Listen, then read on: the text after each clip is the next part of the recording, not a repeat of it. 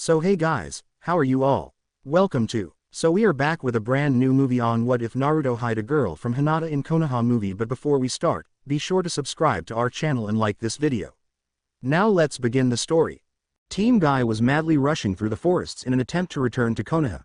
They had seen the smoke plume and a great dread filled their hearts. Neji had activated his Byakugan to divine the cause of the calamity. His wordless cry of agony was easily the most terrifying experience his teammates Tenten and Rock Lee had ever experienced. Might Guy remembered the nine-tailed fox's rampage. The team rushed off. Neji never deactivated his bloodline limit. No, he whispered and leapt to the top of the nearest tree. Neji's closest friends and teacher quickly followed. Rock Lee stared in slack-jawed shock at the devastation in front of him. That's one of Jiraiya-sama's summoned toads. What? Guy shouted in disbelief. It was not just one of the summoned toads, it was Gamabunta, the chief of all toads. The toad chief's happy jacket was torn and the great toad was unconscious. Anbu, Neji stated in a tone that was a forced attempt at his usual self-control. Three masked Anbu wearing dark gray cloaks appeared on the branches a few feet away. Konaha has been attacked. We shall show you the safest way to enter the village. Team Guy nodded at the Anbu and followed them. Neji knew the Anbu should make him feel secure, but there was a wrongness at the edge of his perception that he could not shake. In a darkened complex far from the epicenter of Pain's destruction of Konaha, a crippled man sat on a throne. Danzo sat silently and contemplated his rise to power and waited for the reports to filter in. Danzo-sama, the Kakaichu colony that tagged Nezu, reports that Team Guy has been intercepted and delayed. The leader of Root nodded at Aburame Torun. Danzo was aware of the cruelty of his actions, but Konaha was greater than the life of any one individual. Haruno Sakura struggled through the debris littering the ground. She could barely stand, but she continued onwards. One of her friends was done there. Hinata had been severely injured in her selfless attempt to save Naruto. Sakura had to save her. Haruno Sakura, please refrain from entering the crater, it is not safe. Sakura whirled around despite the thrill of pain shooting up her left leg. One of my friends is down there and I have to help her. Please desist. There was something off about the ANBU's tone. Sakura glared at the shrouded figure and was struck by a memory of Sai. I'm a medic nin and I am going to save my friend's life. Sakura growled and tried to turn. The Anbu sighed and grabbed her by the shoulder. If you are going to be so stubborn, let me at least show you a safe way down. Sakura huffed and nodded. Nagato slowly began to form a hand seal as he smiled at his brother apprentice. I will believe in your dream, Uzumaki Naruto. I only hope that when I next meet Jiraiya-sensei, he will forgive me. Naruto smiled. Ero Sennin will forgive you, he was stronger than me in that way. It had been years since Nagato truly laughed. However, the name Naruto had given Jiraiya-sensei was so true and brought back memories of a happier time. Uzumaki Naruto, I wish we could have met years ago. We would have helped to guide the world to peace. The Rinnegan wielder and the sage shared the laugh and unspoken memories of their beloved teacher. In that moment, they forgot about their total exhaustion, their previous battles and the pain that had forged them into men. In that moment, they were brothers. The last student of Jiraiya slid his master's first book into his jacket. We still can. A flurry of shuriken, kunai and raiden jutsu erupted. Naruto turned and leapt in front of Nagato, but his body began to revolt under the constant strain. The rigors of the battle against Nagato's diva path, the aftereffects of seeing Hinata struck down in front of him and the conflicting demonic and sage energies had weakened him. The chakra blade Nagato had put in his stomach a few minutes ago wasn't helping either. Nagato was also experiencing something that was almost an impossibility. Chakra exhaustion. The planetary devastation and the battle against Naruto had severely depleted his reserves. Konan had been mostly silent in the exchange between the two students of Jiraiya. She leapt into battle and created a paper shield to defend Nagato and the young man with whom he had placed his faith. Danzo's puppets. Nagato roared. In an instant, several dozen Root agents were launching themselves at Nagato. Naruto screamed and intercepted one of the Root agents. The fight should have lasted mere moments. However, Naruto was still physically exhausted and injured. The Yondaime's legacy was winning but was fading quickly. Raiden. Sacrifice of Perkunas. The sole surviving Root agent screamed. There was an explosion of electrical energy that engulfed the entire chamber. Konan managed to shield herself and Nagato. Naruto. The paper wielder yelled in terror. He was too close to the suicide detonation for her to shield. She heard the scream. It was a primal call of pain. Get Nagato Nissan out of here, Naruto screamed as he clutched his eyes. That bastard Danzo will send more people, go. The cry was filled with pain and concern. Konan shook her head. We'll take you with us. I can't leave, Konaha. I have to see if Hinata and the others survived. Go. There isn't any time. Conan and Nagato vanished in a flurry of paper. Naruto stumbled from his brother apprentice's hideout. He began to falter when a familiar presence grabbed him. Naruto. It was Neji's voice. Your eyes, Naruto turned his ruined eye sockets to his friend. Are gone. Where is Hinata? You have to take me to her. The surviving loyal rookie 12 were waiting in a clearing.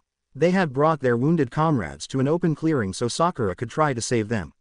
Shikamaru, Kiba, Ino and Shino had been successfully healed. They would survive. Sakura did not fight the tears as she poured her chakra into Hinata's wound. All she could do was ease her friend's pain. In the distance there was the sound of branches breaking, but they were ignored. Until a voice called out, Hinata, Naruto-kun.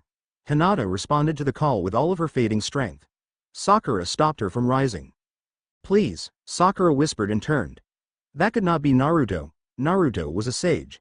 He was a powerful, confident and unflappable man. He was the glue that held the rookies together. He was Tsunade Shiso's successor. The pitiful man with no eyes desperately searching for Hinata could not be Naruto. Sakura's teammate was so full of energy, so full of life. Not even in her nightmares would Sakura have pictured Naruto crawling on all fours feebly groping for Hinata. She's here, Naruto. Sakura took his hand and guided Naruto to where Hinata lay. Hinata-chan. The blonde whispered. If he still had eyes, Naruto would have shed uncountable tears. Hinata caressed her love's cheek. I can't tell you how long I've waited till you call me that. I failed you. I know that after what I've done you can't. Naruto suddenly felt a sharp pain where once there was a tenderness. The wound was more agonizing than Nagato's chakra blades or the root agent's Raiden. Naruto-kun, I stand by what I say. Because that is our Nindo. I have always been blind. I should have loved you sooner. The Hyuga heiress shook her head. I would have waited until the stars died for you. Naruto-kun, I have one request. I have never asked anything of you. Kiss me. Kiss me so I can die without regrets. Naruto nodded. It was a simple thing. There was no great passion because there was no time and less strength left in them. Naruto, in spite of everything, refused to believe this was the last. Hinata knew that she had to save her strength to make a final request of someone else. Sakura-san. Her voice was weak. Naruto gripped Hinata's hand tightly. The medic leaned in close. Yes, Hinata. Give Naruto-kun my eyes. Sakura shed the tears Naruto was incapable of. No. You will need them. We will survive. Together, Naruto screamed. One last time, Naruto-kun. One last time, I love you with all my heart. A root agent wearing a frowning porcelain mask with two red markings shaped like wheat stalks knelt in front of Danzo's throne. Danzo-sama, we have located the surviving, Konaha 11. This is fortunate. Deploy my remaining agents to remove them. Extinguish Hiruzen's deviant philosophy from this world. The strike force is to spare the container. The deaths of his comrades will transform him into my instrument. The agent nodded. As you command, Danzo-sama. There was a pause. My lord, there is an unfortunate complication. I am aware. Sai has betrayed us. The Kyuubi has somehow managed to break my conditioning of the tool. Eliminate him with the last of Hiruzen's line. Sai did not know what possessed him to abandon his mission and return to Konoha with Yamato-senpai. He knew that his long-dead emotions were driving him. As he plundered Root's secrets for Naruto, he realized he was betraying the life he had known. Sai also realized he was betraying it for the life he wanted.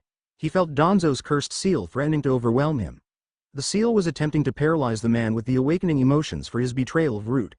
Unfortunately for Danzo, his seal had never encountered a human being whose will had been awakened by Uzumaki Naruto.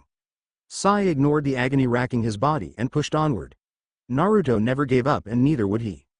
The traitor Root burst into the clearing where Naruto and Sakura had gathered with their companions. Sai came to a complete halt when he saw the man that had awoken him from shadow. He barely recognized the strong and indomitable Uzumaki Naruto. In his stead, there was a broken man holding a woman weeping from bandage-covered eyes. In that moment, Sai saw the depths of true emotional pain and wondered if his awakened emotions were worth the risk of experiencing such naked agony. I will have time to explore this later. He struggled against his own mind. Root is coming. The seal was doing its abominable work. Sai felt his entire body seemingly turning into stone. He trudged forward and laid the files and ledgers at Naruto's feet. I give you truth. Sai collapsed and Choji moved to steady him. Yamato leapt from a nearby tree, and like the others, stared numbly at the scene before him. Naruto. Naruto turned to the source of the voice. His body was still adjusting to Hinata's final gift of love for him. A sudden flare of chakra that Naruto saw even through the sealed bandages filled the clearing. Great old geezer? Naruto whispered. Nagato Nisan?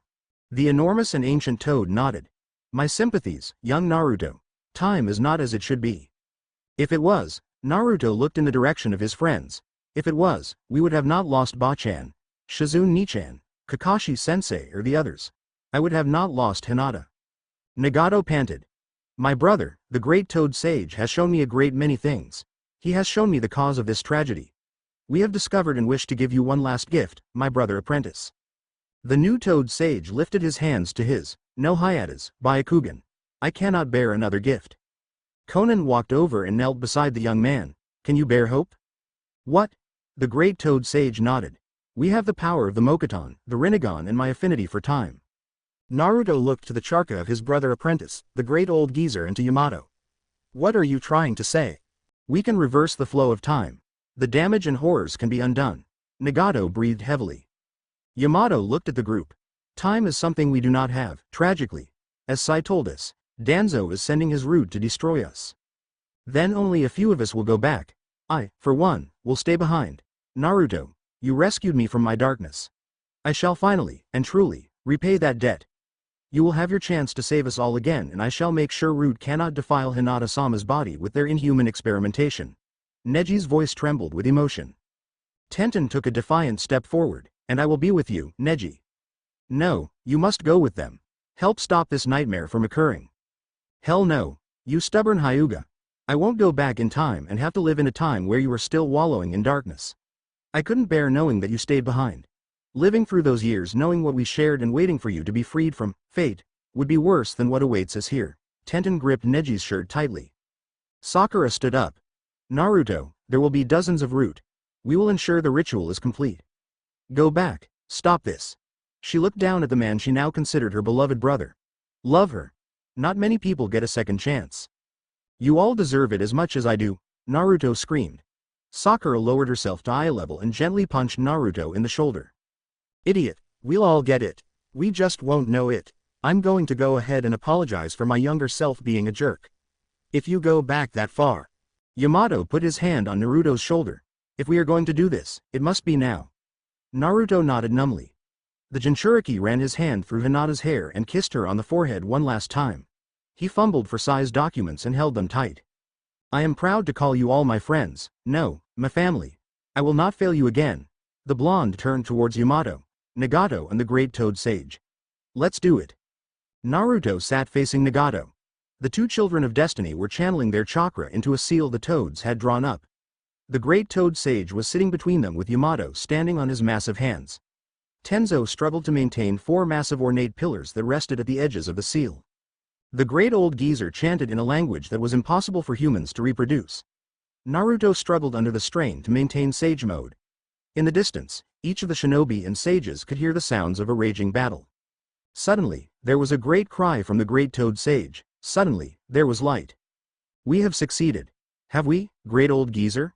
Naruto could barely speak. The prophet of the toads nodded his bulbous head. Indeed, child of prophecy. There were, however, unforeseen complications. You've never had a prophecy be wrong before. The young sage willed himself to stand. This was not prophecy. The complications are not insurmountable and they are temporary. Naruto raised a hand to his bandages. What are they? While Yamato and Nagato have merged with their past selves, you have not. Young Naruto, you exist as you are now, while your younger self sleeps soundly in Konaha as an 11-year-old child. I am not sure I understand. How is this temporary? Naruto breathed deeply and realized he was on Mount Myoboku. The great old geezer looked down at his small friend. Time is attempting to compensate for your baya. Hinata's Byakugan. Naruto interrupted. Time is attempting to compensate for the Byakugan you now possess. As your younger self did not have it, there will be a period where you slowly merge. Naruto shook his head. How long and what will happen? It will take 1 year. As the compensation occurs, your memories will merge with your other self. His personality and current memories will become dominant, but he will possess all your knowledge and abilities. As to the Byakugan, it will become dormant in your counterpart's blood. He will likely pass it to his children, but will not have access to it. Naruto nodded. This could actually be a boon. He could guide his younger incarnation along the correct path and prepare him for the terrible burden of Naruto's knowledge. Great old geezer, I ask that you send me to Konaha. I want to speak with, myself. Of course, Naruto felt the pull. Moments later, he was home. The old smells came rushing back. The dirty clothes were in the same corner. The musky smell of training scrolls wafted in from the closet-turned-training room. Naruto couldn't help but smile. He truly was in the past. Conan was right.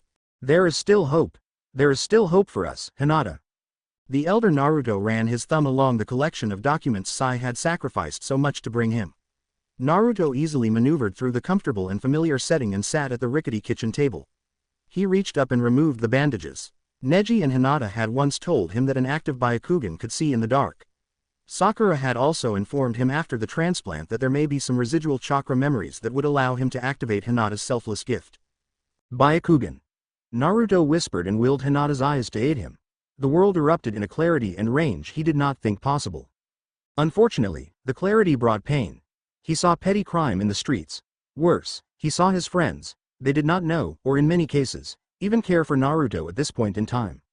Naruto knew he would change that. The greatest heartache was that he could see Hinata at the edge of their shared vision. A few feet away, his younger incarnation slept as well and likely dreamed of being Hokage and his infatuation with Sakura Nichan. How could I be so blind? Focus. He ordered himself and opened Sai's gift. Naruto immediately wished he hadn't. The truth would set him free, but he would wish he had never learned the realities of Konoha.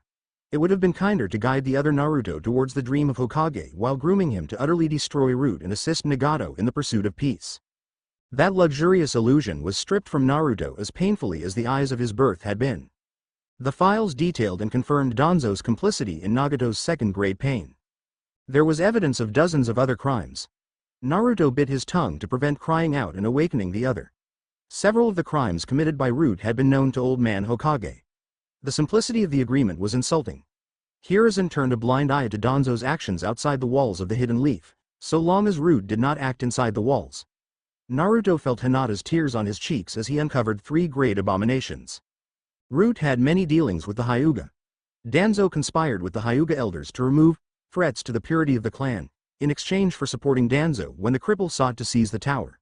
Root and the Hyuga had conducted a systematic campaign to break Heishi, and later Hinata. They had sabotaged security the night of the attempt to steal Hinata.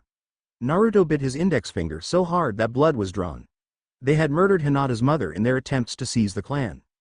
Naruto felt the Kyuubi stirring behind his reinforced seal, but continued. The next file detailed the tragedy of Itachi and Sasuke.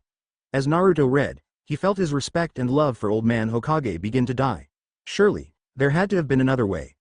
It was true that the planned Uchiha coup would have been disastrous for Konoha. But to have Itachi murder the entire clan? Naruto felt his bile rise even further as he read that Danzo only agreed to Itachi's pleading request to spare Sasuke because the leader of Root sought to turn Sasuke into a weapon. The final abomination broke Naruto's heart. He would never be able to look at the Sandaime again. Naruto could not tell his younger self about this file until they merged. Danzo and Hiruzen both had plans for Naruto. They both wished for him to be Konoha's weapon. It was just that they sought different ways to condition the Jinchuriki. The bastard Danzo wished to strip Naruto of all emotion and turn him into an unthinking automaton. The Sandaime, on the other hand, wished to tie Naruto to the village with emotional chains that he held in his grip. Each of the dueling elders had even gone so far as to alter the reports Jiraiya received on Naruto's life. This was not the Konoha Naruto or his father had given their everything for. They defended the dream of Konoha. This village did not deserve you, father. This village does not deserve you, Hinata. Naruto rose from the chair and hid the documents behind a loose floorboard. He re-wrapped the bandages after casting a final glance towards his sleeping counterpart. Originally, Naruto planned on guiding his young self towards destroying only Danzo and Root. Now, he had a new goal. The reality of Konoha was rotten and unworthy of the grandeur of the dream. He would see this mockery of his father and his love's sacrifice cast down. Konoha the reality would be destroyed so that Konoha the dream could bloom in its place. Naruto groaned as he sat up. He really didn't want to get up because that dream had been awesome. Naruto had just been named the Godem Hokage after kicking the crap out of Sasuke. Sakura-chan and the other girls had even started following him around. They even hand-fed him ramen. It was the best dream ever. Then it had ended. As great as that dream was, the one that followed was its total opposite. It could only be described as pain. You changed me, Naruto. Your smile is what saved me. That is why I am not afraid to die if it means I can protect you. It was a girl, but Naruto was pinned to the ground and could not see her face. There was a flash and a new scene appeared in his mind's eye. A man whose face was clouded had just stabbed Naruto's mysterious savior. Out of love, sacrifice is born. Hate is born, and we are able to know pain. As Naruto heard those words, he wanted to scream. But there no sound escaped his lips. Instead, he simply awoke. What the hell was that dream? Naruto sighed and for some reason checked to see if his eyes were still there. He shook off his confusion after a moment. It returned quickly, but was focused on the present. There was someone in his kitchen. He could hear the water boiling. Naruto reached under his other pillow and pulled out a kunai. He slipped up to the wall. Good morning, Uzumaki Naruto. Naruto came around the corner and stared at the intruder. He looks like me. Who are you? Complicated. The water's boiled. I'll explain over ramen. The intruder reached up into the cupboard without looking and grabbed 2 cups of ramen. He tossed one over to Naruto and walked over with the kettle and another cup of instant ramen. The entire world froze as Naruto got a good look at his guest. You have my birthmarks. Our hair is the same color. I bet our eyes are the same too. The kettle hit the table and actually bounced. Naruto felt a wave of pity as the man who looked like him slipped into the chair. They used to. What do you mean, used to? I'm not ready to talk about that. The man swallowed. Naruto wasn't the sharpest kunai in the holster, but he could tell the guest was on the verge of tears. Alright, I won't ask about that, but seriously, who are you? It took a second for the other guy to respond. He simply opened his ramen and poured the hot water over it. He shakily handed the kettle to Naruto. This will freak you out. I'm you from the future. Bullshit. What's the date? June 2nd, 519. The present Naruto finally decided to eat his ramen and poured the water. Alright, here's some proof. 2 days ago, you attempted the academy graduation exam for the 2nd time. We actually did really well on the written exam. Question 9 on the economics of the Nidaime Hokage threw us for a loop. We transformed into Iruka-sensei perfectly but screwed up the bunshin. Oh, and you asked out Sakura but she hit you and left to chase after Sasuke. Naruto felt his jaw drop. You or me? His counterpart nodded. What should I call you? I mean, it'll get confusing calling each other Naruto all the time. Call me by our father's last name. Call me Namikaze. Naruto dropped his ramen. He didn't react to it hitting the edge of the table and falling off to the side. Everyone in Konaha knew the last name Namikaze. You're lying. You can't be me. This is some prank. Namikaze rose and walked over to the training closet and came back with a kunai. I have memorized every inch of this apartment. This is the only home I have ever known. He presented his hand to Naruto and cut it. I am not a transformation or a bunshin. For the first time, Naruto truly looked at Namikaze. His older counterpart looked like hell. The clothes he wore were ragged and filthy. There was dried blood over many areas of his body.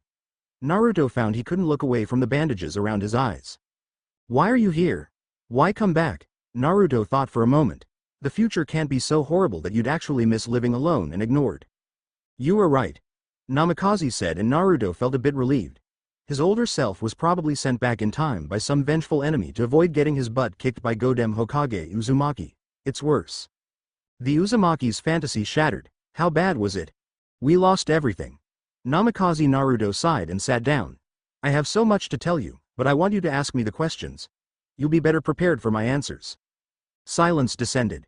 It hovered in their air like an oppressive heat. Why are we ignored? Why does no one care about us? Naruto, what I'm about to tell you cannot leave this room. You will probably hate me, but at least listen to me. Before I tell you I want you to swear you will keep this a secret. You cannot tell anyone about this. Not the Hokage, not Iruka-sensei, not anyone. There was something about Namikaze Naruto's voice that made him obey immediately. Naruto, you know that the 9-tailed demon fox attacked Konaha on the day you were born. The younger blonde nodded. The 4th Hokage did indeed fight the demon fox. He was the only one who could. But not even Namikaze Minato could beat the demon fox. A demon is a being of pure chakra. They cannot be killed. There is only one surefire way to put down a demon. Seal it away. The bastard fox is too strong to be contained in an object. It has to be a person. An adult isn't the best choice because the chakra coils will be damaged by the power of the demon and the person won't live as long. A baby is the best choice because the chakra coils can adapt to the power of the creature. Namikaze paused. He saw the look of abject terror on Naruto's face. It was the same look he had all those years ago when Mizuki ran his mouth. Minato was selfless. He couldn't ask a family to make a sacrifice that he was unwilling to do. So, he sealed the fox within his own son. There was another reason the Yondaime did this. He had faith in his son. He knew that his son could resist the demon. Minato also knew that the fox had been controlled by an evil man and that his son would need the power to one day defeat this evil. This is true, Naruto. You are the jailer of the nine-tailed fox and the son of the fourth Hokage. His last wish was that you, be viewed as a hero for keeping the fox sealed away. Naruto jumped up and knocked the now cool kettle from the table. If he wanted that, why does everyone hate me? Why am I ignored? Why doesn't anyone say anything about this? Pain. Pain drives them. They cannot get revenge on you because the Hokage protects you from direct attacks. He also passed a law punishing anyone who reveals that the fox is sealed within you with execution. They cannot do anything, so they choose to do nothing. They ignore you. Naruto looked at his older self. Then why do the kids hate and ignore me? They follow their parents' example. You will reach the kids your age. Trust me, I did. Naruto saw his future smile. It comforted him a little bit. I've only got a few more questions. This is a lot to take in. I understand. It was tough for me too. The younger Naruto took off his sleeping cap and looked at it. He wasn't sure why he was so attached to this thing. It looked ridiculous, but it had been a gift. Naruto had found it on his doorstep on his 10th birthday. There had been a simple note, "Happy birthday, Naruto-kun." Did they love me? Our parents, I mean. Namikaze smiled. They did, and they are and will be proud of you. Thank you. He swallowed. Naruto knew there would be a million other questions later. Last one about the big stuff for now. Is there anyone who knows about the fox that still cares about me because I'm Naruto? This is where it will begin. I swear to you that you will not have to wait until the stars die this time. There are a few. Iruka-sensei and Old Man Tucci spring to mind. I think there is one person in our class at the academy who deeply cares, but I'm not sure if she knows about the fox yet. What about the Hokage? Who is the girl? Namikaze looked away. I'm not sure about the Hokage at the moment. I learned a great many things recently. I'm still trying to figure it out. I hate to say that I have doubts. The girl, I don't have any doubts about her. Well, who is she? Namikaze leaned back in the chair. He had to start preparing his younger self for the trials that would come. There was so much that needed to change and so much he had to prepare for. Konaha would not fall easily. Even as rotten as the village was, it was still strong. The specter of Orochimaru loomed over everything. Then there was Toby to worry about. I have to meet with Nagato Nissen and Konan Nichan. I'll have to leave Konoha to gather support. I can probably convince Ero Sennin and Ba-chan to join me. It's ironic that I'm going to be the hardest person to convince. There is so much to do. But first, I have to prepare Naruto.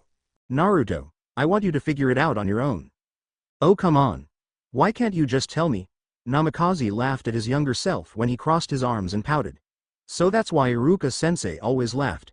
Because I don't want you to be as dense as I was. One of my teachers told me that a good ninja can look underneath the underneath. I know the mistakes I made and I can help you avoid them. Really? You can help make me a kick-ass ninja? Hey, you're Namikaze Uzumaki Naruto. You'll be a kick-ass ninja even if I didn't help you out, but I couldn't save her. Cool, so how will figuring out who this girl is on my own help me? Well, ninjas need to be observant. You need to know what is going around you at all times. This will help you pick up on what everyone around you is about to do or thinking about doing. Naruto nodded with enthusiasm. I think I get it. Is there anything else you need to talk about? Namikaze asked, hoping there wasn't. He needed as much time to think as Naruto did. No, I'm going to go do some training. That might help clear my head. May I make a suggestion? Chakra control. That should help with your Bunshin problem. I'll show you something. Come with me to the stairwell. Naruto nodded and followed Namikaze into the hall. They were on the 3rd floor. Naruto's apartment complex was older and the stairs weren't in the top shape. Old Man Hokage said it was scheduled for repair at the end of the year. Namikaze stopped and turned around.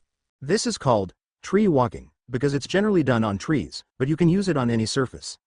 Not only is it a good chakra control exercise, but you can use it during missions to gain advantages. Watch closely. The older blonde simply walked straight ahead.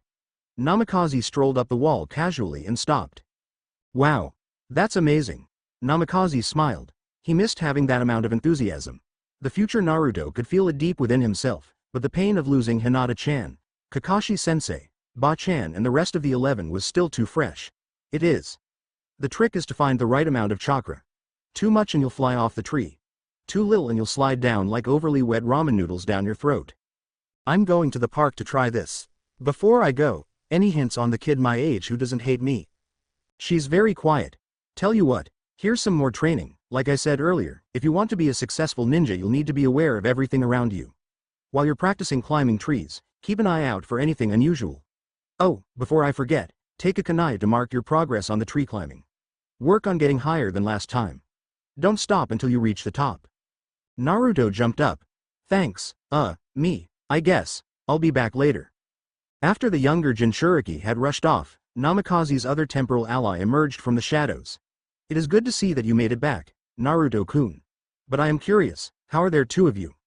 The great old geezer mentioned that time could infuse me with my past self because I bear Hinata's gift. Well, not immediately. I will eventually merge with Naruto. It should take a year or more. Yamato sighed. We have a great deal of work to do. Namikaze started removing the bandages. They had served their purpose. Captain Yamato, I need you to see what Sai brought us. The two time travelers entered Uzumaki Naruto's small apartment. The sage opened the loose floorboard and removed Sai's documents. He tossed them across the table to the Anbu captain. You will not like what you read. Naruto was unintentionally curt. Yamato stared at the documents for a moment. I am surprised that you are adjusting so well to the transplant. I could never reject her. Naruto sat down. I know our enemies are pathological liars, but the internal reports will have some truth to them. The Anbu captain nodded and started reading. As he read deeper into the crimes of Root, he was appalled that the Sandang was implemented in several operations. Yamato rose to his feet and paced around the room when he read about the depths of Danzo's madness. His lust for the tower and the twisted bargains he struck with many elements of Konaha were nearly inhuman. The massacre of the Uchiha clan, the assistance to the Hyuga Council and the dueling desires to reduce Naruto to a weapon were like physical blows. This is not the Konaha I swore to serve. Naruto leaned forward. We must destroy the reality of Konaha and restore the dream of Konaha, Datbeo. Let's not rush into things. Naruto. I will check the Anbu records. If I find anything that can corroborate the root documents Sai gave us, then we will work out a course of action. We are all upset about the betrayal we suffered. You more than anyone. But we cannot rush into this. Naruto remained silent as he remembered Nagato's words to Ero Sennin, but someday I'll break the curse. If there's such a thing as peace, I will find it. Faith is better than any plan.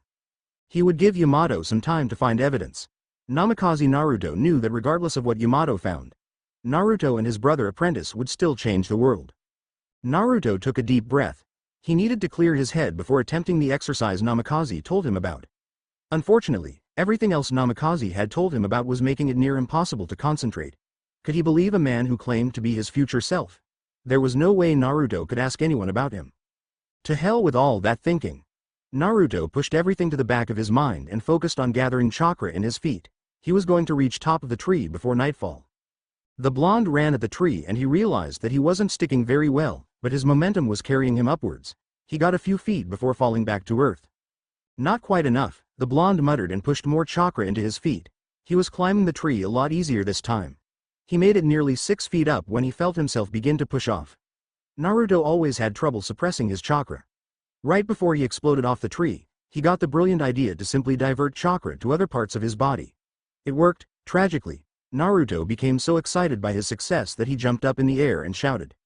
He had momentarily forgotten that he was on the tree and fell to the ground. Crap, I almost got it. Hello Naruto. Naruto shot up at the voice. Oh, hey Iruka-sensei. The academy instructor smiled and offered Naruto his hand.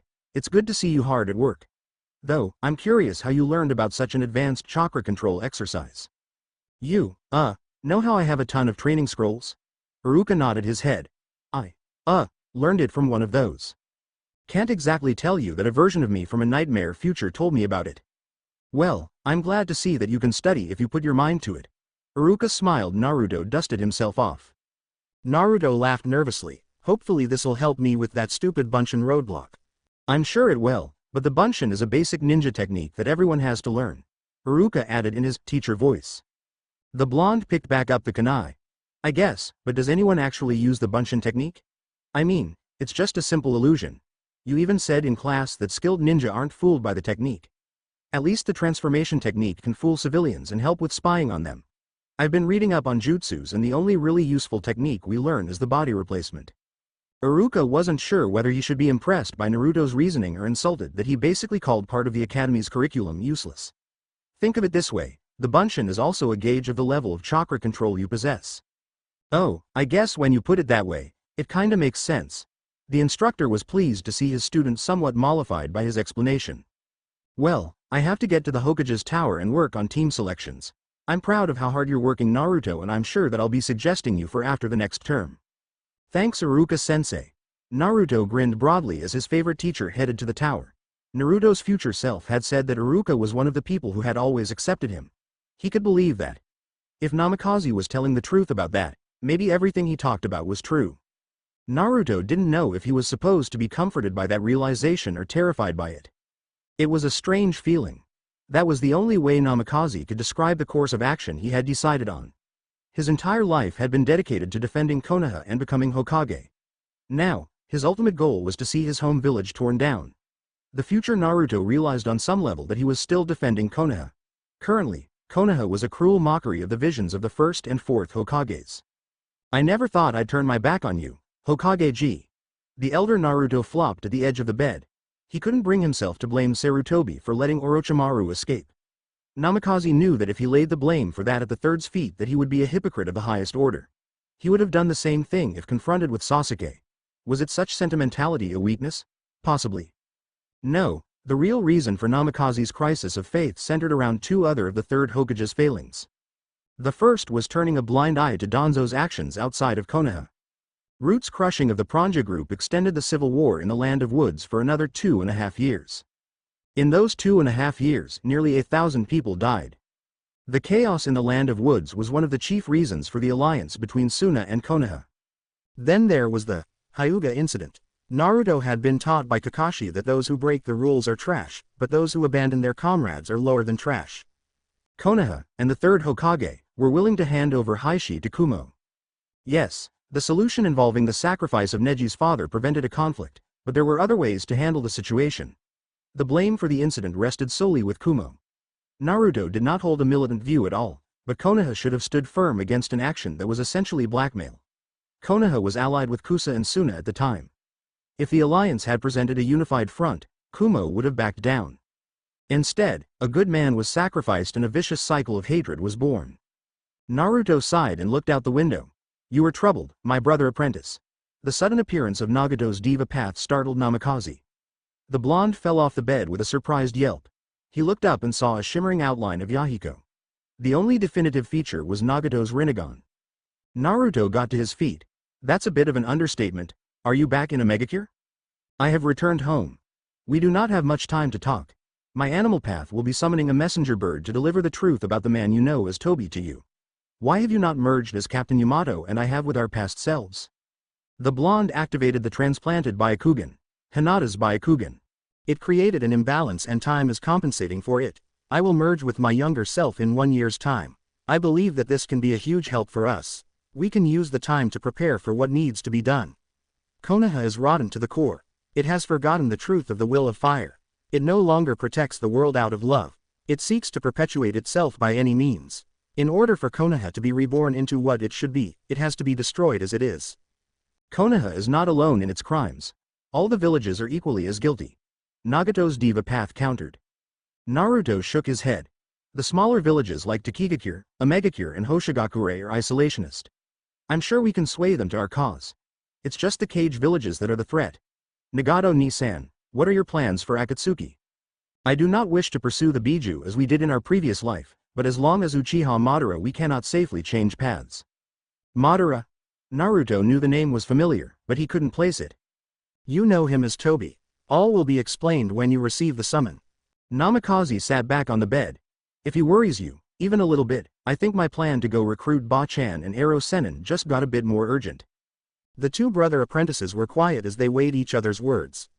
They would be powerful allies. Yeah, you know how strong Ero Sennin is. Well, Ba-chan is just as strong. Naruto deactivated Hinata's gift. Nagato-ni-san, I'm going to stay in Konoha for a little while longer. Yamato is searching for evidence to confirm the documents Sai gave us. When he gets those, I will convince both Captain Yamato and my younger self to embrace our ideals. After that, I'll get Ba-chan and Ero Senin and we'll deal with this Madara character. Diva Path bowed his head. You must hurry, we only have a year. I know. Peace is within our grasp. Normally, Yamato hated the paperwork that his position as Anbu captain forced on him. At the moment, he was glad for the access to Anbu records. Yamato was reviewing a report by Toa. He had been on an assassination mission along the border with the Land of Woods. Toa had succeeded in his mission and eliminated the nuke nin that had been raiding the Land of Fire. Yamato decided to personally file the report. The opportunity to confirm or, hopefully, deny some of Naruto's suspicions was too great. The time traveler flipped through the documents and found a report from a large mission several years ago to the Land of Woods. Yamato felt a pain in his chest as the dates matched those of the elimination of the Pranja group. He had always felt that operation had far too many Anbu on it for a simple reconnaissance in force. Naruto, why did you have to be right about this? Namikaze was meditating when Naruto arrived. The younger Jinchuriki was shocked.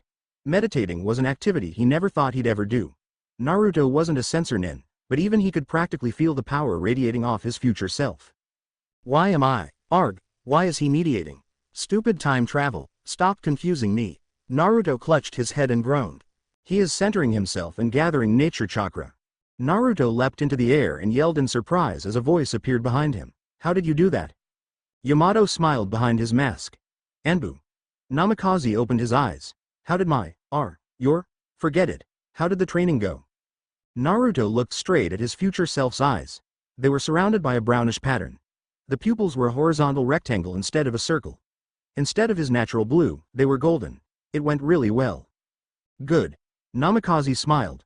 What did you find, Captain Yamato? The Anbu sighed. There was a large Anbu reconnaissance in force to the Land of Woods at the time of the route operation against the Pranja group. What the heck are you guys talking about? Naruto asked nervously. Remember how I said you could tell absolutely no one about the Kyuubi and who your parents are? Namikaze asks. Yeah, but what about this Anbu guy? Can we trust him? Naruto never took his eyes off Yamato. Namikaze smiled softly. Captain Yamato was one of my friends who came back in time with me. I have faith in him. The explanation eased, but did not erase, Naruto's concerns. Fine, but what are you talking about? What's Root? Root is a splinter division of Anbu. Instead of answering to the Hokage, they answer to Danzo. Yamato said with a bit of venom. Danzo is the one behind the betrayal that forced us back in time. He is our enemy. He is your enemy. Namikaze matched and surpassed Captain Yamato's anger. Naruto, I have to leave. I just wanted to let you know that we have evidence supporting the elimination of the Pranja group. I'm sorry. Namikaze sighed. There was a part of me that wished you would prove me wrong, Captain Yamato. But, thanks for finding the information. The Anbu disappeared. Naruto turned to his elder self. These guys are bad news then? I mean, if they are made up of Anbu-level ninja. It's a lot worse than that. Danzo has stripped them of all emotion. Root agents are little more than slaves. And that is how that bastard Danzo treats them. He treats them as little more than tools after burying their humanity. That's horrible. Naruto yelled. It really is. He wants to do that to us. Naruto sat down on the edge of his bed, because of the Kyuubi. Yes. Namikaze breathed deeply. Our enemy views us as little more than a kunai. To Danzo, we would be nothing more than another tool on his path to being Hokage. Too bad for him, I'm going to be Hokage, Naruto declared. And here is where I begin to kill my own dream. Naruto, that will be difficult.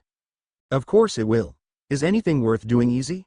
Namikaze smiled, truly smiled, at his younger self. No, nothing ever is. But there are many people who would oppose you becoming Hokage. Why? I'd be a kick-ass Hokage. I know. The problem is we care for the people of Konaha even after how most have treated us. The clans, Danzo and other groups want to keep Konaha as it is now. We'd change things and cause a lot of corrupt people to lose power and wealth. But that's a good thing. We'd make things better, Dadbeo. Naruto pounded his fist into his palm. Heck yeah we would. The catch is that the corrupt people in Konoha don't want things to get better. Namikaze spoke with the same intensity as his younger self. He walked over to the loose floorboard and pulled out Sai's documents. Namikaze flipped through the documents and pulled out the papers detailing Root paying off the orphanages to keep their recruiting secret. I'm going to have to find a new place for these. The last thing I need is for me. Him reading too much and rushing off to try and smash Root. The gods know I want to, but we aren't strong enough yet. This is an example of what we'd have to deal with. Namikaze handed the papers to Naruto. A wave of disgust rolled over the young child's face.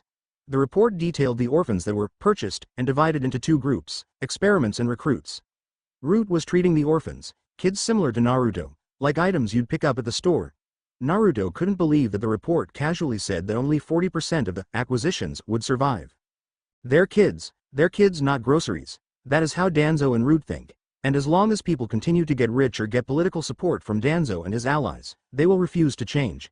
Namikaze growled. What do we have to do? Namikaze thought for a moment. How do I explain this?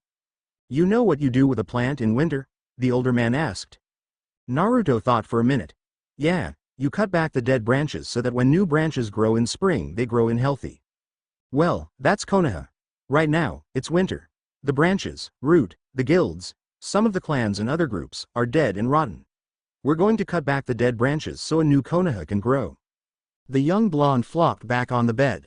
If we do that we'd have to fight a whole lot of people. I know the two of us can kick a whole lot of ass, but I don't think we can take on half of Konaha yet. You're right. Namikaze saw his counterpart's face fall. I'll train you a bit before I leave Konaha. Wait. You'll train me? Why would you leave? The 11-year-old shot up. Namikaze sighed. I'm going to teach you a little bit, and I'm going to leave Konaha to talk to some people who will help us. Awesome. I bet you're going to teach me some kick-ass jutsus that'll knock Sasuke down a few pegs. They would, if we didn't need to keep them secret. Namikaze interrupted the oncoming rant. He enjoyed them, but they had to stay focused. Naruto stared at Namikaze in open-mouthed disbelief. Not cool. You're me so you know how much I love to show off awesome jutsus. I know, it's just we have to keep it secret for now. If you start showing off, our enemies will know something is up and we won't be able to hit them as hard later. So, you're saying, it's like the sneaking around before a prank? Naruto scratched the back of his head. You've got it. Namikaze suddenly became serious. Naruto, I need to know if you are willing to fight against Konoha to save it. Naruto looked at the ground. Well, I'm not sure if I like the idea of fighting against the village. I mean, my dream is to be Hokage. But, I guess I didn't realize things were so bad. I mean, everyone looks up to old man Hokage. It's hard to imagine they'd do such horrible things. If they are willing to ignore Dad's last wish and basically thumb their noses at the old man's law about the fox, does it really surprise you they'd do everything I've told you about? Naruto could hear the pain in Namikaze's voice and matched it with his own. Is there anyone worth saving? There are a few and they will become our most precious people. The child sighed. Then I guess I'll have to start cutting away Konoha's dead branches to protect my precious people. Naruto found his way to the swing outside of the academy. It was strange how he always seemed to find this place when he was desperate to escape the stress of his isolation or some other turmoil. Naruto had thought failing the Genin exam for the second time was the worst experience of his life. He knew now that the Genin exam was nothing compared to Namikaze's memories or his counterpart's latest revelation. Namikaze had been teaching Naruto the shadow clone technique earlier this morning. Naruto was at first shocked that Namikaze would teach him a skill that, Naruto thought, they were both terrible at. The younger Uzumaki Naruto's shock quadrupled when Namikaze revealed shadow clones were his trademark technique. It had taken Naruto 4 hours to learn the basics of the technique. Naruto felt his excitement building with each step forward. Naruto wanted to see how many clones he could fit into the abandoned basement of his apartment complex. He filled the basement with nearly 150 clones. Naruto had burned a decent amount of chakra fueling the jutsu, but he had instantly received an influx of chakra from Namikaze. The infusion had not been voluntary or simply chakra. Memories, horrible memories, flooded Naruto's mind. When a person has something important to protect, that is when they can truly become strong. He was a boy as pure as snow. Naruto had screamed for Namikaze to explain. There was a part of Naruto that dreaded whatever answer Namikaze would give him. That part of his mind was validated. Namikaze revealed to Naruto that the memories were of Namikaze's first C-rank mission that rapidly escalated into an A rank against Momochi Zabuza, Yuki Haku and the Demon Brothers. Namikaze spoke of how he considered Haku and Zabuza his friends even though they had been enemies. He spoke of how their sacrifice shaped his personal beliefs. Shinobi were not emotionless tools. Shinobi are human beings with a great power and responsibility. Are they going to die this time? Naruto had asked in a small voice. Namikaze had responded with a firm, passionate no. Naruto's future counterpart's conviction eased the pain of the memories of the never-were. The second revelation shook him even deeper. Namikaze revealed the reason for the memory transfer. In a year's time, Naruto and Namikaze would cease to be separate beings. They would merge into one person. Namikaze had been clear that Naruto would be the one to remain. But was that true? The shock of the memory transfer and the eventual merger was too much. Naruto simply left the apartment. Would Naruto still be Naruto, or would he be Namikaze or perhaps something else entirely? Naruto took a deep breath and looked out towards Konaha. I'm not going to accomplish anything sitting on the swing. The boy got up and walked into town. Naruto was paying a lot more attention than usual to his surroundings.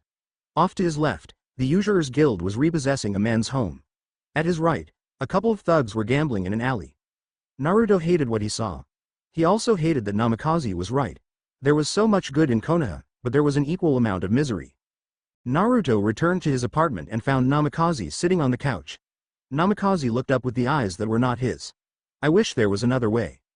So do I. Naruto sat next to the vision of his broken future. You said I should hide my abilities. I did. When we make our move, it will need to be fast and unseen. The powerful wish to keep Konoha as it is. I understand. When will you be leaving? Naruto asked. Soon. No more than 2 days, Namikaze confessed. Naruto nodded. I'm not sure I should be disappointed or thrilled that he's leaving so soon. What are you going to be doing? Getting help for our goals, Namikaze said simply. Naruto stood up and stretched. Haku and Zabuza? They'll definitely be helping us. I want to meet them. I like Haku's idea about becoming strong when you protect people. There's nothing like that in the ninja rules. Naruto smiled. That's because the ninja rules are designed to put the mission above people. Namikaze sank into the couch. Naruto felt his smile vanish. Well, that's bullshit. Namikaze laughed. It was interesting seeing what he was like from the outside. I have to say, I really like myself. Damn right it is. I'm going to go to Ichiraku's and then work on my chakra control exercises. Want to come? Naruto asked. I love that place, but no thanks. I need to keep a low profile. The pain in Namikaze's voice was evident. He was denying himself ramen. Well, I'll see you later. Naruto grabbed a kunai and rushed through the door. Namikaze sighed and reached behind the couch cushion. He pulled out Nagato Nisan's scroll and began reading again. It was hard to believe that Tobi was actually Madara Uchiha. Naruto had found it hard to believe for a moment, then a few pieces fell into place. First, his interest in Sasuke and Itachi had a different edge to it than any Naruto had ever seen.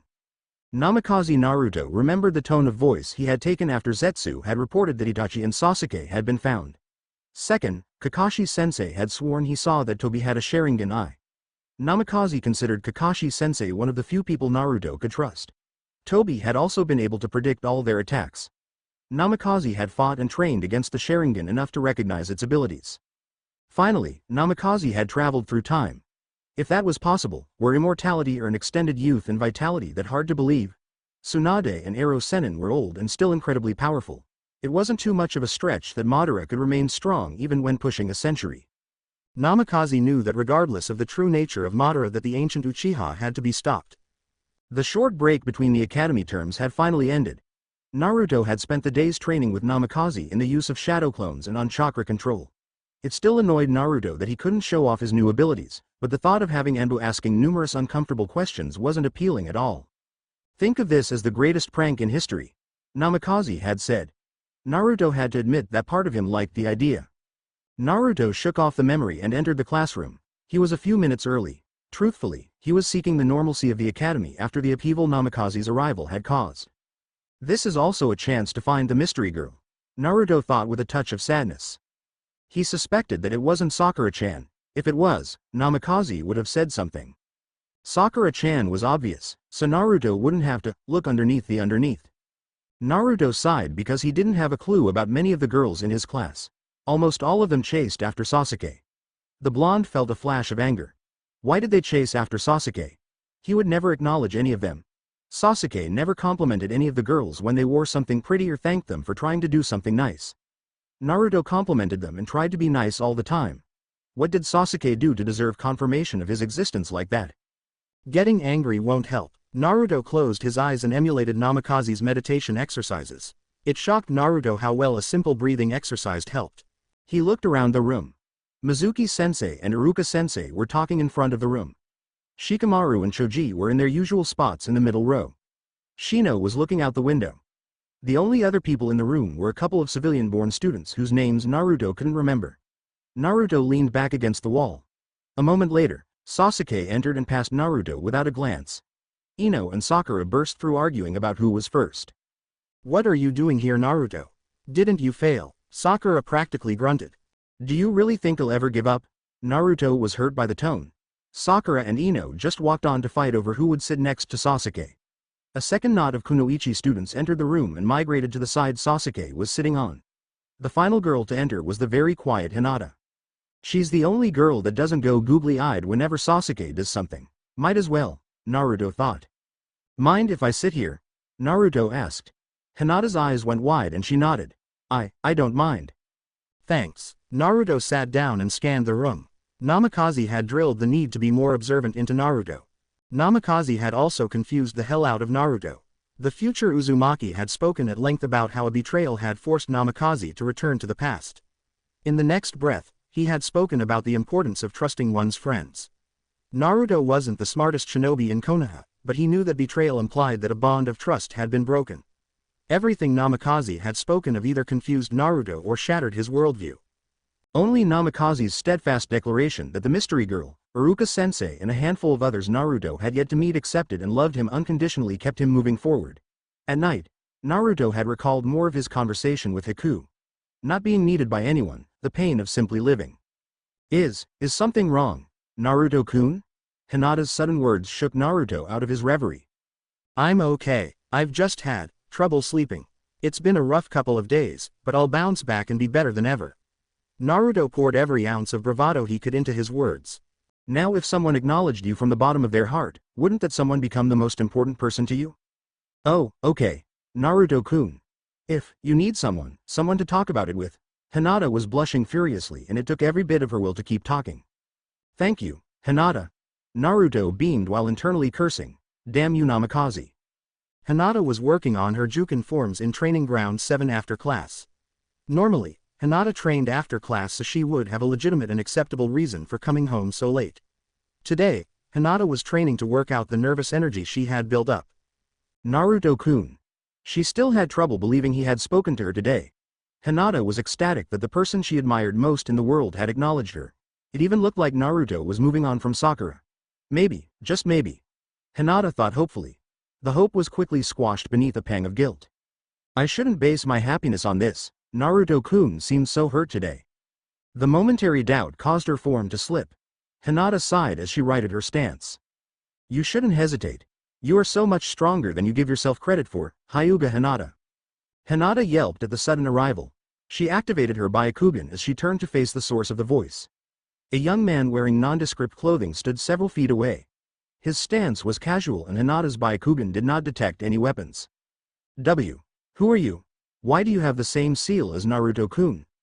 "Namikaze." Hinata was caught off guard by the softness in the man's tone. She wasn't sure if she should feel pity for or nervous around Namikaze. There was a hint of longing in his tone that was a bit unnerving. What do you want?" The Hyuga heiress fought to keep the unease she felt from coloring her voice. "To tell you the basis behind Genin team selections." Namikaze answered with a casual shrug. Hinata squeaked out a, "What?" and Namikaze continued. "The Rookie of the Year, the top-ranked Kunoichi and the dead last are all placed on the same team." "Why tell me this?" Hinata felt the unease being pushed aside by hope. "I want to ensure Naruto has at least one teammate who cares about him. I'm also sure Hishi-sama would view you finishing as the #1 Kunoichi favorably." "Would I really be on a team with Naruto-kun?" the Hyuga pressed. "The teams have always been arranged that way. The Nidaime Hokage ordered the arrangement and the Sandaime and the Yondaime continued the tradition." Namikaze smiled inside his hood. "Why? You are doing this for Naruto-kun. What is he to you?" Hinata asked after a moment of contemplation. "He is my past and my future," Namikaze said before turning and walking away. Hinata focused her dojutsu on the mysterious man's retreating form. "Thank you." Namikaze came to a halt and whispered Byakugan. "No one else is around, Captain Yamato." The Anbu captain emerged from his concealment. "I hope that approaching Hinata-san means you have reconsidered your plan." "I am doing what needs to be done. The roots of Konaha are rotten. Most of the clans, Danzo, the guilds, they have abandoned the will of fire. I cannot allow such an infection to persist." Yamato knew how much Naruto was hurting. "Naruto, I can't imagine what you are going through. But you are moving too fast." Your emotional wounds haven't healed yet. I don't think they'll ever heal, Captain Yamato. We only had 6 hours. I lost the one person, not just the one woman, the one person who ever told me that they loved me less than 6 hours after she told me. And we weren't even together for most of that time. The Anbu sighed. Naruto, all I'm asking is that you take some time and objectively think about what you are talking about. I'll take some time. I'm leaving Konaha soon. Could you keep an eye on Naruto for me? Namikaze spoke with a weariness Yamato never thought he would hear. That's all I ask and I promise. Yamato disappeared with a body flicker and Namikaze made his way back to the apartment. Namikaze found Naruto working on his homework. The time traveler grunted in amusement. Since when do I actually complete my homework? Is that homework? Namikaze didn't even bother hiding the humor in his voice. Naruto kept working. It's a partner assignment. If I hadn't been teamed up with Hinata, I'd probably just skip this and go train. It's good you're thinking of your friends. Namikaze smiled and sat on the bed. I don't know if Hinata is a friend yet. I haven't really talked to her all that much. She was nice, but kinda weird. I mean, she would just randomly look away and get red. But hey, she doesn't chase after Sasuke, so she's got to be smart. Well, I think you should give her a chance, Namikaze said softly. I came to say goodbye. So, you're really leaving? Naruto put down his pencil and finally looked up. I am. This will be the last time we will see each other as separate beings, Namikaze confessed. This still freaks me out. The child gulped. I mean, who will we be? Me or you? Namikaze could understand his fears. You will be you. I'll fade away. Everything I ever experienced will become new memories. He paused. Think of it like remembering a dream. How can you be so calm? Namikaze, you're going to cease to exist. Naruto shouted. Naruto, I lost everything. All my friends. Namikaze's voice broke. The woman who loved me, they were all killed. If I can help you prevent that. It wasn't Sakura-chan, was it? Naruto knew what the answer would be. It was another hope Namikaze would dash. Not in the way you were thinking of. Sakura was the sister we never had. Namikaze tried his best to soften the blow. Oh. Naruto looked up. But I had friends. You will have many friends. If things work out, we won't lose any of them this time. Namikaze spoke with earnest confidence. Confidence Naruto did not share. That's good. Naruto said before sighing and turning back to his homework. I just hope you don't cause Iruka-sensei to have a heart attack when you turn in that assignment, Namikaze smiled. Do I really have to keep everything a secret? I mean my awesome skills? Naruto suddenly asked. Yes, it'll keep us safe from our enemies, and academy grades don't matter in the long term. Want to hear who else was dead last in their class? Naruto kept writing. Sure, Jiraiya of the Sannin. No way. There was no way a Sannin could be dead last, Naruto blurted out in astonishment. He was, and look at what he accomplished. He trained the 4th Hokage, was one of the legendary 3 ninja and is widely respected as one of the most powerful ninja in the entire world. Namikaze bit his lip when he caught his mistake. Jiraiya is still alive. I can't believe I let that slip. Damn, I miss you, Ero Sennin. Cool. If he can become that awesome and be dead last, then I can do even more awesome things. Naruto jumped up and pumped his fist. Namikaze fought the urge to release the breath he had been holding. Never stop believing in yourself. Namikaze said warmly as he rose from the bed. Good luck, Naruto. You too. Naruto sighed in relief after Namikaze left. The young Uzumaki constantly worried about absorbing more of Namikaze's memories before he was ready. Naruto needed to have some time and distance from his counterpart. Namikaze had forced Naruto to confront the ugly reality that hid behind the good of Konaha. Or is the ugliness hiding the good? Naruto thought as he finished the last bit of the homework. He shook off the overwhelming confusion and doubt.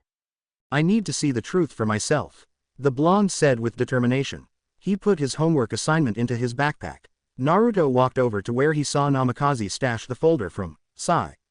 There was a note that read, I took the files with me. I'll need them to convince several of our allies. Naruto grumbled at his future self a bit. I guess I'll just have to check the orphanage. The boy was not looking forward to heading back to that place. Naruto had always understood that the caretakers never felt comfortable around him.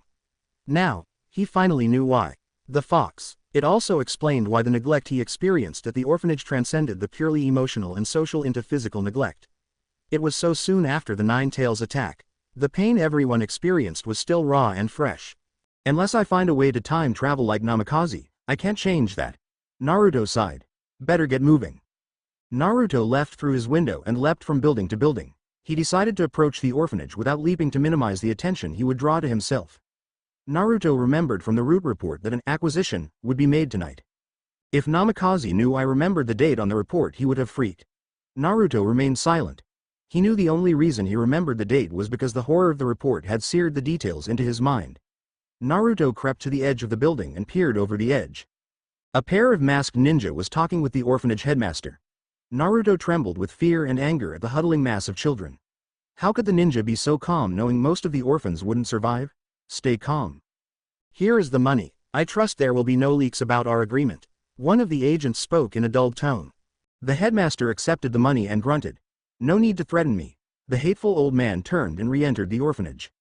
Maeda-san wouldn't have let that happen. Naruto frowned as he remembered the one caretaker that was kind of nice to him. The roof. Naruto froze in place. The voice was so calm and the serenity in the tone scared Naruto more than any amount of raving could have. The container. Naruto turned and faced the newly arrived masked ninja. How fortuitous. You will, of course, be coming with us. Naruto gulped and took a tentative step back. The stories Namikaze had poured into Naruto's ears about Root roared to the forefront of the young boy's mind. Horrible premonitions of being emotionally torn down and stripped of everything that made him Naruto danced in his mind's eye. I refuse to be a tool. I won't be anything other than Uzumaki Naruto. Do not resist, container. There is nothing to fear. If you come with us, we shall teach you to control the power within you. Help us make Konaha invincible. The agent pleaded with Naruto, but the effect was severely lessened by the utterly dry tone. I'm not a tool. Naruto tried to sound defiant, but his declaration came out more as a whimper. Naruto swore could see the ninja frown behind his mask. But you are a shinobi of the leaf. We are all tools of the village. How we serve does not matter, as long as we serve. What about our emotions? What about being proud of Konaha? What about being happy? The ninja took a single step forward. Emotions are superfluous. Happiness and pride are for civilians. All that matters is ensuring the dominance of Konaha. We aren't kunai. We're people as well as ninja. Naruto shouted. There's no way I'm coming with you. The Root Anbu stood impassively. Naruto tensed when the unnamed ninja's shoulders slumped. The blonde knew the Anbu wasn't going to be letting Naruto go. Come on. Someone has to hear me yelling and making a scene. Container, my allies and I are not giving you a choice. You will serve Konaha. The ANBU's voice remained impassive as he spoke. Naruto felt a trickle of sweat roll down his cheek. Where did the second Anbu go? Did he take the kids and leave his buddy to deal with me? Or? I'm going to protect Konaha, but I'm going to do it as Uzumaki Naruto, not some tool. Naruto heard his yell echo in the alley below him. It seems my attempts to convince you to willingly join the Foundation have failed. I do not relish this, but I must resort to force. The Anbu shook his head as he spoke. Damn it. I thought all my yelling would at least get some civilians to check to see what the racket was. Mokuton. Jukai Heki. A voice called out mere seconds before several twisted wooden pillars exploded from the roof. The pillars formed a solid wall that separated Naruto from the Anbu. The Root disappeared with a body flicker before Yamato even landed on the roof. Damn it. Yamato ended his jutsu with a sigh. Naruto was now in a fighting stance after getting a moment to compose himself. It's okay, Naruto-san. The Root agent is gone. Yamato spoke calmly and held his hands open at his sides. You're the Anbu who is buddies with Namikaze. Captain Yamato, right? Naruto asked warily. That is how your old friend knows me. We need to go to the Hokage. The man currently known as Tenzo removed his mask. Naruto gasped. What the hell are you doing? You're Anbu. You just can't take off your mask. I want you to trust me, Naruto. I might just be the only person you can trust in all of Konoha right now. Yamato knelt to Naruto's eye level. You aren't the only one I can trust. I know I can trust Iruka-sensei, and I know there is one person in my class one can trust. Naruto was almost desperate to remind the world that he wasn't alone. Yamato nodded and didn't say another word. His young friend took a deep breath. Let's go see the Hokage. I can't get Hinata in trouble for missing class and causing her to lose credit for that take-home assignment. Maybe there is some hope. Yamato didn't voice his concerns, but guided Naruto to the Hokage's tower. Even though it was late, Yamato and Naruto knew the Hokage would be dutifully working on the business of Konoha. As an up-and-coming member of Anbu, Tenzo had easy access to the Hokage. The wizened Hokage was exactly where the elite shinobi and the academy student were motioned into the office. Sarutobi Hiruzen was sitting behind his desk finishing off the last of the day's paperwork. Tenzo and Naruto, What brings you to my office so late? The third Hokage asked with a smile. There was an attempt by Rogue Anbu to capture Naruto. I was on patrol and intervened. Yamato reported evenly. The Hokage nodded and turned his attention to Naruto. Naruto, what were you doing out so late? The Hokage asked. Naruto bristled at the question. I needed to get out of the house. I'd been sitting for a really long time doing my homework and was going crazy. Naruto answered. The boy almost glared at the Hokage. I can't believe he's more shocked that I was doing my homework than me nearly being kidnapped by a renegade Anbu. This rogue Anbu, did he say anything to you? Sarutobi continued to question Naruto. He called me the container. Naruto paused and took a breath. He knew instinctively not to reveal that he was aware of the Kyuubi. The Hokage would hunt down and stop Namikaze. That would doom any attempts to prevent the horrible betrayal Naruto's future incarnation had sacrificed so much to try to prevent. What does that mean, old man? The Hokage lit his pipe and closed his eyes. Naruto watched the third Hokage under a new and harsh light. I am not going to disappear, Hokage-sama. I never wanted you to find out this way, Naruto. I am going to reveal a difficult truth. Please, allow me to tell you everything before you speak. Naruto nodded and listened as Hiruzen explained the truth about the Kyuubi and how the fourth Hokage had sealed the demon into Naruto to protect the village. The Hokage continued to talk about how Naruto was the village's protector.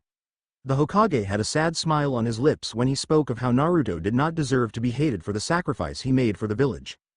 Why me? Naruto asked. He doubted the third would tell him the truth.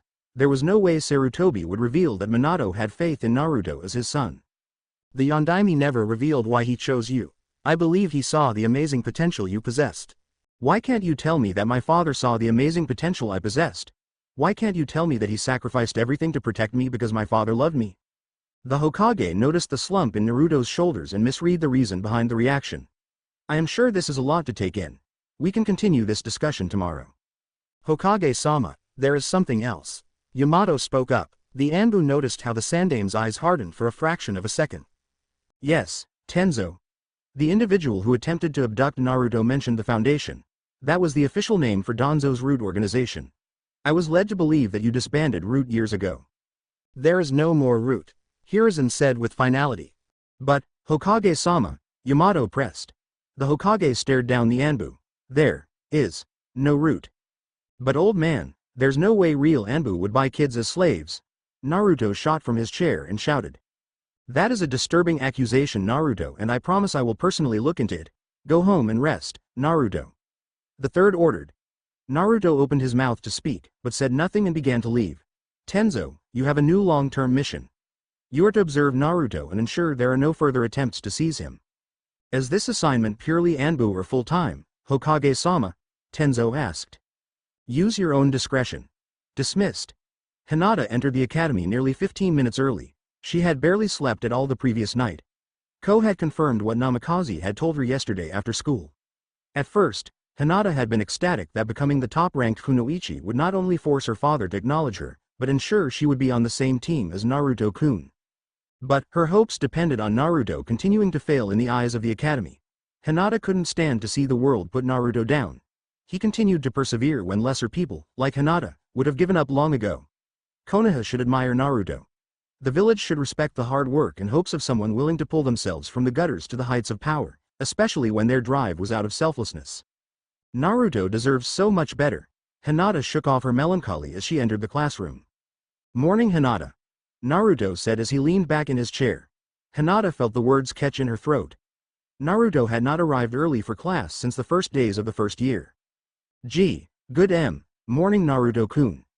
Hinata finally forced out and took her usual seat. Naruto had claimed the seat next to hers. Hinata felt her hopes rise as fast as her blush. I hope Iruka-sensei is the one to take up our homework, Naruto said after an exaggerated yawn that caused Hinata to giggle.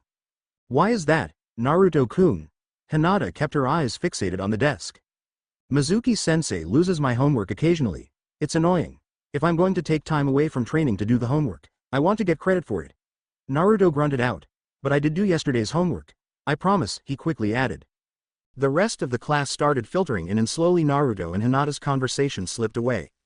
Iruka, much to Naruto's outspoken relief and Hinata's amusement, collected the homework assignment.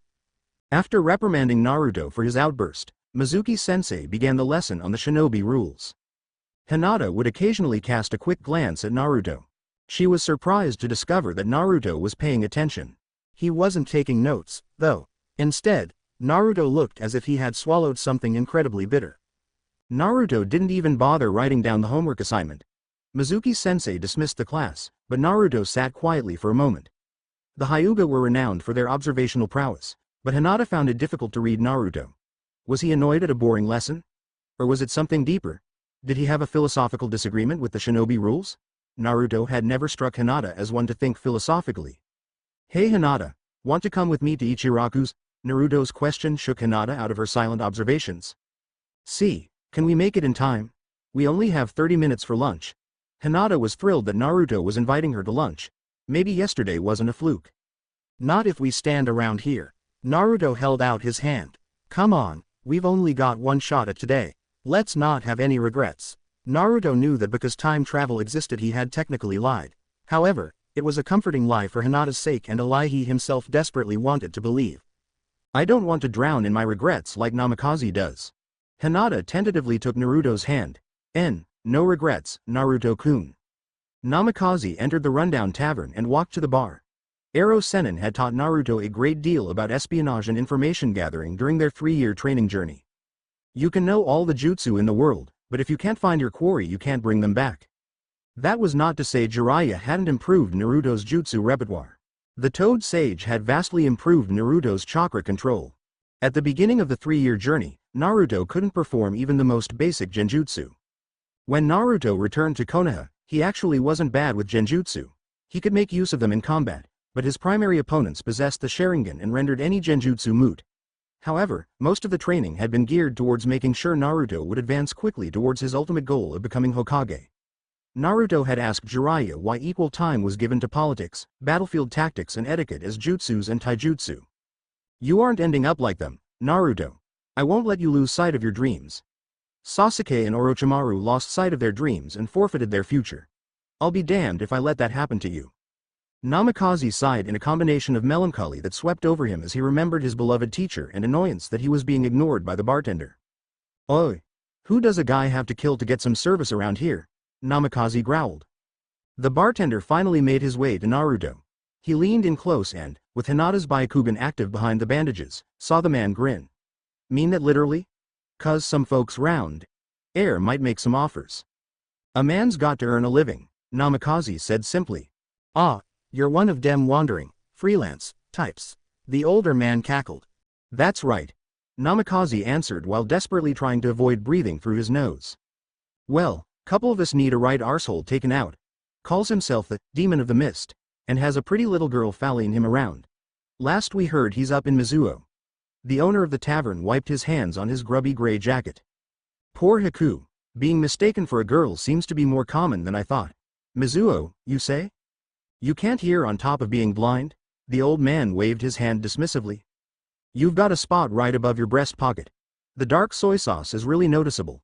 Namikaze flashed a cheeky grin and rose from the bar.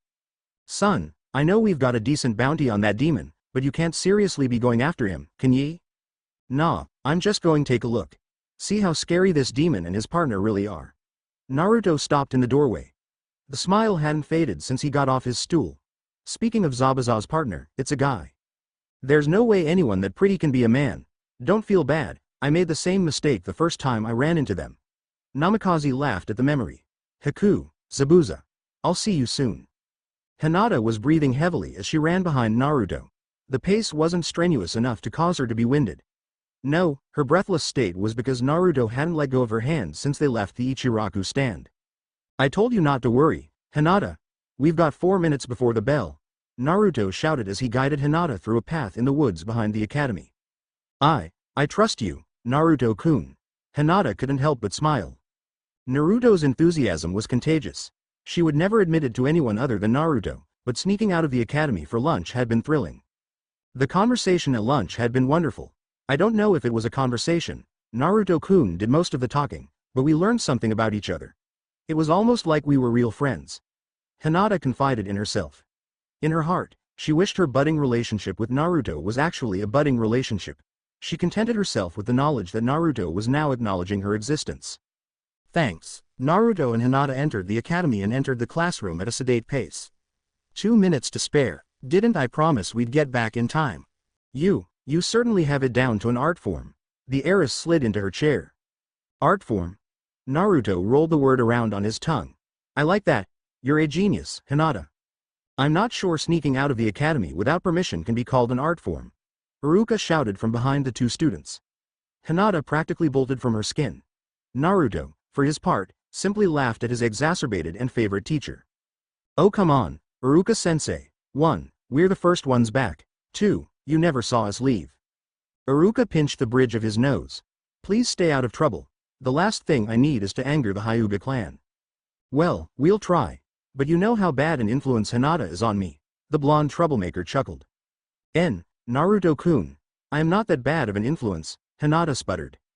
See? She doesn't even deny it. Naruto poured a full pound of false innocence into his voice. Hinata could only stare at Naruto, in shock for once. Iruka ceased pinching his nose and now covered his face with his hand. You are karma. I swear that you are punishment from heaven for all my childhood sins. The teacher wandered off and after a few minutes started the next lesson. Hinata turned all her focus into taking notes and away from Naruto's earlier teasing. Naruto zoned out the first part of Iruka's lesson on the economic crisis that followed the Second Great Shinobi War. However, when Iruka-sensei began talking about how some guilds had been accused of using the shortages of food and medicine to become fabulously wealthy, Naruto became utterly focused. This is what Namikaze was warning me about. How can you hoard and overcharge for food when people are dying in the streets? Naruto was grateful when Mizuki-sensei announced they were heading to the ranged weapons range. He didn't think he could swallow back his growing anger. As the class made their way through the halls, Naruto noticed two things. First, the blonde noticed Shikamaru, Kiba and Choji had discreetly rejoined the class. Naruto was usually arguing with Kiba about who would get the highest score on the range now. It was strange that Naruto didn't really miss sitting around and bragging about future glories. What future glories? Namikaze only told me about suffering betrayals and watching my girlfriend die. That dark thought led Naruto to his second observation. Hinata hadn't spoken to him or tried to sneak those little glances at him since lunch. Hey, Hinata-chan. I'm sorry if I hurt your feelings early. I shouldn't have teased you. Naruto apologized. He called me Hinata-chan. Hinata did not realize she had stopped walking until someone ran into her back. What is your problem, Hyuga? The harsh voice of Uchiha Sasuke drove away Hinata's pleasant reverie. I'm sorry. Hinata yelped as she jumped away from the Rookie of the Year. You were trying to feel up Sasuke-kun, weren't you? Sakura yelled at Hinata. No, I've never liked Sasuke-san. Hinata wilted a bit under Sakura and Ino's harsh glares. Before the other girls could accuse her of lying, Hinata practically tripped over herself to catch up to Naruto. Sorry about that, Naruto-kun. Naruto waved off Hinata's apology. I'm the one who is saying he's sorry here. You didn't tease me earlier. Like I said, I shouldn't have done that. And I'm sorry, again, if calling you Hinata-chan made you uncomfortable. No, I really like that. Hinata nearly shouted in her excitement. Her hands started pressing together when the snickering from the other students started. And I know you weren't trying to be cruel. I know you were joking, Naruto-kun. The blonde nearly repeated Hinata's early action and stopped in the middle of the milling mass of students. A similar, if far more earth-shattering realization was beginning to coalesce in Naruto's mind. Is it her?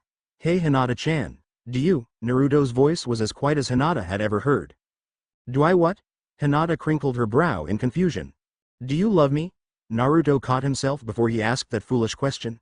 Do you have any tips for target practice? I should be asking you that. My clan rarely uses shuriken or kunai. Our ranged attacks are almost exclusively variants of Juken, Hinata confessed. That's actually pretty cool, the young Jinchuriki shouted, drawing even more attention to the pair. Thank you, Naruto-kun. Naruto noticed how the light seemed to dance in Hinata's eyes. This is so much better than getting clobbered by Sakura. Gah. I wish Namikaze was still here, or at least told me how to contact him. I guess I'll have to talk to that Yamato guy. He'll probably be watching out for me after that root mess last night. Hey, Hinata-chan, watch me kick Sasuke's butt. Naruto shouted to push the thoughts of Namikaze and last night's trauma from his mind. In this moment, the gathering shadows could not touch Naruto. He felt the closest to peace he had felt since Namikaze had torn down Naruto's childhood. Shimura Danzo stood in front of his former teammate and bitter rival's desk. The Hokage had summoned Danzo without explanation or preamble. Hiruzen puffed on his pipe while wearing the full regalia of his position.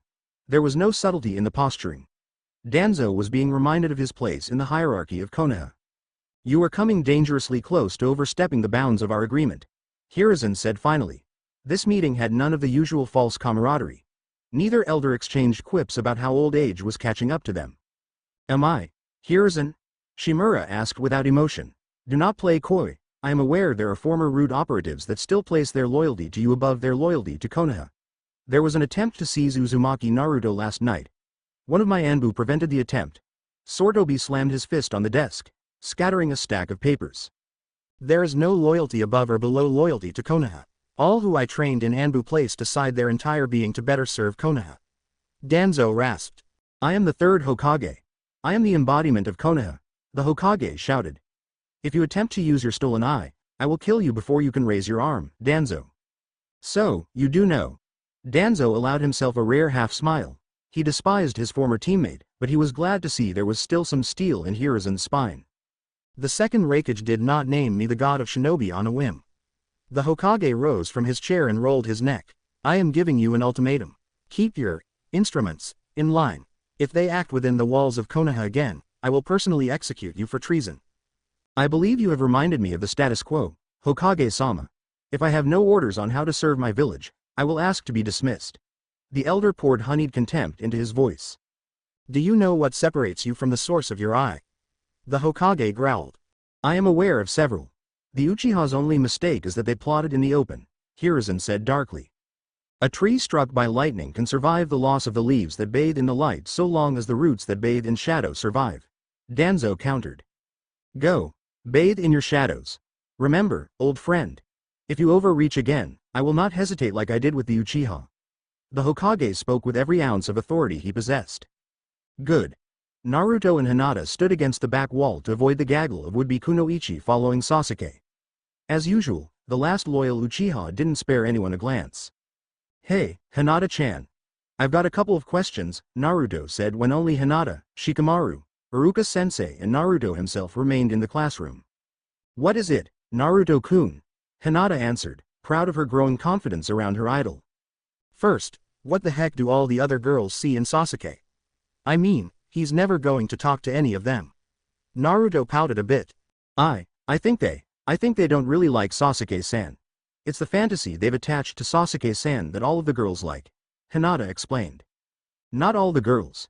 You don't seem to chase after him, Naruto pointed out. Just asking, but what kind of guy, do you like?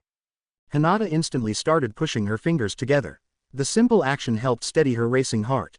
Anyo, I like someone warm. I don't know if liking someone with a fever is a good idea, but I guess you want to be a medic. Naruto chewed over the words. It did kind of make sense that Hinata would want to be a medic. Heck, she'd make an awesome one. I meant someone with a warm personality, Naruto-kun. Someone friendly and open. Hinata corrected Naruto after giggling. He could be oblivious at times, but he was so earnest and kind. Hinata admitted to herself that Naruto's former obliviousness used to hurt a bit. He was finally noticing her and Hinata couldn't stop thinking how wonderful the past few days had been. Oh, Naruto felt a bit embarrassed that he misunderstood Hinata so badly. So, pretty much the opposite of Sasuke and those clan types.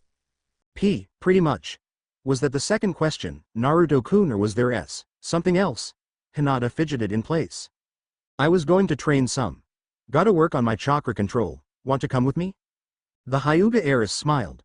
Naruto seemed to be desperate to make up for lost time, but Hinata would never complain. I would love to. What have you been working on, Naruto-kun? Oh, a friend of mine showed me this super cool chakra control exercise. I can walk up trees and walls and stuff without using my hands. Naruto bounced as he explained the exercise. The blonde boy deliberately became more animated as he spoke to distract Hinata from his near slip. Namikaze? It had to have been. He said Naruto was his past and future, of course he would help. Hinata thought. She had a feeling Naruto didn't want the world to know about Namikaze for some reason.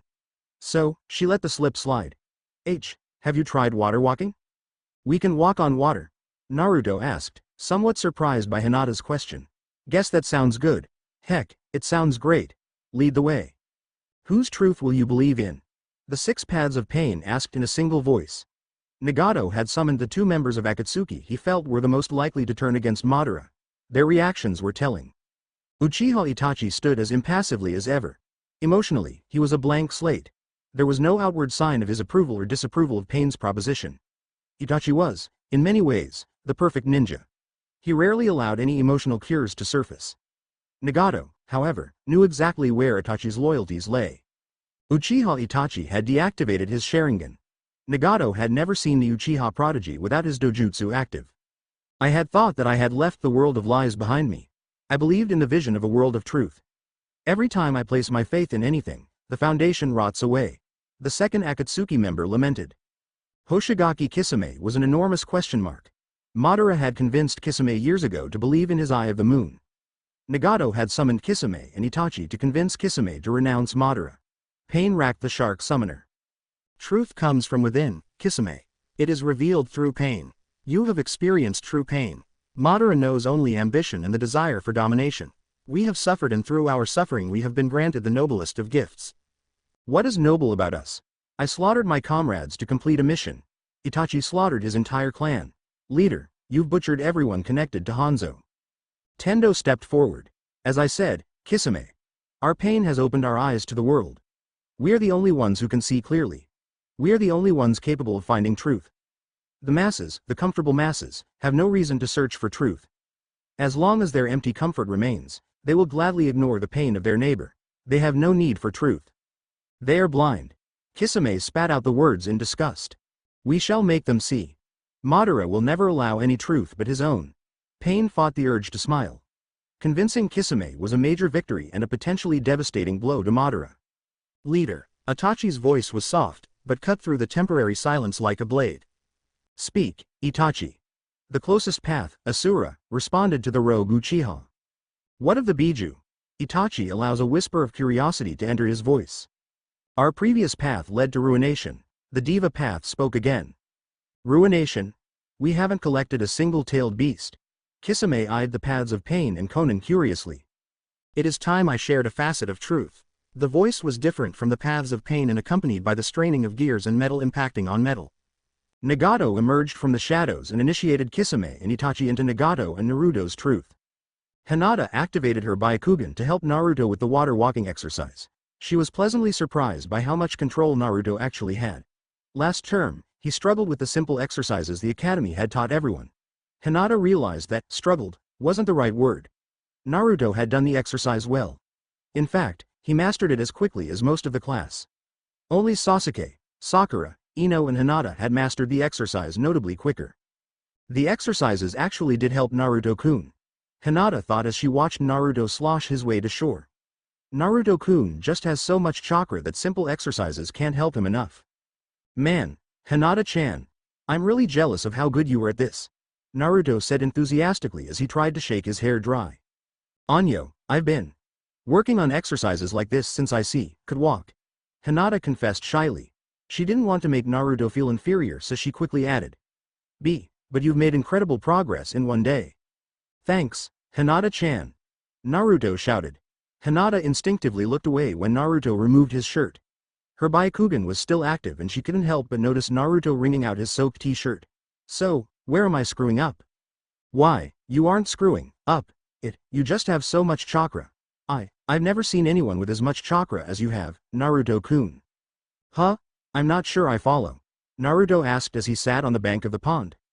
He suddenly felt a twist in his gut. The Jinchuriki wasn't sure if it was worry due to the Kyuubi or by the Kyuubi. Don't bring up my seal. Please don't bring up my seal. Naruto thought in a panic. He wasn't ready to reveal the existence of the Kyuubi to Hinata yet. The boy wanted to. No, he needed to, but he was deathly afraid of driving away his most precious person. The blonde swallowed back a sigh. Naruto had not given much thought to his prisoner since Namikaze and the Hokage had informed him of the demon fox. Truthfully, Naruto didn't want to think of the monster in his gut. The greatest pain Naruto had consistently known was the pain of never being acknowledged. It may be petty, but Naruto knew it was the only way to strike at the source of his misery. Hinata walked silently towards the shore. She wasn't entirely sure how to approach the subject with Naruto.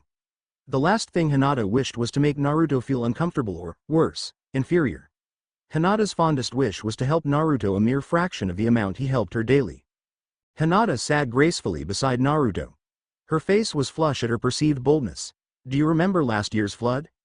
Yeah, I remember it. There hasn't been a flood like that in a generation.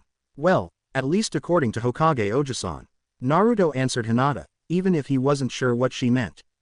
Why, your chakra is like the flood. It is so powerful and plentiful that it is hard to contain or control. Most people are stream. They will never match the amount or power of your chakra, but they will be able to control their chakra easier. Hinata whispered.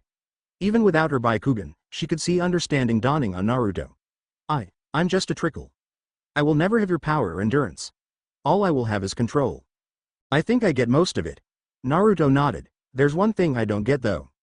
I'm sorry if I explained everything so poorly. Hinata apologized quickly. You're awesome. Hinata's head shot up at Naruto's simple declaration. No one had ever called her awesome before. I mean, you've got the best chakra control I've ever seen. You're really nice. You've got the Byakugan. Hinata had managed to push aside her nervousness while trying to explain just how powerful Naruto was. Unfortunately, Naruto's rattling off a list of Hinata's traits was almost too much. No one had spoken so positively about Hinata in years. Hinata struggled to control her breathing as Naruto reached the 9th personality trait on his impromptu list. His words were blurring together in Hinata's mind. You even like ramen. You're really cute and patient. Naruto took a deep breath before he could continue his onslaught of positivity. Hinata was shaking and on the verge of tears. I've worked myself to the brink sparing Imoto. This is a happy dream brought on by exhaustion. What I'm trying to say, Hinata-chan, is I don't understand how you can put yourself down. I'm weak. Hinata said simply. Her mind was still reeling from the unexpected and tad excessive positive reinforcement. Hell no you aren't.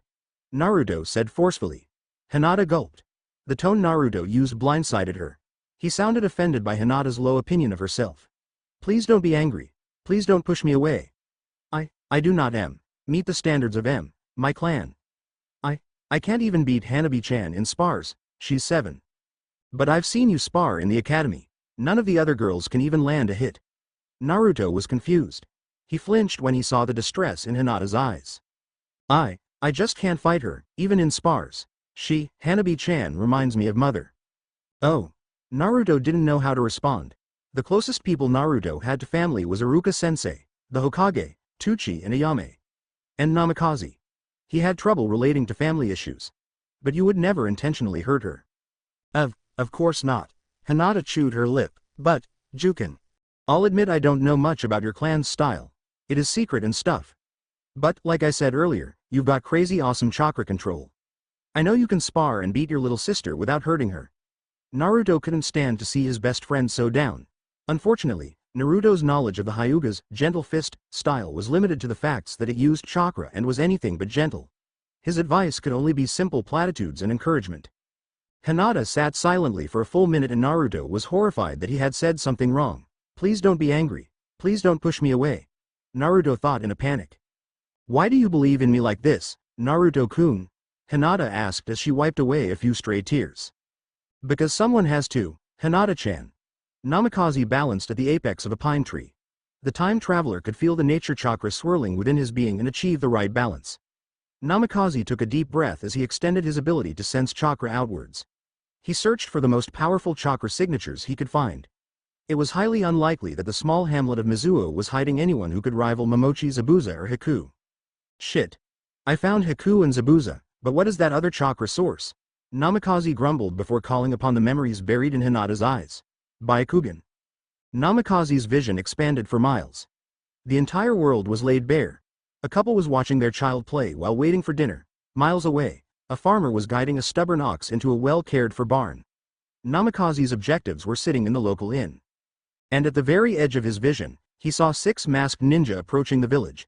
Namikaze couldn't confirm who the ninja were, but he had an inkling. Time to take a risk.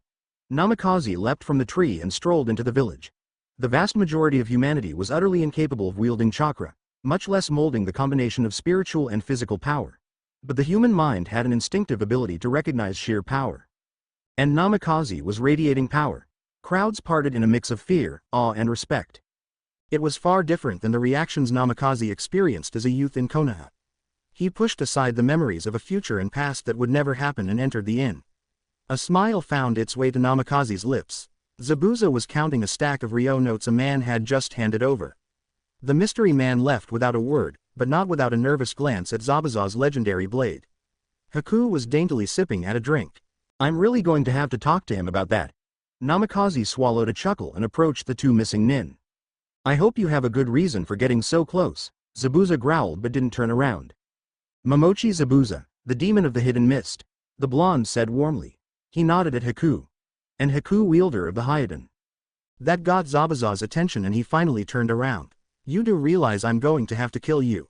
Namikaze shrugged. He saw Haku stand up. You can try later. It seems Kiri's hunter nins have managed to track you. There are 6 approaching from the northeast. You're an arrogant one to think that you only need 6 hunters as backup to beat me. Zabuza flashed through a series of hand seals. The civilians had long since fled from the inn. Kirigakure no jutsu. Byakugan. Namikaze said after flashing through his own hand seals. I'm not here to fight either of you. We cannot allow you to reveal our secrets, Hyuga-san, Haku said from a position behind Namikaze. First off, I'm no more Hyuga than you are a girl. Second, why would I fight someone who shares the same enemy? Zabuza swung his fearsome blade aiming to take the interloper's head off. His shock hung in the air like the unnatural mist when the fabled executioner's blade was blocked by a simple kunai. I know who was responsible for the bloodline purges. I know who was controlling Yagura. Namikaze didn't shout or show fear. Instead, he was conversing calmly with both Zabuza and Haku. What the hell are you talking about? Momochi grimaced behind his bandages. I'll explain everything as soon as we take care of those hunter nins, Namikaze promised. Fine, I'll kill you later. Zabuza ceased straining against Namikaze's nature chakra-enhanced strength. Let's take it outside. I like this little shithole. Come on, Haku. The 3 ninja exited the inn and took positions. Haku leapt onto the roof after fixing his false hunter nin mask into place. It was when Haku cast one last glance at Zabuza-sama and the mysterious not Hyuga that he noticed something was amiss. One of the scrolls actually seemed to be shrouded with a thin haze of chakra. Is he leading the hunter nin to us? I should have incapacitated him the moment he arrived. Haku grimaced while taking his position. Who are you? The feminine boy could not bring himself to trust the Byakugan wielder, but strangely could not bring himself to hate him either. Why are you so familiar? Naruto walked towards the center of Konaha with Hinata in what appeared to be a comfortable silence. It was true that the 2 academy students were becoming very comfortable in each other's presence. This comfort allowed them the ability to reflect on the turmoil the comfort had ironically unleashed. Naruto, for his part, was now almost certainly convinced that the woman Namikaze constantly spoke of was Hinata. Namikaze's eyes were Hinata's once. Naruto recoiled at the thought. Naruto received a new, and terrible, clarity regarding the nightmare that tortured him the night before Namikaze's arrival. That was Hinata. I have watched her die, twice. In that moment, Naruto swore there would never be a third. The Hyuga heiress still had trouble believing the past few days were anything but a dream. She had spent as much time with Naruto as she could manage. Hinata had seemingly absorbed some of the confidence that radiated off Naruto. Her Jukan tutors had recently commented that perhaps Hinata was not as hopeless as they feared. I can continue to change. Naruto-kun has shown me that it is possible. I will win my next match, for him. Hinata closed her eyes and laughed as Naruto's stomach growled. You are hopeless. This is the second time. Hinata's eyes shot open the second she felt the impact. She had run into Sasuke as she rounded the corner. Don't talk about Hinata-chan like that, you bastard. Naruto shouted at the Uchiha survivor. I'm sorry, Hinata whispered. She looked to Naruto and saw his indignant glare at his rival. The Hyuga felt a comforting warmth at the realization that the anger was not due to her, but for her. I didn't see you. I thought your clan bragged about their all-seeing eyes, Sasuke grunted. My Byakugan is not active all the time, Sasuke-san, Hinata confessed quietly. Naruto took a step closer to Hinata. At least she can activate hers. What did you say, you worthless trash? The last Uchiha roared. Naruto-kun is not worthless. Hinata shouted at Sasuke. The 2 boys stared at Hinata for a moment. Naruto eventually broke out in a proud smile. Sasuke's face returned to its natural state of neutral disdain. He is a clanless orphan. I don't see why you even associate with him. The fool is so far below your station that you might as well be wiping him off your sandals. There was something unusual about Sasuke's tone. It took Hinata a long moment to realize that it was confusion. Sasuke genuinely failed to comprehend why Hinata spent time with Naruto. Naruto-kun is my best friend. He He is a hard worker and knows that true success isn't handed to someone because of their name. Hinata defended Naruto from Sasuke. HMPH. Sasuke turned his glare to Naruto. The two opposites actually smirked at each other. Tension filled the space between them like a gas. A single spark would ignite a fire that would not be extinguished easily.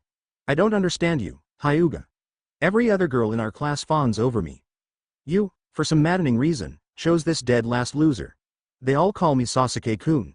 You use san. Why? Sasuke's tone reminded Hinata of her father Hiashi's coldest tone. Hinata desperately fought the urge to run away. She instinctively reached out and gripped Naruto's hand. The heiress felt her best friend's surprise, but the contact was not rejected. Naruto's presence calmed her soul and she stood straighter. Why? Because to Naruto-kun, I'm Hinata. With Naruto-kun, I'm not drowning in the expectations of my family. Hinata gained confidence with each breath. Naruto's warm expression became soft. Let's go, Hinata-chan. You'll need a bite to eat before your clan training. Where do you want to go? I'm not sure.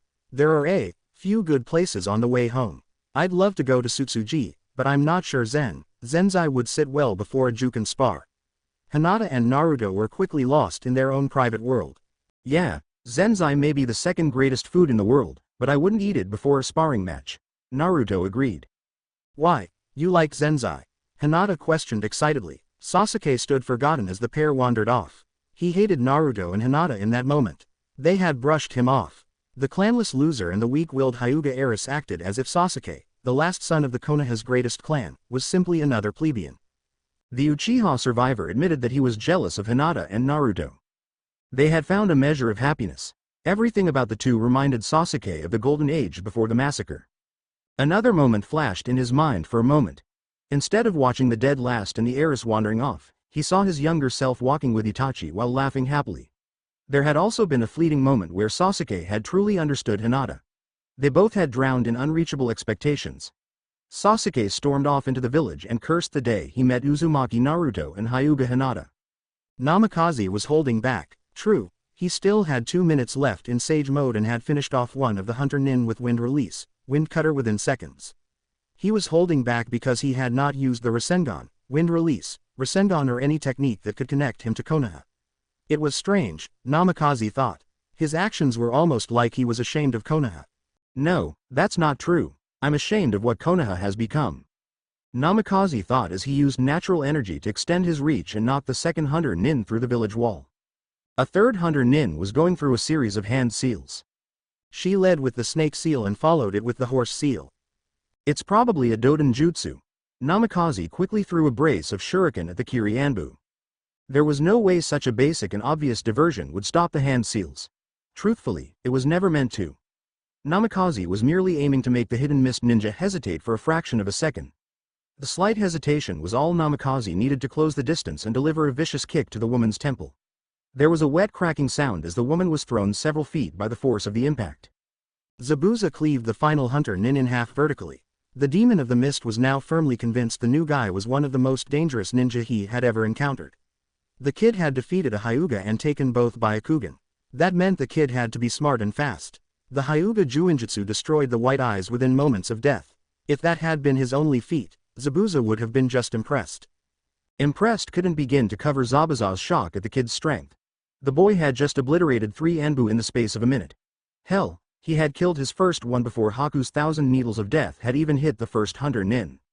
There are few ninja capable of even matching Haku's speed, but this punk blew Haku out of the water. I think you're going to tell us who the fuck you are and what you want. Momochi spoke in an eerily calm voice. I'm Namikaze and complicated. As for what I want, I'm recruiting for, Namikaze began to explain when suddenly Hinata's gift detected a chakra flare from Nagato's scroll. Akatsuki. The outline of the Diva Path of Pain appeared. Brother Naruto and I seek the aid of powerful ninja to end the threat of Uchiha Madara. I don't mean to sound like I'm not glad to see you my brother apprentice, but how the hell are you tracking me like this? Namikaze asked as his eyes shifted from the toad-like appearance of Sage Mode to the faintly purple tent of Hinata's Byakugan. The scroll is based on the same principle as another tool I have used. Tendo half explained. Namikaze shrugged his shoulders. As my brother apprentice said, we need help defeating Uchiha Madara. This man is not only my enemy, but Madara is a personal enemy to both of you. Zabuza, Madara was the individual manipulating Yagura. Zabuza stared at Namikaze and the astral projection of Tendo. I will need proof, obviously. I do not mean to intrude, but how is this Uchiha my personal enemy? I have never encountered a Sharingan user before. Haku chewed his lip as he asked the question. If it wasn't for Madara, the cycle of hatred that ensnared your father and led to his madness would have never occurred. Without Madara, you would have been a simple farmer. Namikaze whispered behind closed eyes. How do you know that? I've never told anyone other than Zabuza-sama that story. Who are you? Who are you truly? Haku erupted and drew several senbon. You told me the story a long time ago, at least from my perspective. We were on opposite sides of a battle. Moments before, I had watched you use your senbon in combination with your demonic ice mirrors to put my comrade in a near-death state. I flew into a rage and forced you to abandon the mirrors. Haku, you shared the source of your pain with me. Unfortunately, the chance to reach an understanding never happened. Moments later, you sacrificed yourself to protect Zabuza. Namikaze recounted the last time he had seen Haku alive. The Hyden carrier dropped his senbon and stared at Namikaze with a strange mix of vindication and terror. The blonde Byakugan wielder took a moment before continuing. Zabuza had been wounded by my Jonin instructor earlier.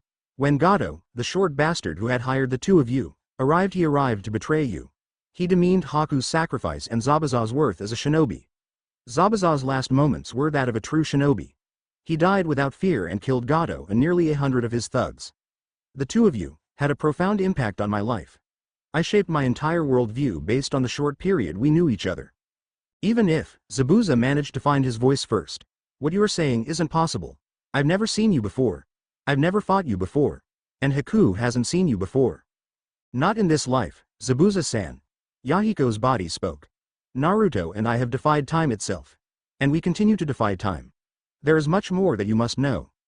Namikaze in pain told Haku and Zabuza of Danzo's actions and betrayals. The two brother apprentices spoke of the ritual that returned them to the past. Nagato and Namikaze shared the history of their great pains.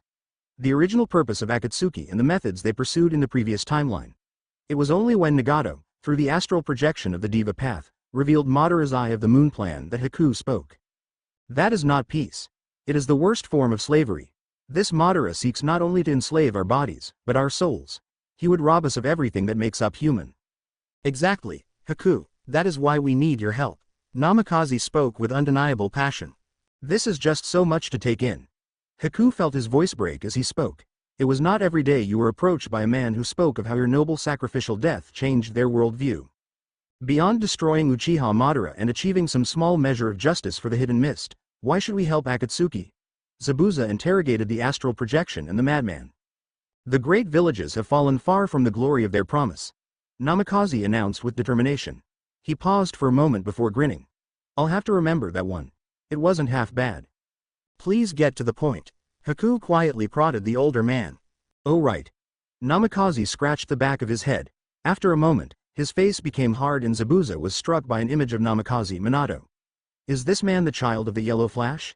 It would explain his ungodly chakra capacity and his speed. Our goal is to guide the world to peace. The 5 great villages were created to ensure stability. The first Hokage attempted to create a balance of power through the proliferation of the tailed beasts. His sentiment, while noble, ultimately failed. The intention was correct, but the Shodai Hokage should not have involved the Jinchuriki. Jinchuriki have been reduced to weapons. They are not valued as human beings and have grown to resent humanity. Most Jinchuriki have experienced a pain we know all too well. The unbearable pain of being unwanted. They are a wildcard that we must take into consideration. Namikaze motioned grandly, but there was an edge to his tone. An edge that could only be created through personal hardship. What are you two getting at? Zabuza was rapidly losing his patience.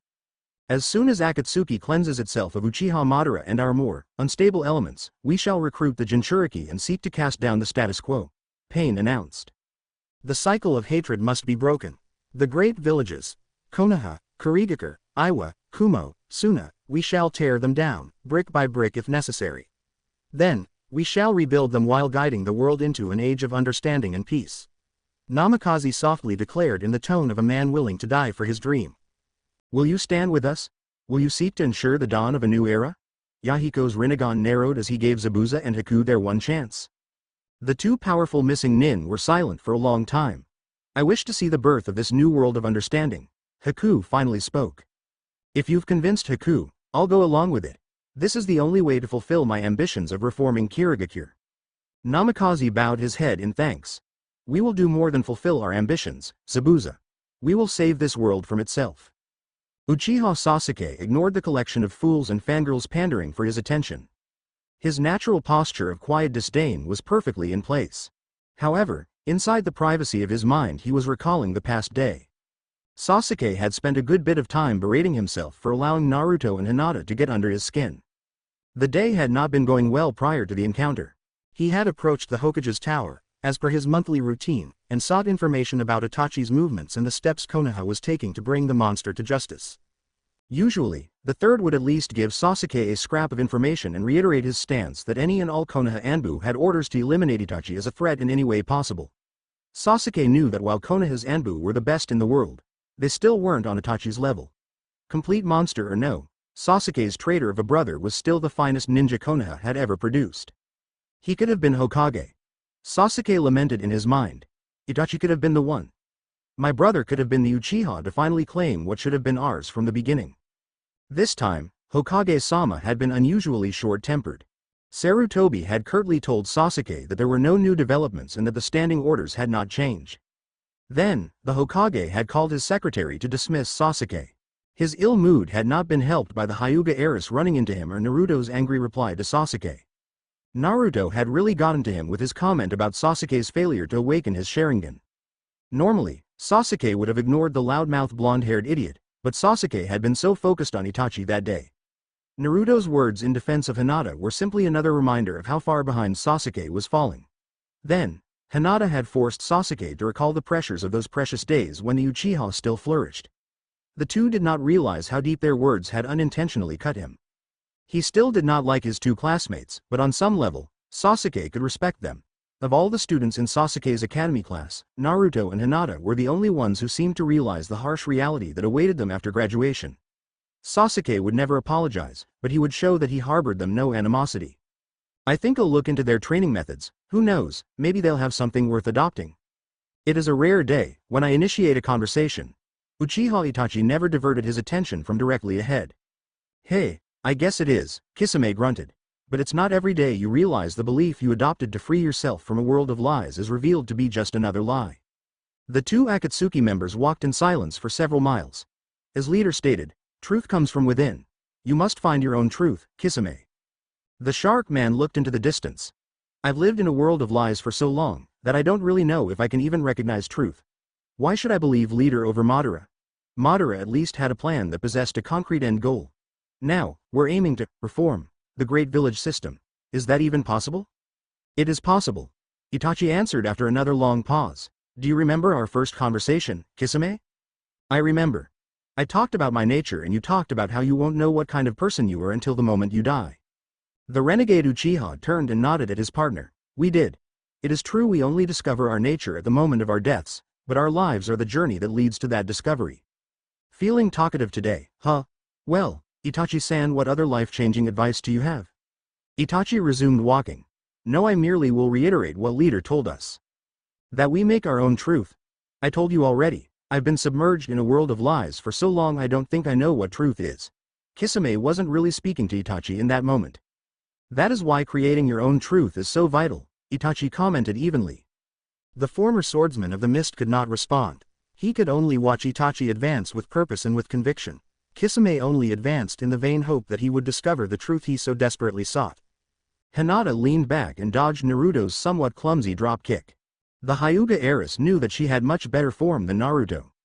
However, her crush was a master at using the terrain to gain any possible advantage. Hinata was a martial artist. Her form was precise, measured and beautiful to behold. Naruto fought more like a ninja. His form was not as tight as it could be, but Naruto used the terrain better. The Whiskered Academy student was also not afraid to fight dirty. That did not mean Naruto was using attacks that would hurt Hinata.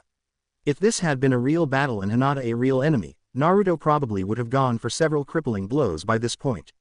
Instead, he had discovered a far more insidious way to W in the spars. Naruto had discovered that Hinata was ticklish. After 3 such attacks, Hinata had given Naruto a stronger zap on the hand. Two can play at that game. Hinata countered and stuck her tongue out at Naruto. Naruto froze in place and took on a mask of mock outrage. Hinata-sama. I cannot believe you would act in such an undignified manner. I dare say that this behavior is an attempt to have fun. The temporary mask slipped away and Naruto started laughing. Hinata started giggling in spite of herself. Well, Uzumaki-san, contrary to popular belief, the Hyuga have not officially banned having fun. Hinata responded as haughtily as she could. The attempt failed after a few seconds and her smug look was replaced by a happy grin. You should smile like that all the time. Naruto returned the smile, but being serious for a bit. I think we found the right amount of zap to put into your Juken. It's weak enough to not really hurt, but strong enough to where you definitely feel it. I have a spar with Hotaka-san later today. I think that will be a good match to try things out. Naruto nodded and flopped down. Nay, Hinata-chan. I've got a question about your clan. Don't worry. I'm not going to ask for any secret techniques or anything. What is it, Naruto-kun? I've heard you talk about main family and branch family a lot. Aren't clans supposed to be one big family? Naruto asked. Hinata frowned and looked away. Naruto started sputtering apologizes, but Hinata silenced him by sitting next to him. The Hyuga are very protective of our bloodline. We have divided the clan into two branches. The main branch guides the Hyuga and the branch protects the clan. It doesn't sound like you really believe or agree with all that. Naruto watched as Hinata chewed her lip. The branch members are all sealed. The main family can activate the seal to inflict great pain on branch members. The seal also destroys the Byakugan at death to prevent anyone from learning our secrets. Hinata continued, but couldn't look Naruto in the eye. She was simply reciting what she had been taught. After finishing she paused for a long time. Hinata gasped as she felt a sudden pressure on her shoulder. Hinata-chan, I promise that I won't tell anyone your clans or your secrets. I promise that you can trust me. Naruto assured Hinata. Hate it. The main branch, we enslave our own family. Why? The heiress wanted to shout about the injustices she witnessed every day, but faltered. Instead, it was a whisper. You'll end it. Hinata-chan, you'll free your family. And you know what, I'll help you. Naruto swore. Thank you, Naruto-kun. I should get back to the compound. Hinata tried to compose herself. She rose to her feet. Show them how awesome you are, Hinata-chan. Naruto beamed. I will, for both of us. The Hyuga heiress then acted on impulse. She hugged Naruto. It was a quick and light hug. For Hinata, it was an incredibly bold act. For Naruto, it was confirmation. Hinata broke the hug and was bright red. Naruto, for the first time, nearly matched Hinata's hue. See you tomorrow, Hinata-chan. Naruto knew he had to speak with Yamato about this. I defied time itself for her. I'd do it again without hesitation. Namikaze was leading Haku and Zabuza to the rendezvous point Pain had arranged. It felt good to have Zabuza and Haku on the right side. Namikaze couldn't help but feel confident that the horror he experienced before Nagato, Yamato and the great old geezer sent him back would never happen. Namikaze's personal tragedies would not be the only tragedies prevented. Deidara would never be able to take out Gaara. He would be safe. The Jinchuriki smiled as he realized that he and Gaara weren't the only Jinchuriki the new Akatsuki would save. Yudakata, and the others would be safe as well. I'm excited that I'll get the chance to meet them. Maybe I can convince them to join us. We Jinchuriki know the value of bonds better than anyone because they are so rare and precious to us. What was it like, Namikaze-san? Haku broke the silence with his question. It can be a lot of things, Haku. What do you want to know? Namikaze responded to the vague question. What was it like to travel through time? What is it like to have a second chance? The last ice release wielder asked. Strangely, I didn't feel it work at all. 1 minute, I'm in the future and the next, I'm in the past. But having a second chance, I'm thankful for it. I'm going to make sure that everyone who deserves a second chance gets one. That's why I sought you and Zabuza out. You both deserve one. The sage responded. I thank you for your faith in Zabuza-sama and myself. Haku smiled as he leapt to another branch. Namikaze, I need to know what we are walking into, Zabuza interrupted. The time traveler stopped on a large branch and gathered nature chakra. A moment later, he had re-entered sage mode and activated Hinata's Byakugan. The area is clear. It looks like we've arrived ahead of Nagato Nisan's agents. Can we trust these guys? Zabuza could not accept Namikaze as quickly as Haku had. Namikaze turned to the demon of the hidden mist and smiled. Nagato Nisan assured me that the 2 agents he is sending to meet with us are against Madara. The trio waited in silence for the Akatsuki representatives to arrive. Momochi Zabuza was still unsure why he decided to follow Namikaze. The boy had undeniable charisma and knew exactly what to say to draw Zabuza in. Strangely, Haku had quickly and completely bought into Namikaze and Pain's vision of the future. Zabuza focused on how at peace Namikaze seemed. How could a man preaching revolution, a revolution that would undoubtedly become violent, have such inner peace? Conviction. Namikaze and Pain are utterly convinced they know the path the world should take. I can admire them for that. I just don't know if I can trust them. Momochi simply observed the mysterious Namikaze for a time. The younger man meditated with his Byakugan and his strange, sage, mode active. It was near impossible to get a read on Namikaze. There was only one thing for certain. No one had ever had a more accurate name. Namikaze was certainly going to cause waves with his actions. This man is going to change the world. Our contacts are here. Namikaze opened his eyes and stood up. Haku nodded and Zabuza grunted. The executioner's blade immediately found its way to Zabuza's hands. You! The demon of the hidden mist roared at the approaching Akatsuki members. Would you look at this? I never expected to see you again, Zabuza. The monster of the hidden mist replied with a toothy grin. Kisame, you bastard, how could you sell us out to the Mizukage like that? Yagura was going to destroy Kirigakure. Zabuza did not lower his voice or his blade. I was loyal to my oaths. Kisame shot back. Zabuza prepared to lash out, and I was loyal to Kirigakure itself. Kisame readied Samahata. The two former swordsmen of the hidden mist were coiled and prepared to strike when the second Akatsuki member stepped between them. We are not enemies. Our sole enemy is Uchiha Madara. The words seemed to calm Kisame. The demon of the hidden mist was about to snap off a reply when he saw the quiet man's eyes. The eyes were cold. They were the eyes of a man who had killed without emotion and would do so again. Who are you, kid? Momochi needed to know this man's name. The Akatsuki member closed his eyes. Instinctively, Zabuza entered a defensive stance when the eyes opened. In the place of the black void was the legendary Sharingan, Uchiha Itachi. Naruto had walked Hinata halfway back to her compound. He didn't want his reputation as Konoha's social pariah to get Hinata in trouble. So far, Naruto's new friendship with Hinata was the only good thing to come from Namikaze's arrival. Everything else was so confusing or earth-shattering that Naruto could barely comprehend them. I need to talk to Yamato. Naruto sighed as he headed towards Ichiraku. Tucci greeted Naruto as warmly as ever and the two talked about how Naruto was doing in the academy. The Ichiraku ramen stand was a comfort for Naruto. There was no time travel, no troubles with the academy, no rivalry with Sasuke or confusing thoughts about Hinata and the path of Naruto's life. Here, Naruto was simply Naruto. I need to bring Hinata-chan here soon, Naruto thought as he finished his bowl. Awesome as always, old man Tucci, Naruto shouted as he paid. Thank you, Naruto. I'll see you tomorrow, Tucci responded as Naruto took off. Naruto was feeling much better following the meal and his casual talk with Tucci. As he slipped back into a state of comfortably enforced ignorance, he slowed down. Okay, when I get home, I need to practice with my shuriken, chakra control, water my plants. Naruto started listing off everything he needed to do at home. I love the shadow clone technique. The happy thought was interrupted when Naruto ran into something. This seriously has to stop. Naruto instantly recognized Sasuke's voice. Then maybe you should quit stalking me. The Jinchuriki shot back. Sasuke glared back at Naruto for a moment before scoffing and changing his expression. You've changed. Huh? Naruto asked dumbly. You've changed. Naruto, you are still dead last but something's off. I haven't seen you shooting off your mouth quite as much.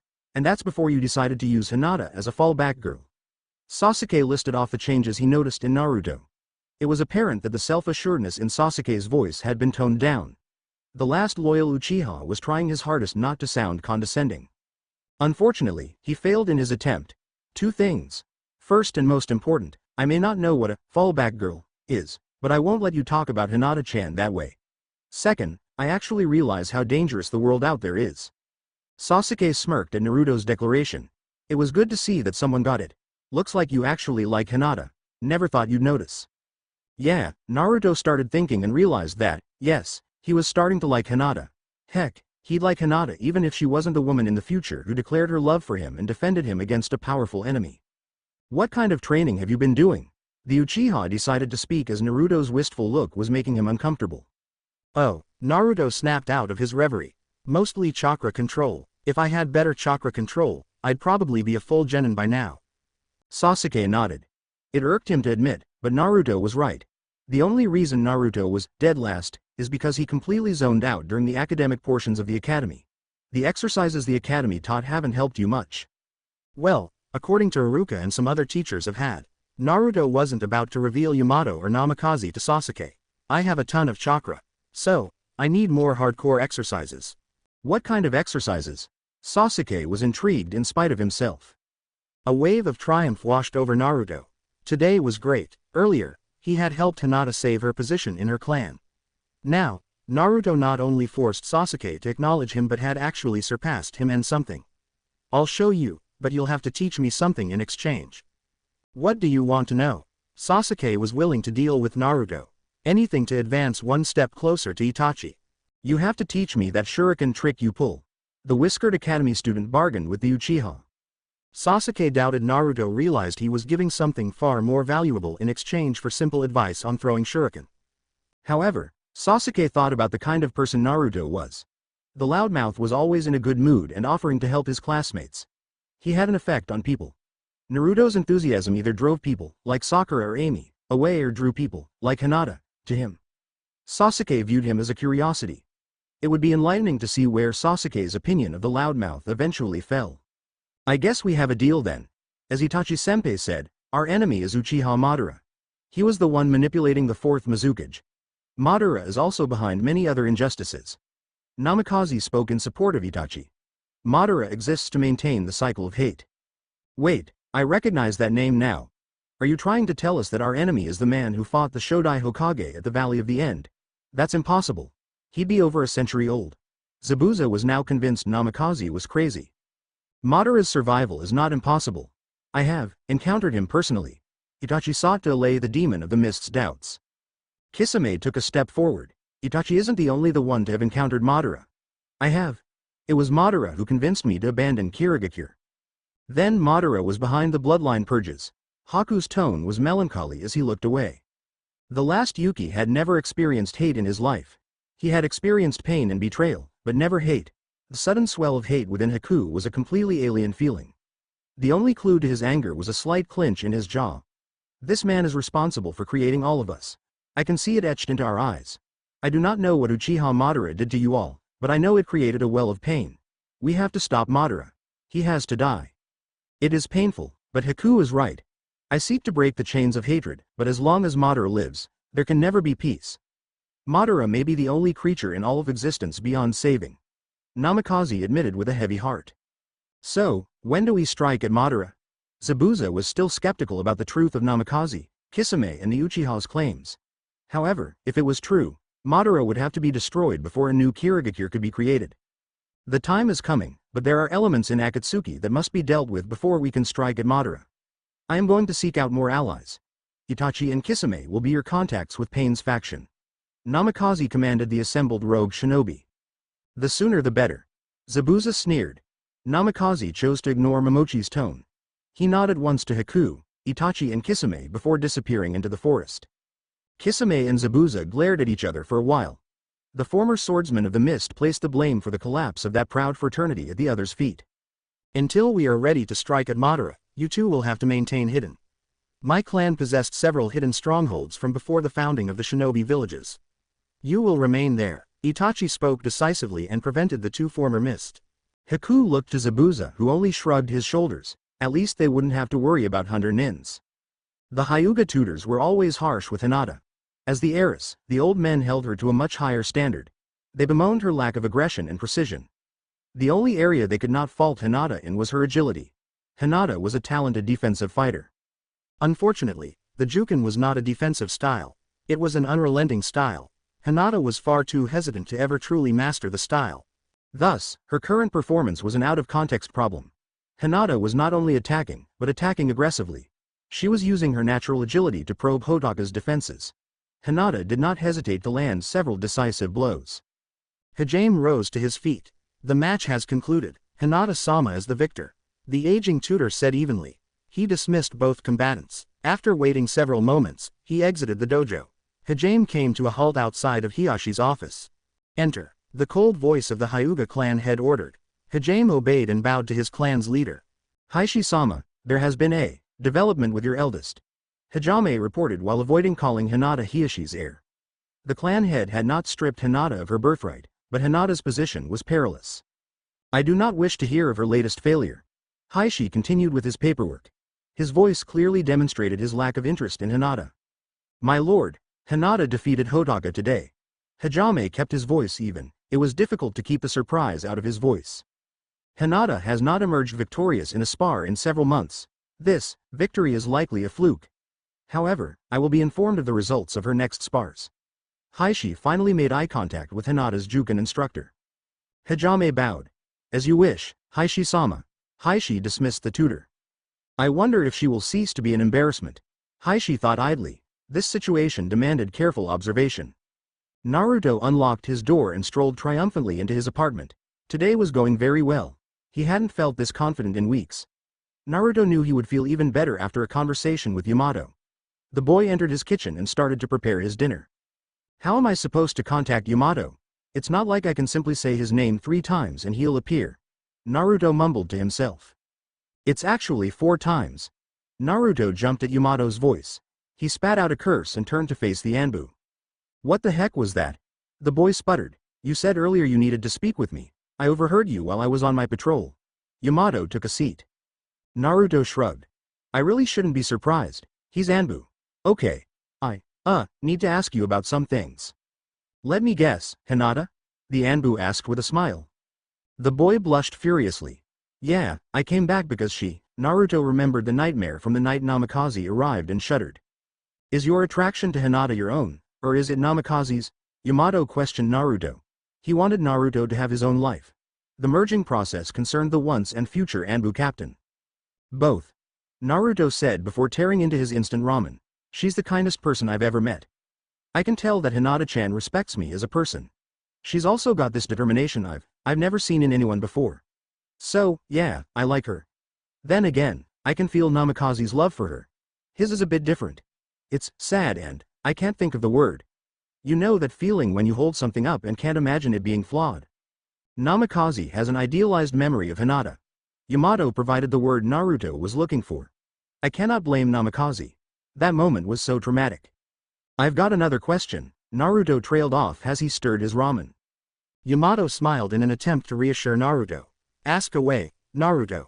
In the future, before things went south, did I have more friends than just Hinata-chan? The boy asked hopefully. You had many friends, Naruto. In time, you will become a famous and respected ninja, Tenzo assured Naruto. Awesome. Naruto pumped his fist. Do you want some ramen? The Anbu chuckled. Uzumaki Naruto, never change, thank you. Naruto got up and pulled a few cups of instant ramen from his cabinet. I know Anbu missions are secret and all, but can you tell me about some of your missions? Yamato grinned. I can't tell you much, but I think I can share a few stories. There was this one A-rank mission to the land of tea. In his past life, Namikaze had not appreciated Ero Sennin's lessons on espionage and fieldcraft. In his current life, he had trouble believing how short-sighted and impatient he had been.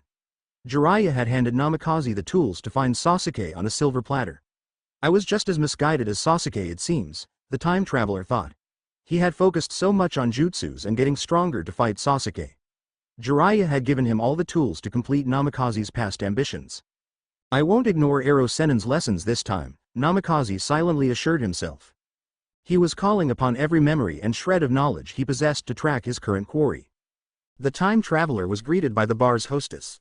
Namikaze sighed as he pushed past the underdressed and overexcited window dressing. The girl was just doing her job and was pretty enough. Unfortunately, Namikaze had already experienced one moment of perfect beauty.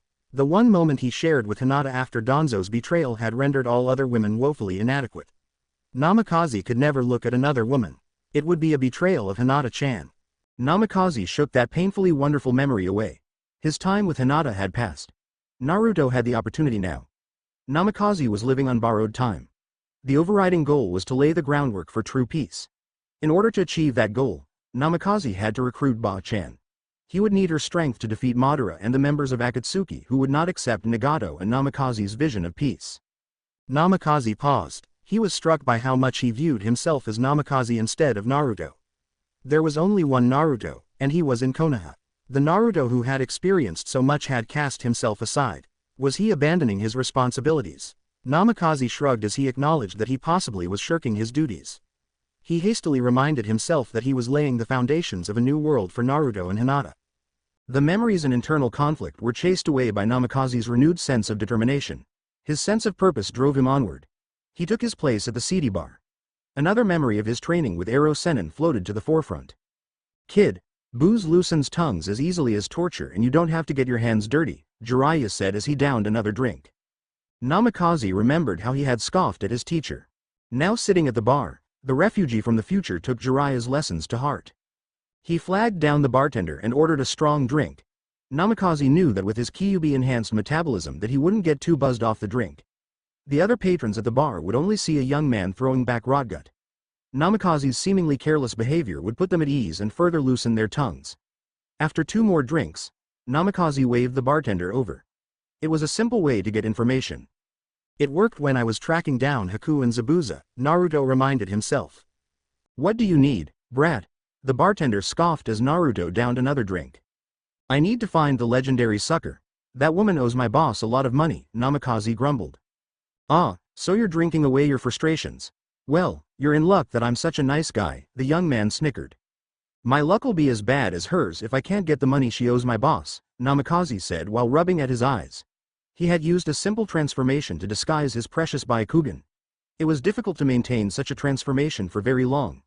Luckily, Namikaze had thrown back enough hard liquor that his bleary-eyed appearance would be chalked up to drunkenness. There's a gambling tournament in Anamazu. The odds are good she'll be there, the bartender revealed with a toothy smile. Thanks, the ninja smiled in honest relief. How about one more for the road? The bartender refilled Namikaze's cup with some local rotgut. The time traveler downed the foul liquid in a single shot. It was all part of continuing his deception. Observers would think Namikaze was a drunk. The truth was, Namikaze was doing everything possible not to taste the alcohol.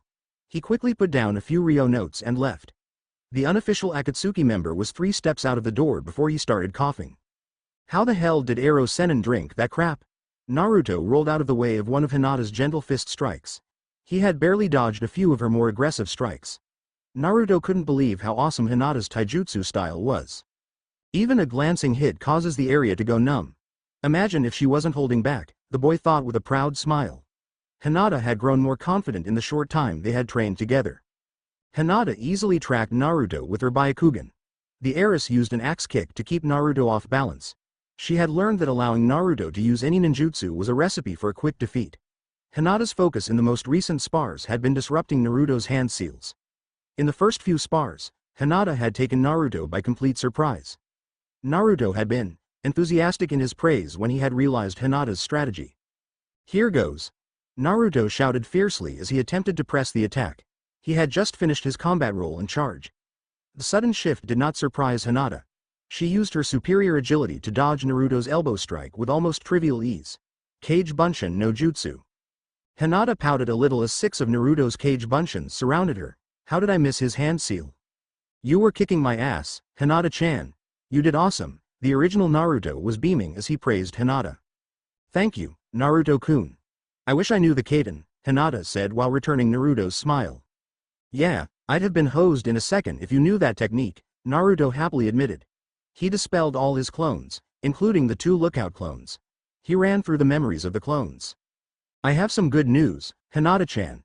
If this had been a real fight, I probably would have died at least 3 times, Naruto reported his clone's observation in a chipper tone. Hinata took on a look of utter terror and she took a step back. Naruto-kun, Hinata started to apologize. How can he say that is good news? The thought of harming Naruto felt like a hand of pure ice gripping her heart.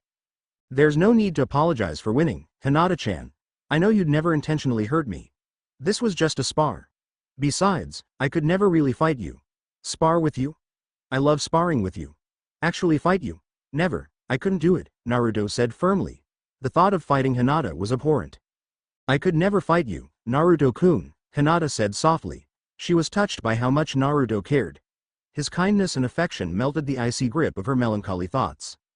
I feel so alive with you, Naruto thought longingly. He wanted to tell Hinata everything, but Naruto wasn't sure if moving so fast would push her away. Naruto would never risk losing Hinata. Well, I think that's the last thing we have to worry about, Naruto reassured Hinata.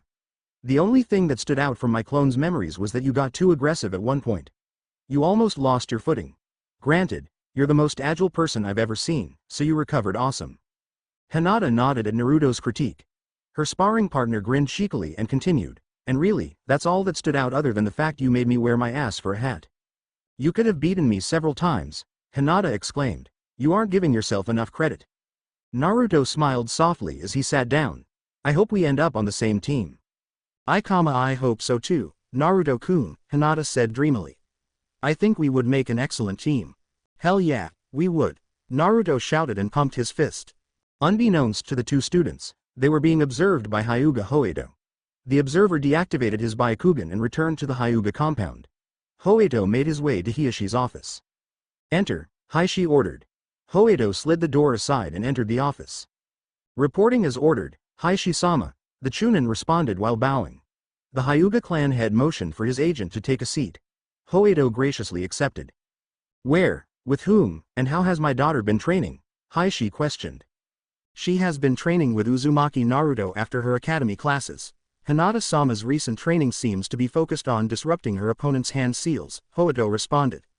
Hiashi finished a bit of paperwork and sat silently for several moments. I require your honest assessment of both her training with Uzumaki Naruto and Hinata's performance, Hiashi stated crisply. Hiashi-sama, I was surprised by Hinata-sama's performance. She successfully disrupted Uzumaki Naruto's use of the Cage Bunshin technique. The Hyuga Chunin was recounting all he had seen. Wait one moment, Hoedo-san. Hiashi held up a hand to halt Hoedo's explanation. How does Uzumaki Naruto know the Cage Bunshin? That jutsu is restricted to Jonin. I am not sure, Hiashi-sama. I will endeavor to find where the young man learned such a technique, Hoedo answered. Continue, Hiashi commanded. Hinata-sama clearly had the upper hand during the spar. There were several times during the match that, had Hinata-sama not been restricting the amount of chakra in her strikes, Hinata-sama would have killed or otherwise incapacitated the child. Hoedo recounted the match. He fidgeted in his chair. Hiashi noticed the discomfort in his agent and narrowed his eyes. Is there something else that needs to be brought to my attention, Hoedo-san? The Uzumaki boy is clearly smitten with Hinata-sama, Hoedo spoke quickly. The Chunin felt his mouth go dry. Hoedo had no idea how Hiashi would react to that news. An academy crush, Hiashi dismissed Hoedo's concerns. We have all had them. I will permit this interaction as long as the relationship remains platonic. Hinata's training with the Uzumaki child has, in fact, been beneficial. I believe that my eldest daughter may indeed be salvaged. Are there scenarios where I may have to intervene, Hiashi-sama? Hoedo asked. So long as Uzumaki Naruto remains respectful of my daughter and is not forward, you are to simply observe them, Hiashi stated simply. Hoedo nodded. I do not believe respect will be a concern. The boy, due to his situation, is a bit rough around the edges. However, it is clear that he practically worships Hinata-sama. As he should. Hinata may have once been a complete disappointment as a potential leader for our illustrious and indomitable clan, but she is a beautiful and refined young woman. That boy has no idea how fortunate he is that Hinata graces him with a second glance, Hiashi stated in a regal tone. Hoedo was dismissed and left the office. As he strolled along the halls of the compound, he realized just how extraordinary the conversation with Hiashi had been. Hiashi had spoken with pride about his eldest daughter. I don't know if we can trust them, Zabuza said conspiratorially. The two Kiri missing nin were being housed in an abandoned Uchiha fortress. Zabuza had excitedly searched for Uchiha jutsu scrolls, but the dead clan had been very thorough in moving their extensive library of techniques to their massive district in Konaha. The demon of the hidden mist's disappointment added to his foul mood. Our objectives match with those of Akatsuki, Haku stated in an attempt to placate his master. So Namikaze and Pain claim. I don't dispute that Uchiha Madara is a threat that must be eliminated if we are to create a new mist, Zabuza grumbled. The swordsman of the mist marveled at Haku's ability to drive away his rages. Sometimes, Zabuza thought of Haku as his own son. Zabuza would never admit that sentiment to anyone but himself. We do not need to permanently ally ourselves with Akatsuki. If our goals diverge after the defeat of Madara, we can simply walk away. I do not recall us joining Akatsuki, Haku explained. Zabuza was shocked. Haku had seemingly bought into Namikaze and Pain's vision. I'm a bit surprised, Haku. You sounded like you believed in Pain and Namikaze's ideals, the demon of the mist pointed out. Haku looked away for a moment. Their vision intrigues me. I feel as though I have some connection to Pain and Namikaze, Haku admitted. Zabuza snorted dismissively and wandered deeper into the Uchiha stronghold. He was pleased that Haku had not become enthralled by the ideals of Akatsuki. The pair had always sworn to reform the Hidden Mist. The rest of the world wasn't part of the plan, but Madara's faction of Akatsuki was a threat that couldn't be ignored. My ideals can't become twisted again. I won't let Namikaze or Pain play me like Yagura did. Zabuza's thoughts were defiant. However, a small voice in the back of his head was questioning if Zabuza had the strength, as a ninja and a man, to stand apart from the raw power of conviction possessed by the mysterious leaders of Akatsuki. Naruto was glad he was a bit winded. His heavier-than-usual breathing could easily disguise the occasional sigh. Naruto had several weighty issues on his mind. First, there was the ever-present specter of the merger with Namikaze. Naruto had no idea what Namikaze was up to. That worried Naruto. I'll talk to Yamato later, Naruto mentally assured himself. Naruto had sent shadow clones out nearly every night to simply observe the village hidden in the leaves. Naruto had been disgusted by what he had uncovered. The Uchiha massacre had done more than destroy Konoha's largest and most prestigious clan. It had also destroyed the Konoha military police. The vacuum created by the massacre allowed Konoha's criminal element to flourish. Naruto had never given much thought to Konoha lacking a police force. He had always been focused on becoming strong enough to be Hokage.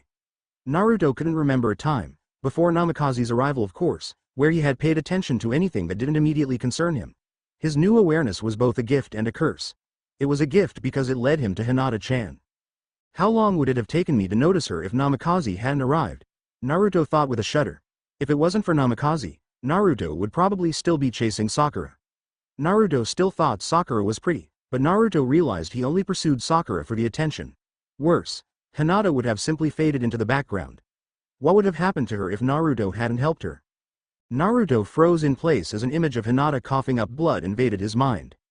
No, no, no, Naruto whimpered as he gripped the sides of his head. It was clearly another of Namikaze's memories. Why did Naruto only see the traumatic memories? Why were there never any happy memories? Where was Iruka-sensei? Where was the old man? Where was a memory where Hinata-chan was not being harmed?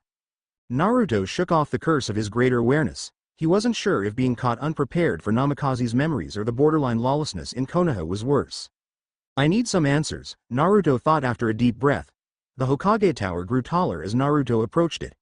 Naruto hadn't planned on visiting the old man. In fact, he hadn't even thought about visiting the Hokage since the incident with Root. Wait, does Danzo have something to do with not rebuilding the police force? All this crime can't make the Hokage look good, Naruto mulled over his new theory. Danzo encouraging lawlessness as a way to make the third look bad wasn't too much of a stretch to Naruto.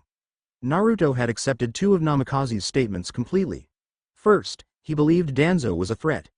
Naruto had never encountered the man personally, but the boy already hated Danzo completely.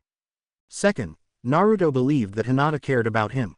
Naruto didn't know how badly Namikaze's revelations would have broken Naruto without the knowledge of Hinata. She completed Naruto. Naruto smiled as he entered the tower. It was amazing how simply thinking of Hinata could lift his spirits. Excuse me, Naruto asked as he reached the third secretary. Can I help you, Naruto? The young Chunin asked. Is the old man busy? I need to talk with him, Naruto answered the young woman sheepishly. The woman chuckled and brushed her bangs back into place. I'll check for you, she said with a smile. Naruto took a seat outside of the old man's enormous office. A moment later, the Chunin returned. Hokage-sama would love to speak with you. Thanks all. Naruto shouted as he jumped out of the chair. He rushed through the open door and shouted a greeting to the third Hokage. Naruto, I must thank you for rescuing me from the horrors of paperwork. The aging Kage smiled and thanked the boy for his visit. Don't mention it, old man, Naruto said with a laugh. You have been a subject of many a conversation recently, the Hokage mentioned as he lit his pipe. Naruto looked up in shock. I haven't pulled a prank in a long time. I've been training with Hinata-chan every day. Naruto defended himself. Hiruzen's eyes lit up. Hinata-chan, is it? So I have heard. Your instructors are both impressed by the progress the two of you have made. Iruka, however, has expressed concern. Naruto, your abilities have greatly improved, yet you remain at the bottom of your class's rankings, the Hokage verbally prodded Naruto. He watched the young man squirm a bit in his seat, before pressing on. Iruka has also noticed that Hinata has surpassed Yamanaka Ino for second place in the class and will likely become the top-ranked kunoichi after the next round of exams. Naruto didn't respond to the Hokage's statement. I should have known the old man would have figured it out. I do not know how you and Hinata discovered how the genin teams are selected, but I will not interfere. Subtly manipulating a situation to your advantage is a valuable skill for a shinobi.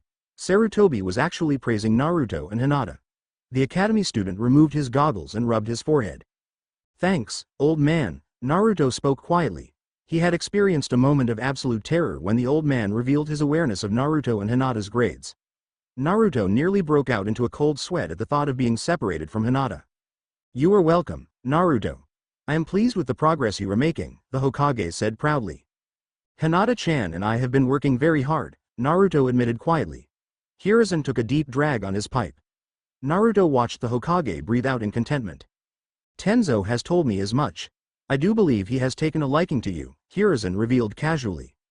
Yeah, Yamato is awesome, Naruto exclaimed. I will have to commend him for taking the initiative for coming up with a name for use in public. That initiative is slightly problematic, however, Sarutobi spoke calmly. I don't follow, Naruto chose his words carefully. Do not worry, Naruto. I am not angry at either you or Tenzo. I just wish Tenzo had received permission before teaching you Kage Bunshin, the Hokage said with a sigh. Yamato, I owe you several dozen. Hey, sorry about that old man. I was so excited about learning such a kick-ass jutsu that I forgot to mention it to you, Naruto spoke with forced over-enthusiasm. The Hokage laughed at Naruto's abundant energy. Hiruzen enjoyed spending time with the Fourth's legacy. Naruto made him feel younger. I remember how excited I was when I learned my first real jutsu. Naruto, would you mind sharing a few stories about your new training with an old man? I find I have a sudden craving for some miso ramen, the third Hokage spoke warmly. I'm always up for ramen. Hiruzen laughed heartily as he watched Naruto bound towards the door. The Hokage informed Aoi of his plans and gave the young woman permission to go home early. Naruto grabbed Sarutobi's hand and practically dragged him down the stairs. Hey, old man. Naruto looked up expectantly. Can I wear the hat? I'm afraid you can't wear my hat, Naruto. Ah, Naruto whined. Hiruzen laughed again. I believe you will change the world, Uzumaki Naruto. You can tell me about your training with young lady Hinata, the Hokage said to distract Naruto from the hat. Hinata-chan is awesome. Her gentle fist is freaking awesome, but the name is horrible. There is nothing gentle about it. I know Hinata-chan wouldn't go all out in our spars, but it takes a while to get feeling back in my body after she wins. Naruto spoke with undeniable pride for his friend. I dare say, Naruto, that you have quite the friendship with Hinata. The Hokage decided to have a bit of sport with the young man. Naruto suddenly blushed. Sarutobi laughed the hardest he had in a long time. She's probably the love of my life. My best friend, Naruto spoke quickly and fought to get his blush under control. He was a bit embarrassed that his affection for Hinata was so obvious. Naruto wasn't embarrassed of his feelings. Naruto could never be embarrassed by his feelings for Hinata. He just knew that his social status would make any public relationship troublesome. And now I'm sounding like Shikamaru, Naruto thought in amusement. Your secrets are safe with me, Naruto, Hiruzen assured his young friend. Thanks, Naruto said behind a sigh of relief. Are you sure I can't wear the hat? It's only a few weeks until the exams, Namikaze said to himself as he leapt through the trees. He was a few hours from reaching the small port city of Anamazu. Namikaze had gathered a bit of information about the gambling tournament being held in the town. It was a quiet tournament and several of the big creditors were ignoring the games. Ba-chan would flock to such laid-back games. The relative isolation would be perfect for Namikaze's purposes, as well. It would take a great deal of effort to convince Ba-chan to help against Madara. I wish that bastard fox hadn't smashed the first Hokage's necklace, Namikaze grumbled in his mind. The unique sensation of a sea breeze was Namikaze's first evidence that he had arrived. He had only been to the sea a few times in his life. Namikaze had always enjoyed simply visiting the ocean. I just hope I don't get attacked by Orochimaru's pawns this time, Namikaze muttered to himself. He approached Anamazu on foot. If he approached the village like a shinobi, Tsunade would probably go to ground somewhere else. Time was Namikaze's enemy.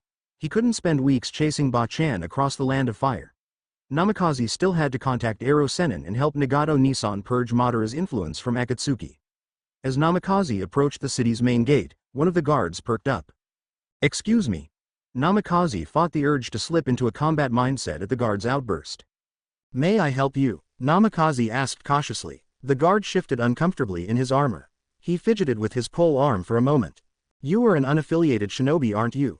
A second guard asked quickly. He shrank into his helmet when Namikaze turned his attention to the younger guard. Namikaze could understand his trepidation. The bandages hiding Hinata's Byakugan probably caused a bit of unease. People took comfort from being able to look another in the eyes. I have no connections to any of the hidden villages, Namikaze lied easily. Seems like some gods were listening. The Magister will want to meet with you, the first guard blathered excitedly. Namikaze arched an eyebrow at the exclamation. It sounds like you're expecting trouble at your little tournament, Namikaze observed offhandedly. You don't know the half of it, the second guard grumbled under his breath. The time traveler shrugged at the young man's foul mood. Namikaze wasn't surprised. Bachan's creditors were probably tracking her and hoping to corner Tsunade in Anamazu. Hell, this whole tournament could be a trap. There was a chance the Magister was hoping to recruit Namikaze to capture Bachan. Well, lead the way, Namikaze said with a smile. He masked his worry with the excitement of seeing Bachan and Shizune again. Well, it's never boring when Bachan gambles, Namikaze thought with a forced chuckle. Does anyone have any questions about the graduation exam? Mizuki asked while looking over the classroom. Mizuki-sensei. Kasumi spoke softly while raising her hand. Mizuki acknowledged her with a nod. How many clones will we have to create? In order to graduate, you must create a minimum of 1 clone, Mizuki announced while trying to fight down a smirk. The requirements were low and many who would not otherwise graduate would pass. However, Mizuki was confident that Naruto would fail. It would then be trivial to ensnare the demon brat in Mizuki's plot. Any other questions? Iruka took the initiative and asked. Naruto strained to raise his hand as high as possible. Iruka chuckled while Mizuki rolled his eyes. Yes, Naruto? Will the taijutsu portion affect class standing? Naruto asked and ignored the snicker of laughter that filtered through the class. Every student, save one, assumed Naruto was asking about his standing. They further assumed that Naruto was harboring some fantasy of beating Sasuke and being named Rookie of the Year. The scores will affect final standing, Naruto, Iruka replied.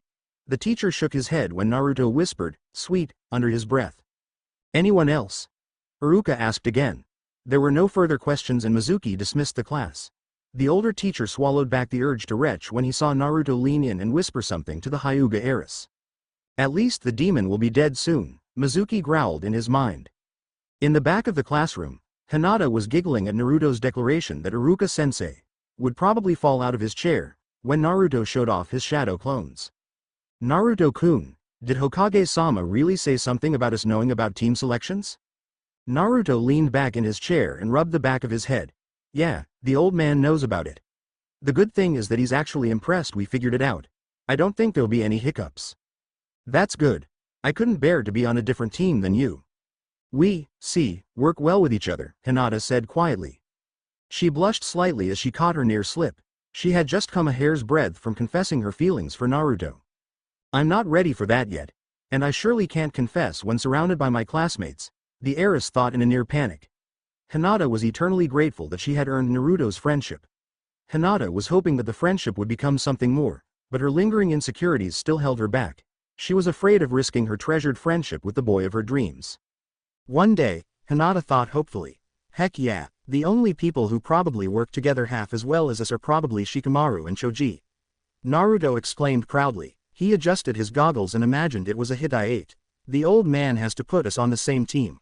And I couldn't take being away from you that long, Hinata-chan. Naruto desperately wanted to give voice to his thoughts. He cursed the obsessions of Hyuga with the purity of the Byakugan.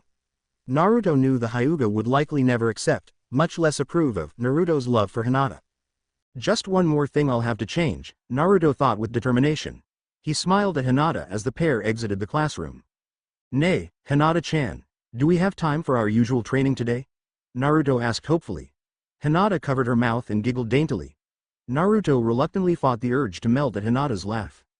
I'll always have time for you, Naruto-kun, Hinata answered with just a hint of mischief. If Iruka hadn't erupted into laughter, Naruto probably would have passed out from blood loss. Not even time itself could keep us apart, Hinata-chan, Naruto grinned as he regained control of his own mind. The boredom was crippling. Namikaze sat on the edge of the bed and stared at the wall. The 2 guards had taken him straight to the Magister, but the village leader had been meeting with the creditors providing the money for the tournament. Minako, or maybe Minori, had delivered a message from her employer that the Magister would meet with Namikaze as soon as his meetings were finished. Creditors, yeah, this isn't a trap for Bachan at all, Namikaze thought sarcastically. The sarcasm helped ease his discomfort at simply waiting for some arrogant little man that thought he could coerce a Sannin. Namikaze had achieved so much recently, thus, the waiting was killing him. Literally, in fact.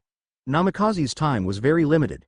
He only had a year to lay the groundwork for Naruto and Nagato Nissan to bring true and lasting peace to the world. Namikaze had reviewed how he was going to approach Ba-chan a dozen times. He was confident in his ability to secure Tsunade's help against Madara while still keeping everything on track for the bet. This'll work, Namikaze assured himself. His goal was to change as much as possible, but keep things roughly the same as his first go-through. It was a fine line to walk, but he could already see the positive changes occurring. The mission to Wave would be much smoother. Haku and Zabuza wouldn't be hired by Gato. That would make liberating that nation from the shipping magnate and criminal much easier. There were dozens of other benefits that Namikaze could list. The biggest were dealing with Hidan and Kakuzu early. Those madmen did not fit with the vision Namikaze, Naruto and Nagato had for the world. Monsters that killed in the name of some blood-crazy god and for a paycheck didn't have a place in the new world Akatsuki would create. Namikaze smiled at the knowledge that Asuma wouldn't meet his end at the hands of a Jushinist ritual. He remembered Shikamaru's anguish as he recalled the fight. Asuma had dominated that fight. Hidan should have been obliterated. And he will be this time. That bastard won't harm Asuma-sensei, Shikamaru. I promise, Namikaze swore. Namikaze was ripped from his thoughts by a knock on the door. He barely had time to stand up before a second impatient knock echoed through Namikaze's lonely room. I'm not the Yellow Flash, give me a minute, Namikaze grumbled. He opened the door and was greeted by a young, slightly nervous, man. The Magister had sent a new flunky to retrieve Namikaze, evidently. I'm sorry, sir. The Magister wishes to speak with you as soon as possible, the flunky said quickly. Namikaze grinned as he recognized what had the young man flustered. He's from the land of Earth. His mother probably got him to behave by claiming Dad would show up and take him away if he was bad, the time traveler thought with a grin. Of course, Namikaze said with a smile. What kind of turnout are you expecting for this little card game you were hosting? This tournament is catering to a very exclusive clientele. It is by invitation only, Namikaze's guide boasted. Hoping to ensnare some big spenders, Namikaze asked as he exited the hotel. He swallowed back a smirk as he saw the guide take a misstep. If Namikaze had any doubt that this was a trap for Ba-chan, it just evaporated. I believe the Magister can answer any of your remaining questions, sir, the handler responded neutrally. Fine by me, Namikaze answered with a smile. So, what kind of job am I looking at? The Magister will give you the details, the nameless man answered quickly. Namikaze shrugged. The rest of the walk was under a strained silence. The Land of Earth native was clearly nervous in the presence of someone who looked so similar to the Yellow Flash. Namikaze turned his thoughts to his father. It was still a complete shock that his father was Namikaze Minato. Namikaze had chosen Namikaze as his alias in order to honor his father. It was also a way for Namikaze himself to show the Yondaime that Namikaze forgave him for sealing the 9 tails within him. I wonder who my mom was. Dad didn't have enough chakra to tell me while fixing the seal. Namikaze thought somewhat forlornly. She must have been a beautiful and powerful woman. Namikaze just wished he could have met her like he had met his father. Sir, the Magister will see you now, the guide said before scurrying away. Namikaze didn't give the man a second glance as he opened the door and strode in confidently. The time traveler had faced down Orochimaru, Nagato, Tsunade, Sasuke, and Kakuzu. This civilian wouldn't have intimidated Namikaze when he was in the academy. Now, Namikaze had the bravery of a man who had accepted his own mortality. The only real fear Namikaze had left was the fear of failure.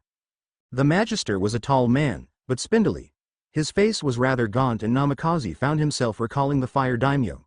Granted, Namikaze had only seen the Fire Daimyo at a distance in his past life while training with Jiraiya. Still, the resemblance was a bit striking. Thank you for seeing me on such short notice, the Magister said promptly. Namikaze smiled, both politely and in amusement. The man's voice was rather nasally. Namikaze had always found that tone hilarious.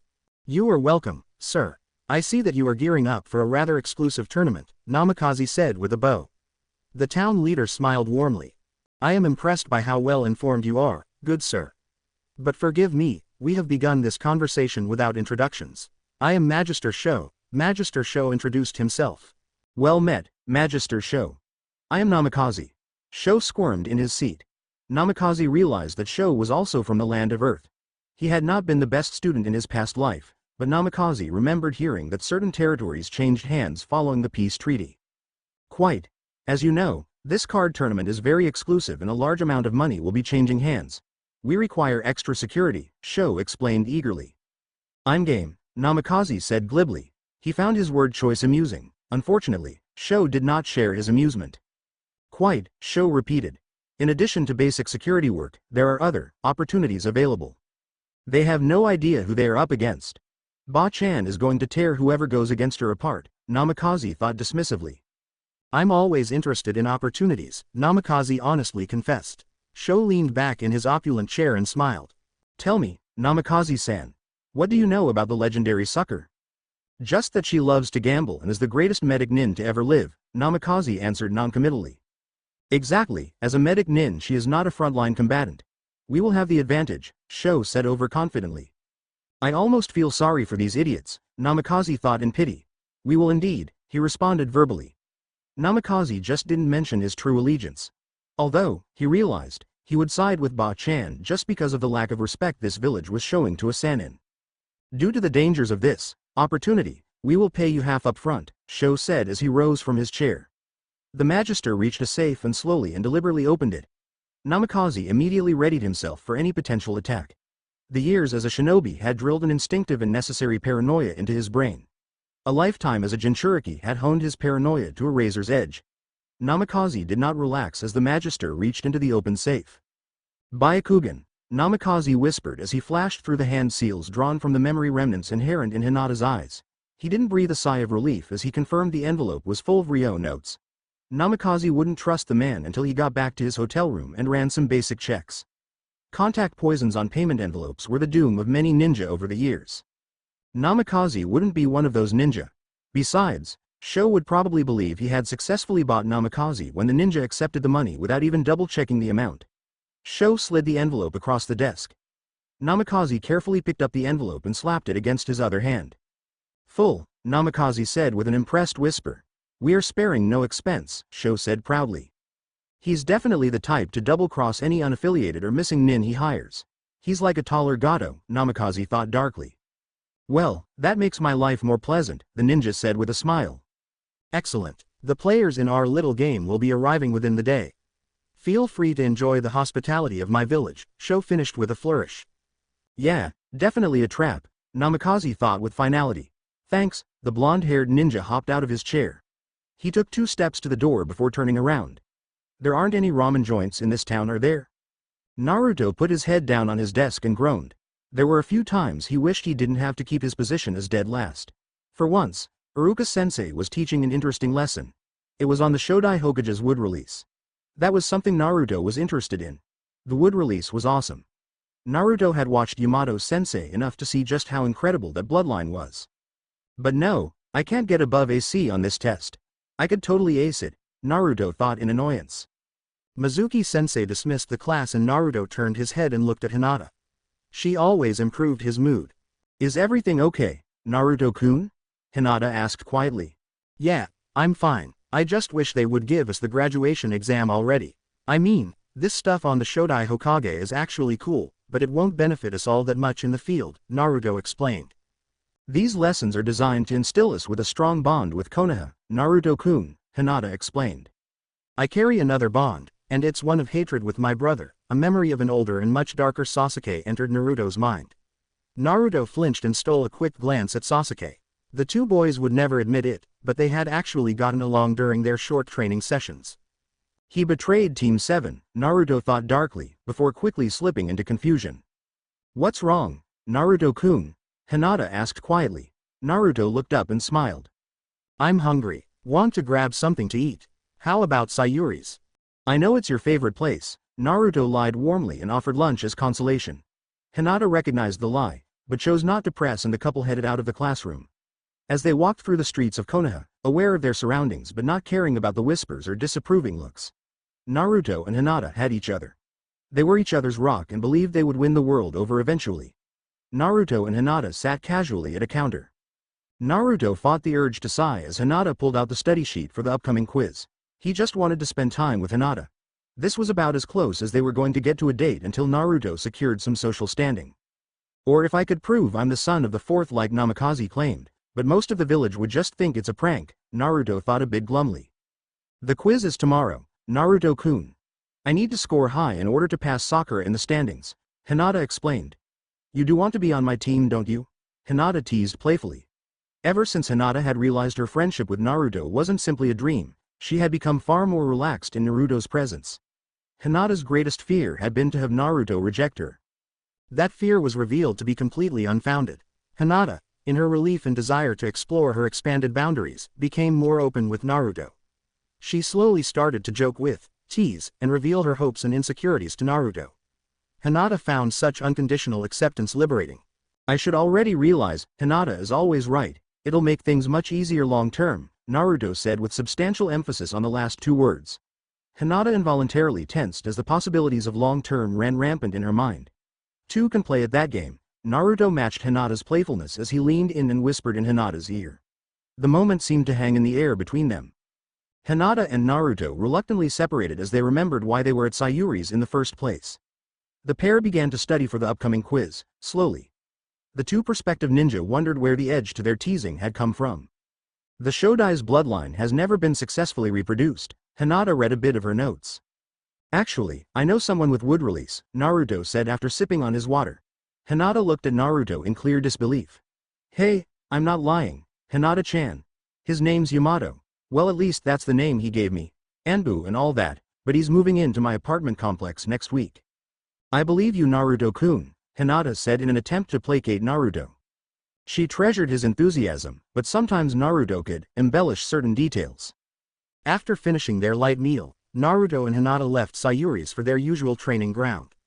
The two academy students had studied enough for the quiz on the first Hokage and turned their conversation to lighter fare. Naruto told Hinata about some of the stories Yamato had revealed whenever Naruto pestered him enough. Hinata happily recounted her recent sparring victories. She couldn't help but laugh at Naruto's enthusiastic congratulations. More than anything, Naruto said the 4 words Hinata wished her family would tell her. I'm proud of you, Naruto had said with a soft smile. After paying, Naruto and Hinata left Sayuri's without a clear destination in mind. They simply enjoyed the friendship they shared. The two academy students rounded a corner and found a trio of branch family members were approaching from the direction of the clan compound. Naruto felt Hinata tense. In fact, Naruto could feel fear rolling off his best friend in waves. He didn't care what the Hyuga would think in that moment. Naruto took Hinata's hand and gave a quick, reassuring squeeze. Hinata-sama, the oldest Hyuga greeted respectfully. Hiyashi-sama requests your presence for training.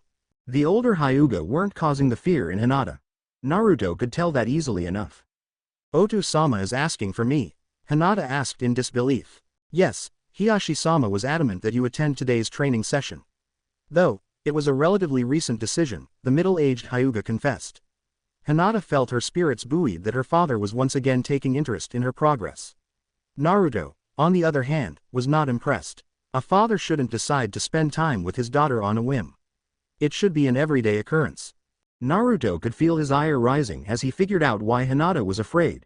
The youngest branch family member was staring at Hinata with a self-satisfied smirk. Naruto recognized him as Hyuga Neji, the rookie of the year from the last graduation. We should not keep Otou-sama waiting. Please, lead the way, Hinata said graciously. Your politeness and kindness is a testament to your nature. You should hurry, so that you do not disappoint Hiyashi-sama, Neji said coldly. Naruto had been trying to be polite and not glare, but Neji's tone nearly set him off. Kindness had sounded more like weakness. Neji had also put a bit of emphasis on disappoint. Good luck with your training, Hinata-chan. You'll do awesome. I believe in you, Naruto said encouragingly. Hinata visibly brightened and followed the two older Hyuga towards the clan compound. A few moments passed before Neji turned towards Naruto. It is fitting that Hinata has gravitated toward the likes of you, Neji said grimly. What? Naruto growled. Fate determines who is strong and who is weak. The weak gather together in an attempt to create the illusion of strength, Neji lectured. Fate? Naruto questioned in his mind. He knew fate was nothing but a lie, a crutch. If there was such a thing as fate, then Namikaze would still be Naruto and, the present Naruto hoped, Hokage. If fate existed, time travel would be nothing but an outlandish plot device in a really bad novel. There was no fate. I don't believe in fate and I don't believe it determines strength. Hard work, drive, and belief in yourself make you strong, Naruto countered. Neji scoffed at Naruto's declaration. The blonde-haired academy student simply stretched in response. It is clear that you have something else you would like to say. The set of your jaw reveals you are trying to hold your tongue. Strange, I did not think it was possible for you to show restraint, Neji taunted. He was amused by Naruto's continued attempts at restraint. Speak your mind, so that I may show you the futility of your denials of fate. Want me to, Naruto asked and Neji responded with a nod. Fine, you're an asshole. Neji's face had a momentary flash of anger, before the Hyuga regained control. You truly are a fool. Am I? Naruto retorted and smiled. He loved it when a plan came together. Namikaze leaned back on his stool and sighed. It had been far too long since he had the pleasure of ramen.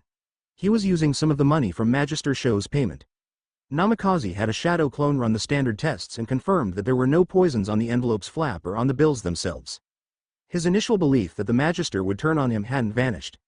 Namikaze had simply refined his estimate of when the stab in the back would happen. The freelance shinobi shook off his attempts to plan for the inevitable betrayal.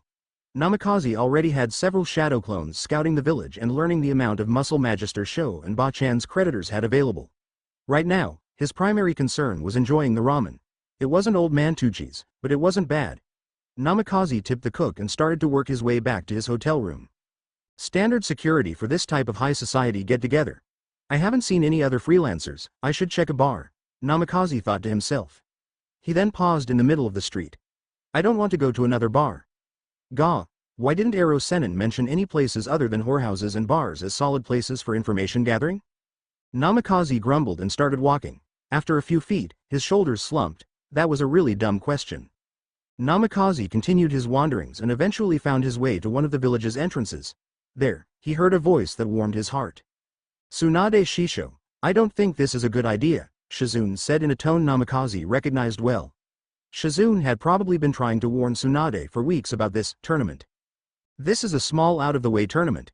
We'll play a bit, win big, and be gone before my creditors know I'm even here. Now, let's find some sake, Tsunade said jubilantly. Namikaze sighed. It looked like he would be going to the bar after all. You cannot defy your fate, Neji reiterated. You may struggle all you like, but in the end fate has decided the course of your life, your strength and your ultimate end. I really have to contact Namikaze. I have to get that proof, Naruto thought to himself.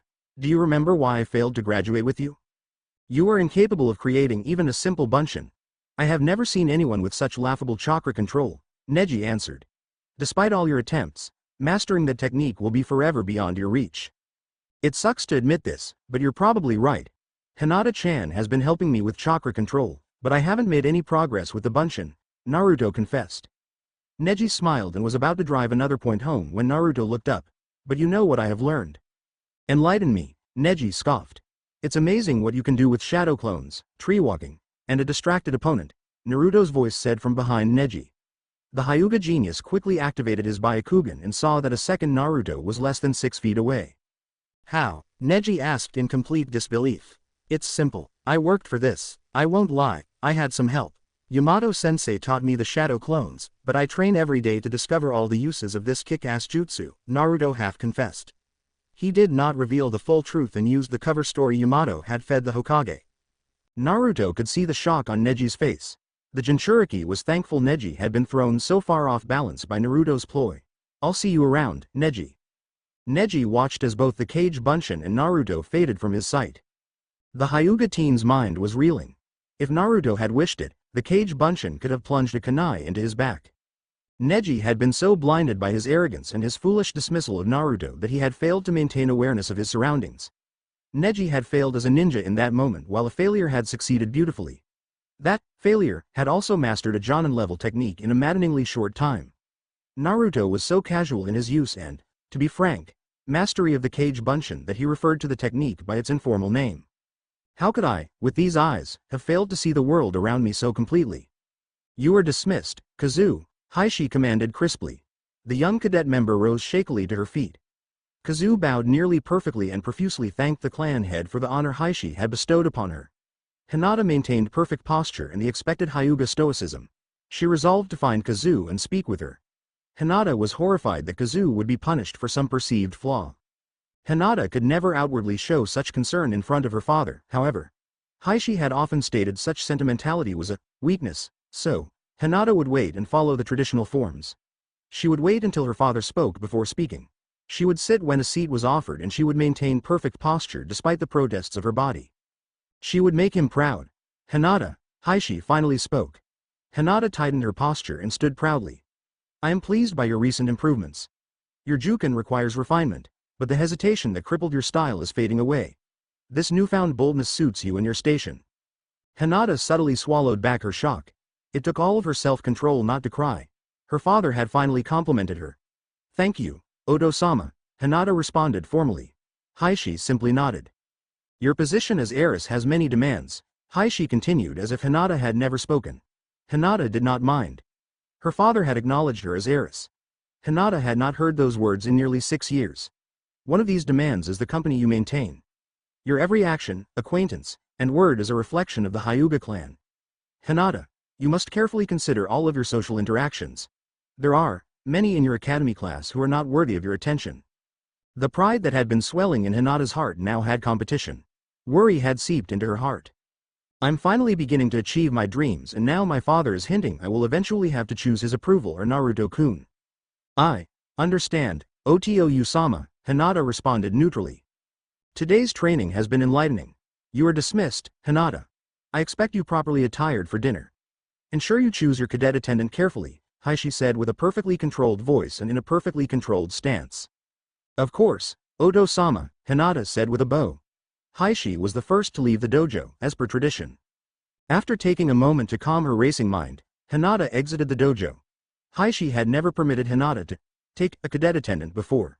Hinata, truthfully, did not like the tradition. It was the further, to be blunt, enslavement of a part of the Hyuga clan. Hinata was well aware of the great honor the attendant would receive, but she could not accept that being a personal slave was an honor. I have to speak with Naruto-kun, Hinata thought resolutely. I have to speak with someone I can trust. I can't believe the disrespect, Namikaze scoffed. He had enough faith in Tsunade to not be furious. The blatant disrespect was grating however. There were only 2 other freelance shinobi in the room. Namikaze almost felt sorry for the idiots. If the timelines matched up, Ba-chan and Shizune probably leveled the town in a few minutes. Namikaze just hoped Ba-chan was sober enough at the time to loot Magister Sho's office. Congratulations, Tsunade-sama. You win the pot, a dealer exclaimed. Shizune and Namikaze immediately went pale. I won? Tsunade asked in disbelief. Yes, you won quite handily, my lady, the dealer said uncertainly. Namikaze could understand his confusion. He didn't know Ba-chan like Namikaze did. Tsunade only won bets or at gambling when things were about to head south. This isn't good, Shizune groaned. Namikaze silently agreed as he put down his drink. The only way this could get worse is Magister Sho showing up and giving a smug speech, Namikaze groaned. Across the room, the doors were thrown open. Magister Sho entered the room flanked by 2 guards. Namikaze buried his face in his hands and sighed. It will, however, be good for all Tsunade-sama's creditors, Magister Sho said with an arrogant smirk. Shizune, if you say, I told you so, I won't speak to you for a week, Tsunade grumbled. Shizune nodded in agreement. I promise, Tsunade-sama, Shizune promised. Tsunade sighed and downed her last bowl of sake. We are willing to be reasonable, Tsunade-sama. I am sure you have something of value that will placate your many creditors, Sho said offhandedly. Shizune and Namikaze knew immediately what something Sho meant. There was no way Tsunade would hand over her grandfather's necklace. Shizune, we're leaving, Tsunade announced hotly. The slug Sanin rose to her feet. Shizune quickly followed her master and dearest friend. Magister Sho was shaking his head as if disappointed. Namikaze was struck by a memory of Mizuki at his most condescending. I am afraid that we must insist you stay. The debts you have accrued must be settled. If you would be so kind as to follow our 3 quality ninja, Sho said haughtily. The 2 Chunin moved from their positions eagerly. Namikaze took a deep breath and rose to his feet. All right boys, drop the henge, Namikaze said suddenly. Magister Sho, Tsunade, Shizune, and the 2 Chunin whose names Namikaze hadn't bothered to learn each had very telling reactions. Magister Sho looked completely confused at Namikaze's outburst. The 2 Chunin freelance, probably missing, ninja didn't have time to react. Shizune used her poison mist technique to reduce the closest enemy ninja to a convulsing wreck. The second freelancer was knocked through several walls by one of Tsunade's legendary punches. Namikaze's shadow clones were untouched in the quick burst of violence. Several shadow clones had positioned themselves to create a cordon between Tsunade and the other guards. The positioning was not lost on either Tsunade or Shizune. Well, what are you waiting for? Tsunade snapped at Namikaze. I'm not going to attack you, Namikaze said simply. Several reasons, actually. First, I was only paid to provide basic security. Second, you're a Sanin and I'm just a freelancer. Finally, I need to speak with you about your family's feud. Tsunade narrowed her eyes at Namikaze. My family's feud. Specifically, your grandfather's, Namikaze revealed. That man is dead, the last Senju said with finality. I'll explain somewhere more, secure, Namikaze responded. Magister Sho took a step back. But I paid you. And you set a trap for someone you had no chance of defeating. Magister Sho, you have no idea how much better Ba-chan is than you. Shizune slowly started backing away from Tsunade. The Slug Princess had developed a twitch Shizune had only seen when Jiraiya and bathhouses were involved. What did you call me? Tsunade asked dangerously. Namikaze chuckled nervously. He remembered a moment too late that this Tsunade wasn't the woman who would become the closest thing Namikaze had to a mother. I meant that in the most complimentary way possible, Namikaze, lamely, tried to assure Tsunade. I also know where Sho's safe is. Sho squawked indignantly as he realized that Namikaze had well and truly betrayed him. Tsunade weighed the mysterious stranger's words. Shizune was about to recommend that Tsunade take this opportunity to leave Anamizu. I will not permit you all to leave, Sho yelled and stamped his feet. Shush, the adults are talking, Tsunade said after moving towards Magister Sho. The civilian wilted under the angry gaze of the Sanin. Tsunade smirked before flicking Sho in the head. Namikaze's memories from his time as Naruto flashed to the forefront. He had been on the receiving of several of Ba-chan's finger flicks. Thus, Namikaze instinctively flinched as Sho was knocked violently through a window. Tsunade whirled around and faced Namikaze. So, where's this safe you were talking about? Namikaze could only smile at Tsunade's antics and Shizune's groan of exasperation. It was good to have them back. Hinata leaned against the side of the academy and waited for Naruto to arrive. She had not slept well due to her desperation to simply have him listen to her concerns. Naruto's willingness to listen to Hinata's concerns and worries was a wonderful discovery. Hinata, somewhat foolishly, closed her eyes to calm herself. Hey, Hinata-chan, you okay? Naruto asked with a bit of concern. Hinata's eyes snapped open, and she nodded. I can't believe I just dozed off like that, Hinata berated herself. I'm just tired, Naruto-kun. Father's training was intense, and I did not sleep well. Oh, Naruto nodded. We have a bunch of time before class starts. You can pour your heart out to me. Hinata blushed at Naruto's insinuation. Oh okay, Hinata said quietly. The combination of fatigue and her crush on Naruto flaring up robbed her of her voice. A bolt of energy worked its way through her body as Naruto took her hand and led her off to the side. The couple sat down on a bench. Naruto didn't speak but made a shadow clone.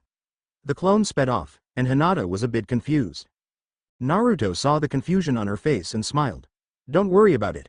The important thing is us working out whatever is wrong, Naruto said warmly. Well, Hinata started, but swallowed back her words. She was trying to fight back her heart rate. Hinata wasn't sure how to approach the situation in her clan. Then, there was the fact that Naruto hadn't let go of her hand. My father was subtle in a discussion we had about the social expectations of my position. He considers me an uncultured barbarian and not worthy of your company, Naruto asked. Well, father didn't put it like that, Hinata said quietly. She was worried about how she could continue her relationship with Naruto without angering her father. I say we don't have anything to worry about, Naruto stated definitively. What? Hinata asked in shock. How can Naruto be so calm about this? Naruto grinned and leaned against the wall. Before anyone could speak, the shadow clone returned with an order of tea. The clone handed Hinata and the original Naruto a cup before dispelling. Can't have you falling asleep in class. There are only 2 people Ruka-sensei won't get annoyed at for dozing off, and you aren't one of them. But, as I was saying, we don't have anything to worry about. We'll be on the same squad soon and we'll have an official, Hokage-sanctioned, reason to be with each other, Naruto explained. Hinata smiled as she sipped at her tea. The solution had a simple elegance that she couldn't deny. Naruto continually mentioned that the Hokage favored Naruto and Hinata's ploy to get on the same team. The odds of the Sandaime separating them were extremely low. I'm sorry, Naruto-kun. It's just that I've been working so hard to achieve recognition from both you and father, and when he hinted I might have to choose, I guess I panicked a bit, Hinata confessed. Can't blame you. We've been working really hard to make this. Naruto squeezed Hinata's hand to emphasize his point. Work. We'll face anything that comes our way, together. All right. Hinata felt her confidence return. She had worked herself into a panic worrying about her father's words. My training session with father wasn't all bad. Naruto beamed. Details, I need details. Well, I spared with Kazu-san and won. Father was very impressed by my performance. He was pleased that I am no longer hesitating, Hinata mentioned before giving a brief recount of the spar. She concluded by revealing how her father confirmed her position as heiress. After that, father told me to pick my cadet attendant carefully. But, I don't like that tradition. It's just a polite way of saying personal slave. Isn't the person you pick protected from all the crap branch members are faced with? Naruto asked. I would still feel like a hypocrite if I chose Kazu-san as an attendant, Hinata chewed over her thoughts. So, you are thinking about taking a branch attendant? Naruto questioned. I'd take the entire branch family to protect them if I knew it was possible. No one should be punished, sacrificed or enslaved because of when they were born and because of a seal, Hinata said with undeniable determination. Hinata's conviction shook Naruto. He had truly begun to like Hinata in the time they had spent together. Naruto also knew that the growth of his feelings had been accelerated by Namikaze's growing influence. No, influence isn't the right word, Naruto thought to himself. It's more like Namikaze's memories and feelings are, filling in the blanks. No, Naruto was confused. He knew exactly the feelings he was trying to convey, but he couldn't put words to them. Not even to himself. Hinata-chan, there's something I need to tell you, but not right now. It will take a long time to explain and I know you'll probably have a ton of questions, Naruto partially explained. There was a nervousness and vulnerability that Hinata couldn't fail to notice in Naruto's tone. When? Hinata asked gently. I will come to you, Naruto revealed. I will wait for you, Hinata said and took Naruto's hand in her own. In the corner of Naruto's mind, the corner he realized was slowly assimilating Namikaze's being, he heard a distant Hinata whisper, until the stars died. A masked figure sat on a long-forgotten throne and grimaced behind his mask. The man had many aliases, but at his core he was no one. The man, or instrument as he sometimes preferred to think of himself, had encountered a situation out of the scope of his plans, outside of the scope of his purpose. No one had always anticipated the possibility of disagreement or even dissension from Nagato. It was to be expected due to the conflicting nature of Nagato and no one's ultimate ambitions. But outright rebellion? That possibility had until recently been relegated to the realm of the absurd. It may have once been absurd, but it is clear Nagato has changed. He will no doubt make his move to eliminate me soon. The potential damage to the Tsuki no Mi cannot be ignored. The plan still requires Nagato to synchronize with the Geto Mazo. None of the alternatives are prepared yet, the figure contemplated the situation. The organization would no doubt fracture when Nagato made his move. Konan would undoubtedly side with her lifelong comrade. The two had been family in all but blood for decades. There was likely only a single secret that existed between the pair.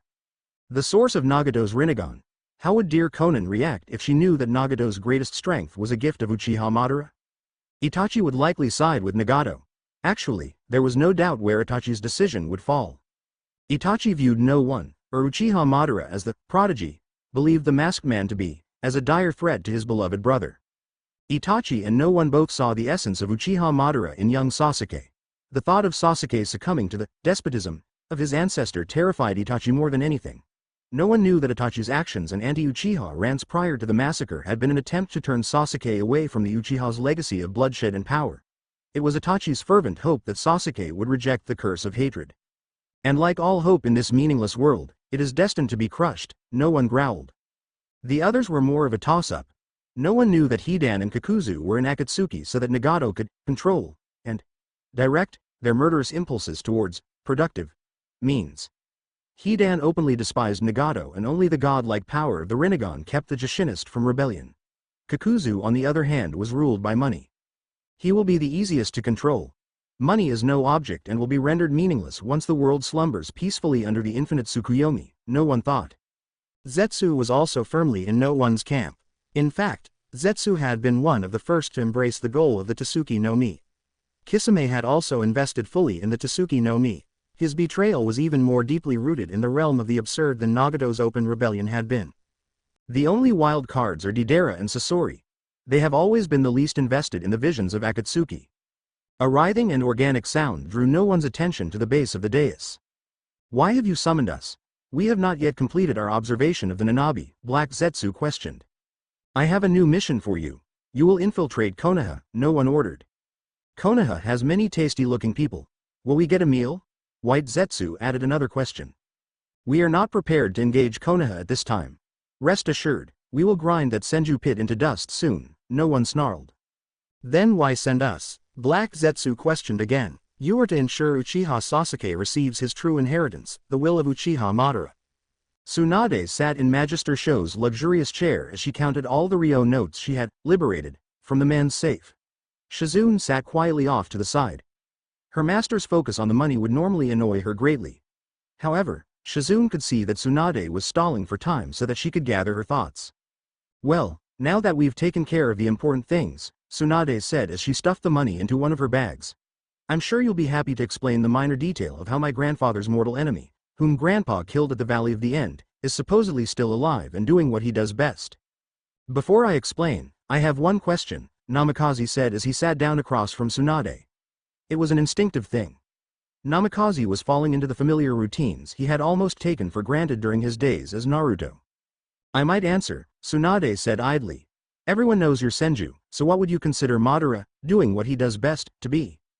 Being an utter bastard. Moving on, Tsunade snapped. Right. No need for a finger flick, Naruto said nervously. Naruto? I haven't thought of myself as Naruto since Hinata-chan died. Do you remember the organization Orochimaru defected to? Akatsuki? Namikaze? He was Namikaze now, asked as a preamble. Tsunade nodded. Madara has been pulling the strings of that organization.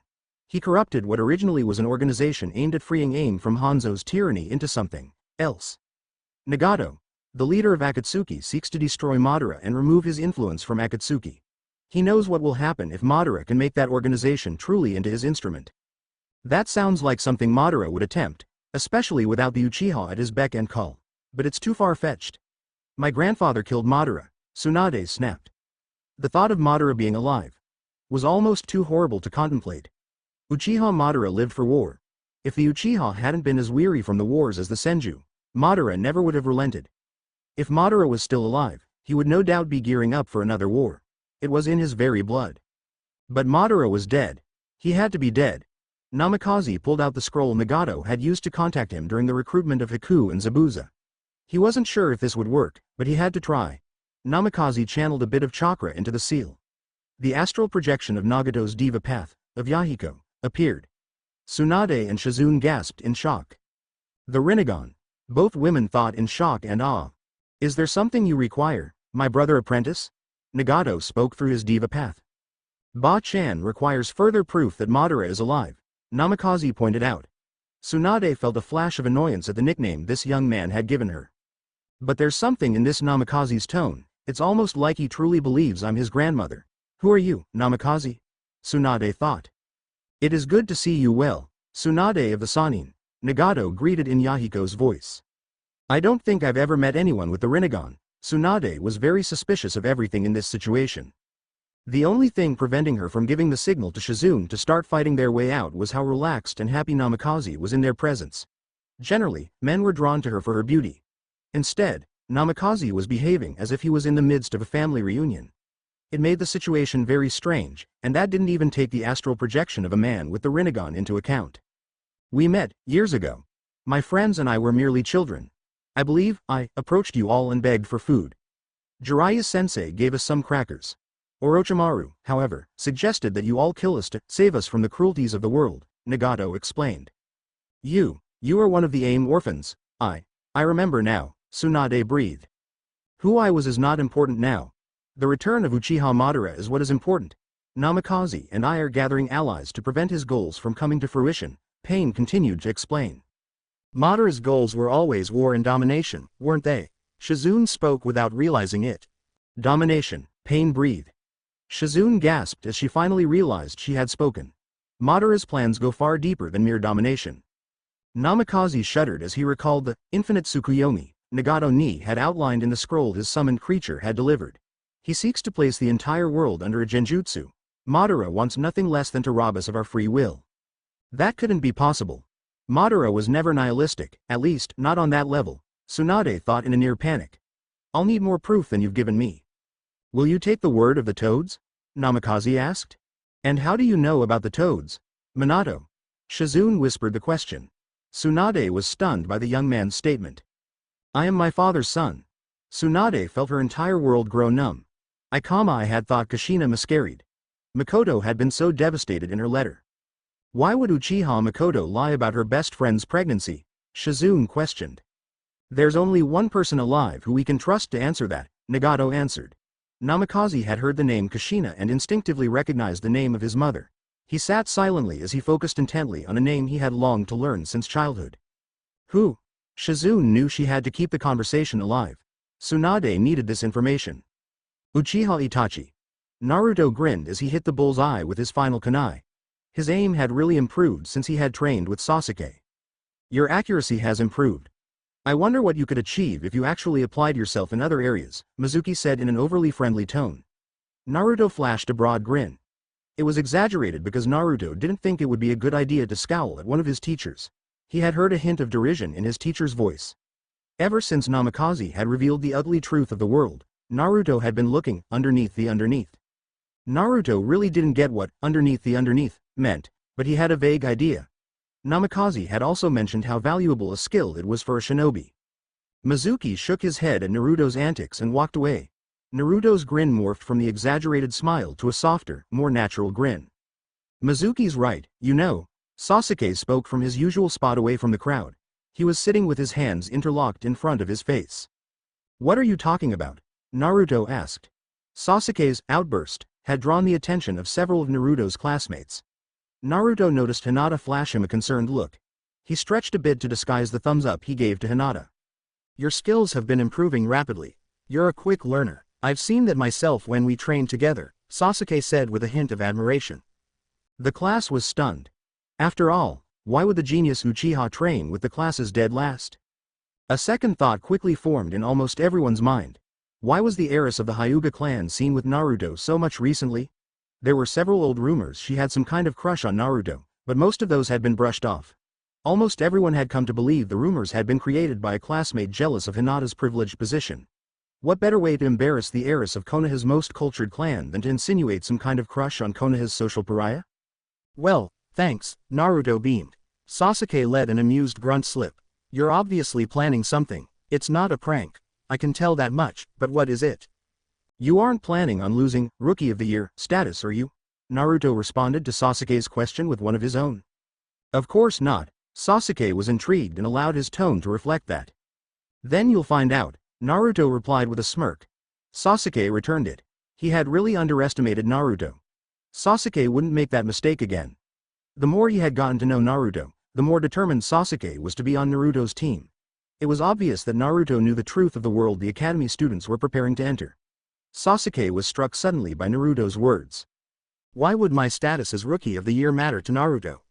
Unless, Naruto has figured out the method behind team selections. Yes, that is it. Now, I understand why Hinata has been pushing herself to surpass Sakura. Naruto has remained dead last, despite showing how naturally talented he is. As close as he has been to Hinata recently, Sasuke couldn't believe that Naruto could be so devious. I'm shocked that someone I had written off as a dropout has figured this all out, Sasuke said without openly revealing anything. Naruto obviously was trying to keep his discovery quiet. I'm shocked that someone I had thought of as a genius took so long to figure it out, Naruto taunted Sasuke, but the taunt was clearly friendly. Iruka and Mizuki called an end to the class after Shino completed his throws. The order had been chosen at random, which Naruto thought was a bit odd. Usually, Iruka-sensei was a stickler for order and protocol. Something was off, but Naruto couldn't put his finger on it. He pushed aside the thought as the class headed back inside. Mizuki-sensei had probably planned this lesson and not Iruka-sensei. Naruto chewed over the thought and blanked out Mizuki's lecture on the physics of projectile weapons. Honestly, when is something like that going to be useful? Naruto asked himself before turning his thoughts to more important things. Namely, he was wondering if choosing to reveal the Kyuubi to Hinata was the best idea. Naruto quickly chased those thoughts away. He, Namikaze, had broken practically all the laws of time to save her. That had to be worth something. Mizuki turned his back to write something on the blackboard. Hinata took the opportunity to ask Naruto if he was alright. Naruto simply gave Hinata a reassuring smile. The smile put Hinata at ease, but it was obvious she was still concerned. Naruto-kun, Hinata said after Iruka dismissed the class. I can tell how much what you want to tell me is weighing you down. It is pretty obvious, isn't it? Naruto chuckled nervously. Your eyes tell the story, Naruto-kun, Hinata revealed. I wonder what my eyes will be like after I fuse with Namikaze, Naruto wondered. The entire process would never cease to disturb him, but Naruto refused to doubt in his own character. Namikaze was fusing with him. At the end of the process, the person who was created would be a new Naruto. He could not falter in this belief. He just couldn't. It's just the waiting that's driving me nuts. I'll need a while to psych myself up. Then, there's the fact that you've got to train with your dad and all, Naruto explained. Hinata saw the determination and optimism she adored so much return. I guess I just need to continue to have faith in Naruto-kun. Okay, Naruto-kun. How will you let me know when you are ready? Hinata asked. A part of Hinata entertained the fantasy that Naruto wished to elope with her. Hinata quickly shook off that foolish fantasy. Eloping implied running away. She couldn't run away from her station and responsibilities, despite how romantic it would be to elope with Naruto. Hinata also knew Naruto would never give up on his dreams. Those dreams would be rendered impossible if the two of them left Konaha. I'll send a shadow clone to get you. That way, if we are about to get caught, the clone can dispel and you can come up with a really good excuse, Naruto explained. If you come at sundown or at night, I could use the excuse that I am training my Byakugan's night vision, Hinata thought out loud. Sounds like we've got a plan, Naruto smiled, but nodded in the direction of a small group of Hyuga. Hinata managed to whisper that they were all cadets. Hinata-sama, we have been sent by Hishi-sama to escort you home. Hishi-sama is most eager to resume your training, Hoedo said with a bow.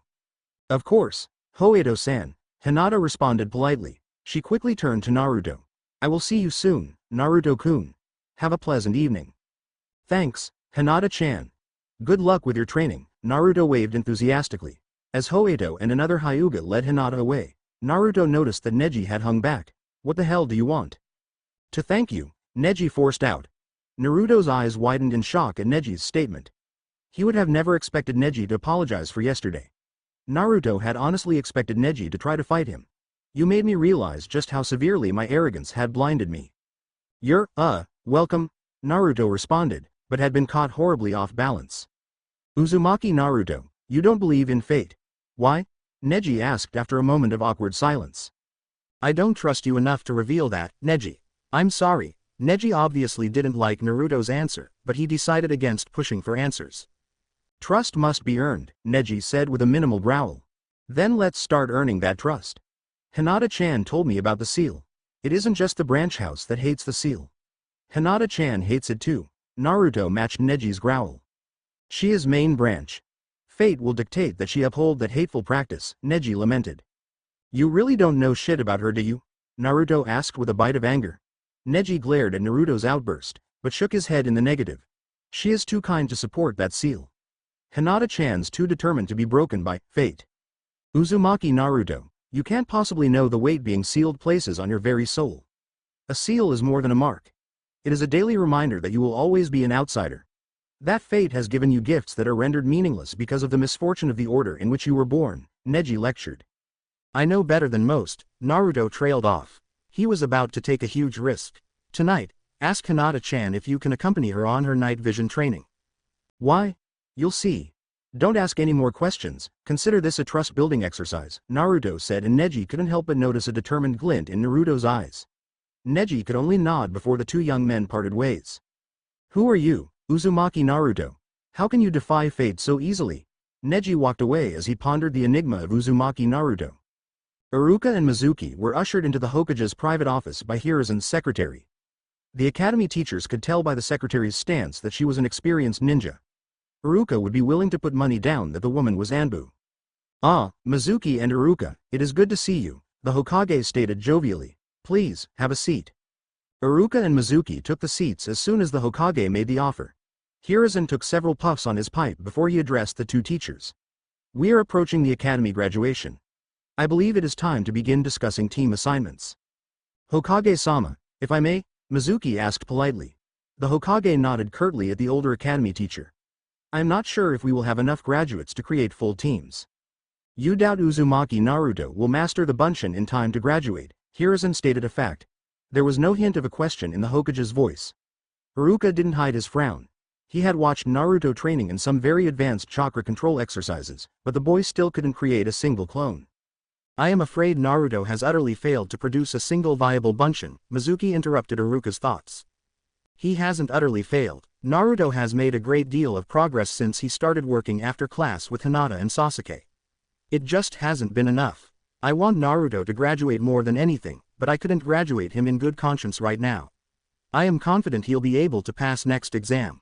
I just don't think he'll have the Bunshin down in time for this graduation, Iruka explained quickly. The Hokage chuckled. I do believe you both will be pleasantly surprised by Naruto's graduation examination. As such, we shall discuss team placement under the assumption that Naruto will pass. Iruka and Mizuki knew that the assumption was anything but a true assumption. The professor clearly knew something that he wasn't willing to divulge to the teachers. Hokage-sama, will the tradition of teaming the top kunoichi with the Rookie of the Year and the lowest scoring graduate continue? Iruka asked. He was beginning to suspect the reason for this meeting. The Hokage was dictating his preferences for team assignments. Iruka saw Mizuki tense out of the corner of his eye. Why is Mizuki so worried about that tradition? Iruka pondered. Hokage-sama, if we follow that tradition, Mizuki ground out the words. I am aware of the arrangement that would be created, the Hokage said evenly. I am also aware of a great deal. For example, I am aware that Naruto now has knowledge of his burden. Naruto knows. Iruka whispered. Why hasn't he said anything? Naruto likely doesn't wish for the knowledge of the fox to change any of his relationships. We must foster such connections. Naruto's bonds will ensure he is bonded to the village. This is why we must partner Naruto with his friends, Sasuke and Hinata, the third Hokage explained sagely. My lord, should we put Naruto with two of Konoha's most promising shinobi? Mizuki struggled to contain his horror at the thought of Naruto, whom he viewed as the Kyuubi reborn, with the hope of the Uchiha and the Hyuga heiress. Who better to put Naruto with? Hearers encountered. I want to make this exceptionally clear. The information I am about to reveal is an A-rank secret. You are forbidden from revealing this information to anyone without my expressed written consent. The academy instructors nodded in agreement. They did not speak, because the Hokage had given no hints he wished for their input. Hinata's Byakugan will allow us to observe the condition of Naruto's seal discreetly. Then there is the added security of the team's sensei and Sasuke. Who are you planning on having instruct Naruto? Iruka asked. Hitaki Kakashi, Hiruzen said as he tapped his pipe on the simple ashtray on his private desk. Mizuki nodded. A fine choice. The Hyuga will be pleased that such an elite jonin is going to be training the heiress. Sasuke-sama will also benefit from the arrangement. Iruka noticed a subtle shift in the Hokage's posture. He thinks Mizuki is being overconfident and he's amused by it. What is the Hokage getting at? Hokage-sama, how will Sasuke and Kakashi-san add security for Naruto? Iruka questioned. The Hokage rose from his chair and began to pace. Mizuki immediately became nervous. Iruka, however, was utterly focused on getting his answer. I am upgrading the secrecy of this meeting. It is now an S-class secret. You are aware of the provisions of S-class secrets. The fourth Hokage's seal prevents the Kyuubi's chakra and will from overwhelming Naruto in most circumstances. However, Naruto can access the Kyuubi's chakra when his life is in danger or his emotions are brought into line with those of the Kyuubi. The Sharingan has the ability to suppress the demonic chakra. If there were to be a situation where Naruto were to lose control, Kakashi and Sasuke, once he awakens the Sharingan, will be able to force Naruto back into control. There is more to this than simply the usefulness of Hinata and Sasuke's dojutsu, isn't there? Iruka found his voice first. Mizuki was still processing the Hokage's revelation. Naruto will need true friendships if he is to reach his potential, the Hokage said in a placating tone. Iruka nodded. He was still a bit numb from everything he had heard. Do either of you have any further concerns about Naruto, Sasuke and Hinata's team? Mizuki and Iruka shook their heads in the negative. The discussion shifted to other prospective teams. There was some heated discussion about which team Haruno Sakura would be placed on. However, the Hokage intervened and declared that these were merely preliminary discussions. The Jonin sensei would have an opportunity to view the graduates' information. This meeting was never about all the graduates. It was only about the fox. Why? Mizuki nearly thought out loud. I thank you for your time. This was a very productive meeting, Sarutobi said in dismissal. Iruka was the first to rise from his seat. I am glad that I could be of assistance, Hokage-sama. Iruka, your connection with the students is incredibly valuable. I am proud that you do such a wonderful job instilling the will of fire in the future ninja of Konoha, Sarutobi said with complete sincerity. Iruka smiled as he bowed in thanks. The younger teacher left quickly. Mizuki waited until the door shut before rising from his own seat. Hokage-sama, may I ask a question? Of course, Mizuki, Hiruzen grunted as he refilled his pipe. There is another reason for Naruto's team placement, isn't there? Mizuki asked. He knew that the Hokage had spoken nothing but the truth during the meeting. The teacher also knew that the Hokage had been holding back a bit of the truth.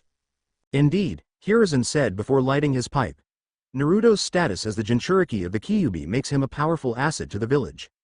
By placing him on Team 7, we are instilling in him a strong connection and loyalty to two of Konoha's most powerful clans. Team 7 will serve to bind Naruto to Konoha. Naruto is a wonderful child and fully loyal to the ideals of Konoha. However, we must take extra care to ensure that he remains bound to Konoha's service. Mizuki, I cannot reveal the details, but there are many forces both within and outside of Konoha's walls that seek to turn Naruto against us. We cannot allow this. Mizuki was stunned. What had I been thinking? I may hate the fox, but I had never thought along these lines. If it is true, Naruto is a weapon. Mizuki breathed out his final thought. That is not entirely true, the Hokage said with an edge that sent a shiver down Mizuki's spine. Though, it is not entirely false either. Very well, Hokage-sama, Mizuki said quietly. He would need time to think. The Hokage's words had shaken him slightly. Mizuki still hated the fox with all of his being, but he had never considered using the fox in that manner. I shall take my leave then, Hokage-sama. The fox will probably die on a mission, and his death will doubly benefit Konoha. Perhaps I should not have doubted the Hokage so completely. Mizuki's thoughts wandered along the many possibilities. Naruto stopped at a street corner and groaned. Why couldn't I have asked Hinata-chan to skip class with me? I could have just told her then and there and gotten through all this damn waiting. He swallowed back a scream as his thoughts reached their next destination. And now I have to tell Neji. Naruto. The sound of Sasuke saying his name snapped him back to reality. Huh? What is it? How did you find out? Sasuke asked. Naruto took a second to calm down and fall back on the excuse he had worked out with Yamato-sensei. Well, I was planning on pulling a prank to get out of that history quiz before the last graduation exam. I was trying to sneak into the academy, but heard Mizuki-sensei and Iruka-sensei talking about something. I listened in and found out how some of teams were made, Naruto lied in explanation. I'm not surprised. You always seem to be sneaking around, Sasuke commented. He had a feeling Naruto wasn't telling the full truth. It was just that Naruto had told enough of the truth that Sasuke couldn't tell the truth from the half-truths and lies. So, what's up? Naruto asked conversationally. Sasuke blinked a few times. Once again, he had underestimated or misread Naruto. He had always thought Naruto viewed him as only a rival. Naruto being so friendly was not what Sasuke had ever expected. I was going home to complete the assignment. Naruto made a dismissive noise and waved off Sasuke. And when will that come in handy? In a few weeks? How will knowing the math behind your shuriken throw help you? I say just make sure you can hit the dang target. It'd be so much cooler if they could show us how to mix chakra in with our shuriken.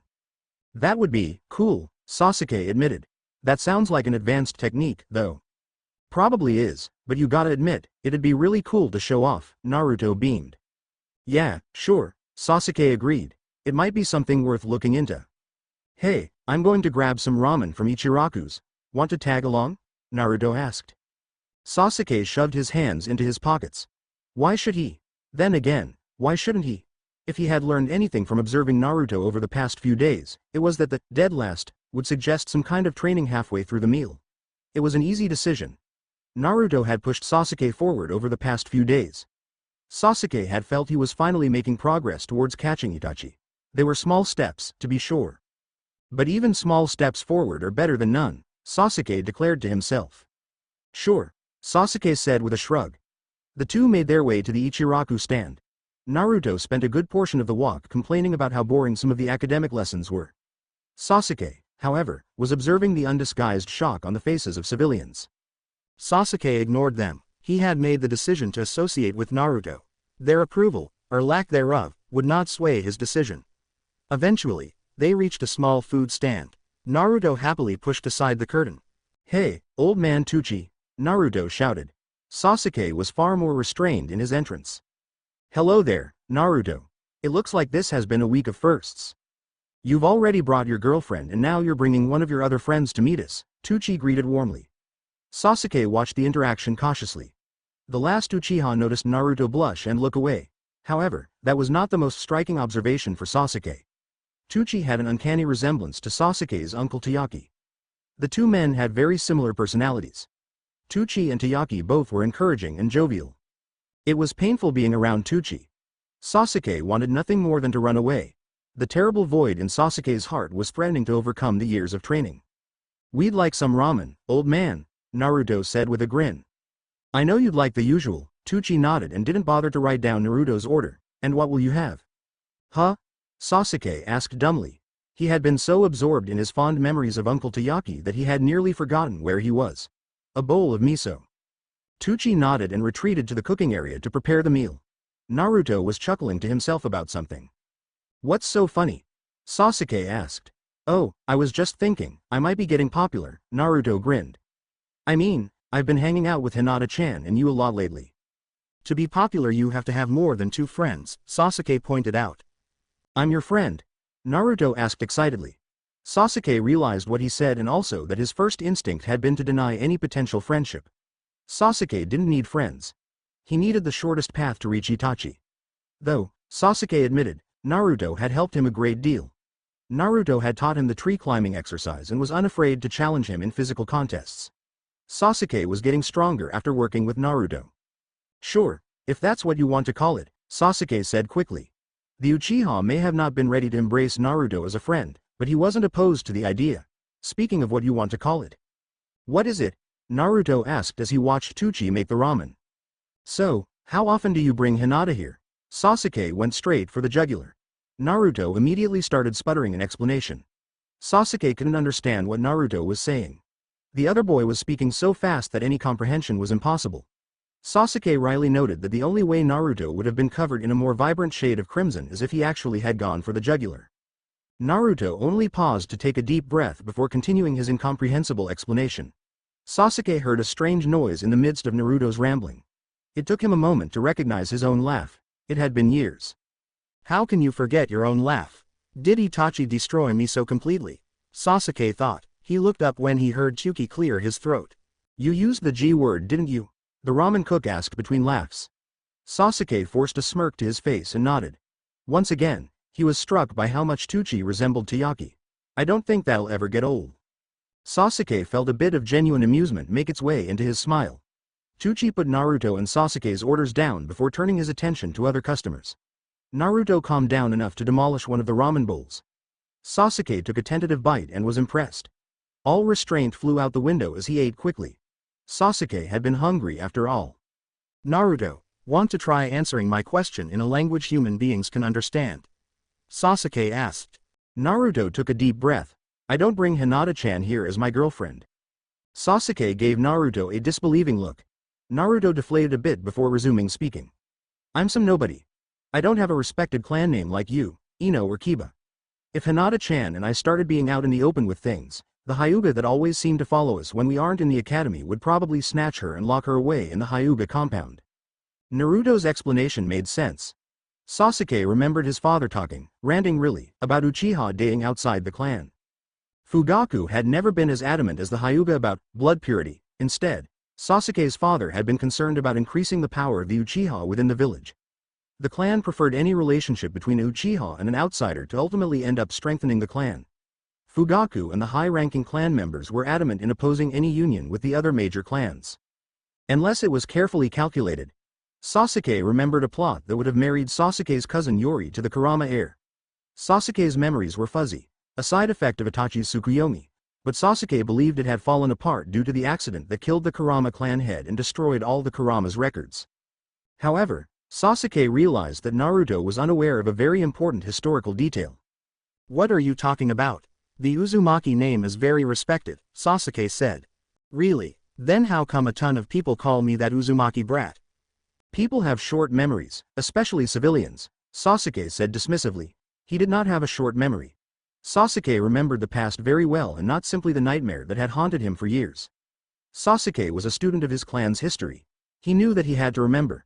He had to bear the history of his clan so that the Uchiha would never truly be extinguished. Then why do you think the Hyuga are so pissed at the idea I might ask out Hinata-chan? Naruto asked, and Sasuke didn't miss the slight pleading edge in Naruto's voice. You have no social standing, manners or solid political connections, Sasuke bluntly explained. Naruto groaned. That's it? I thought it was something beyond my control. Naruto appeared more upset at Sasuke's tone than the news. You really are unflappable, aren't you? Sasuke shook his head. What? Naruto mumbled. Sasuke growled, never mind, under his breath and finished eating. It means, Sasuke began to explain when the curtain opened up. Iruka stepped into Ichiraku and smiled nervously at Naruto. I knew I'd find you here, Naruto. I hope I'm not interrupting anything important, Iruka said quietly. The two young men could tell something was up.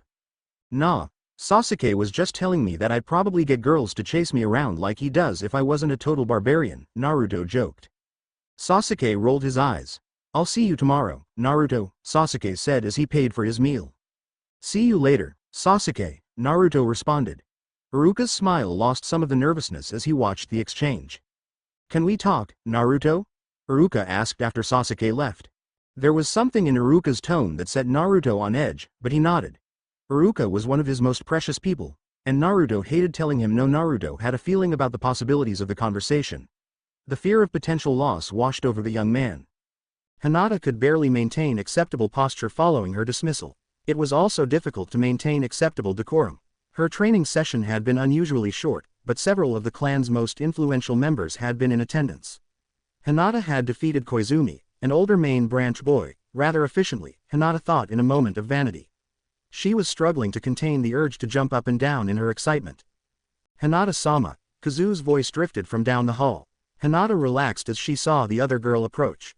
Good afternoon, Kazu-san, Hinata greeted her recent sparring partner. If I may ask, how was your spar? The branch girl asked. Hinata heard the nervousness in Kazu's voice. The heiress had heard nervousness like that several times in her own voice. My spar went very well. Hideko expressed his pleasant surprise at my poise and aggression. Hinata recounted the elder's words proudly. That is wonderful, Hinata-sama.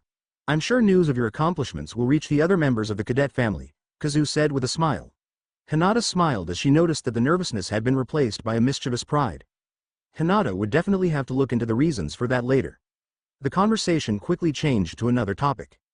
Kazu-san, are you ready for graduation? Hinata asked as the two girls started to head away from the Hyuga dojo. I feel that I am ready, Hinata-sama. Well, I know I can pass the graduation exam, it's just, Kazu wrung her hands together. Hinata's thoughts immediately turned to how Naruto simply listening to her concerns had calmed her and helped Hinata find her own confidence. The Hyuga heiress decided to extend the same comfort to Kazu. What are you concerned about, Kazu-chan? As a Hyuga, even a lowly cadet member, Kazu began to speak after shaking off the shock of Hinata's use of the familiar honorific. Never say that about yourself. You are Hyuga, there is nothing lowly about that, Hinata said gently. I should take my own words to heart, Hinata added silently. Thank you, Hinata-sama.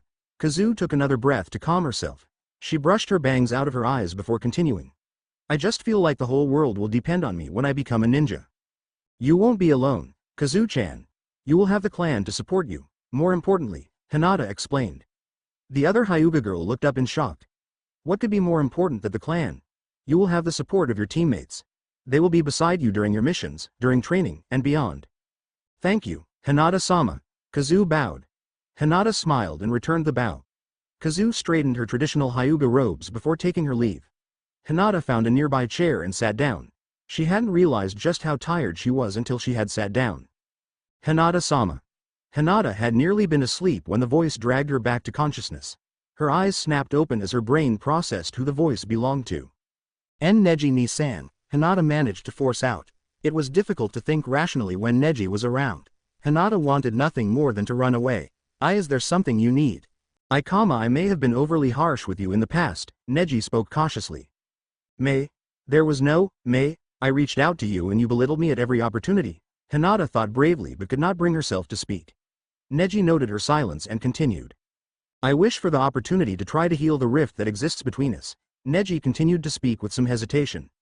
Hinata could tell that for all Neji's genius that he had no idea how to approach this situation. Hinata was also out of her depth.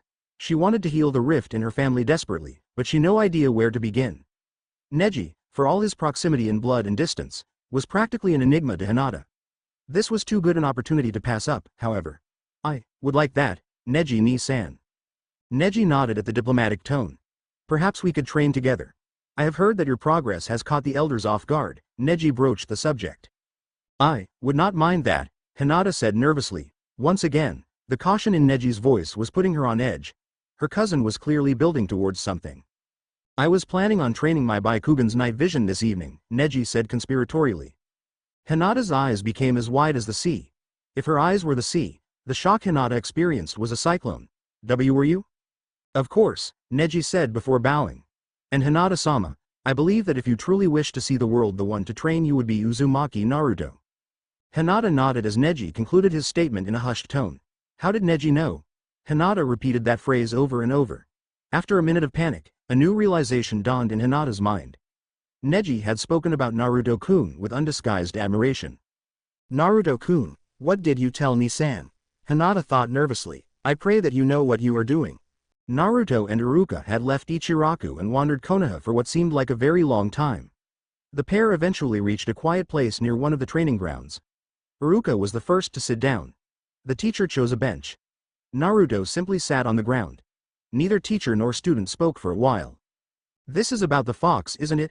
Naruto asked somberly. Iruka nodded. Why didn't you mention anything? Iruka asked. I'm still trying to figure everything out. I guess I'm still trying to figure everything out. I was actually going to tell you that I knew before I graduated. Naruto stumbled over his words. Naruto, you know I will do everything I can to help you. I have also known about the Kyuubi, Iruka revealed. Oh, Naruto paused. Was there a reason you never told me?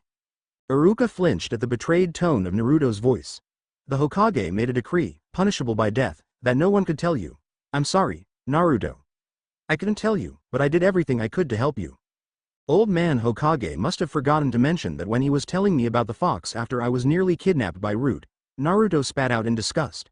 But I know you've been trying to help me. Trying to make me feel human. I really don't want to think about what I would be like without you. Iruka didn't respond, but simply got off the bench. Naruto's eyes widened in shock as Iruka hugged him. I shouldn't have to try to make you feel human. You are Uzumaki Naruto and you are my friend, even if you try every day to turn my hair gray before I reach 30. The emotion overwhelmed Naruto and he cried without shame. Thank you, Iruka-sensei. That means the world to me. I'll be here for you, Naruto. But I won't be the only one anymore. You've got great friends in Hinata and Sasuke. Oh, and don't think I've forgotten about all the times you've skipped my classes with Shikamaru, Shoji and Kiba. Namikaze wasn't lying. I really will have great friends, Naruto thought ecstatically. Thank you, Iruka-sensei. You're welcome. I'd love to stay longer, but I have tests from 3rd year to grade. I'll talk to you tomorrow, Iruka simultaneously promised and apologized. Yeah. Naruto said softly.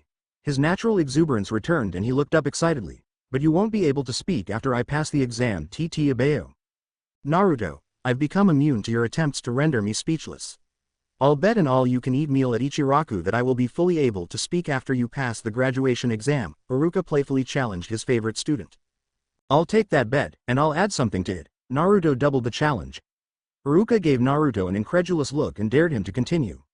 I bet Mizuki-sensei will ask something along the lines of, is that allowed?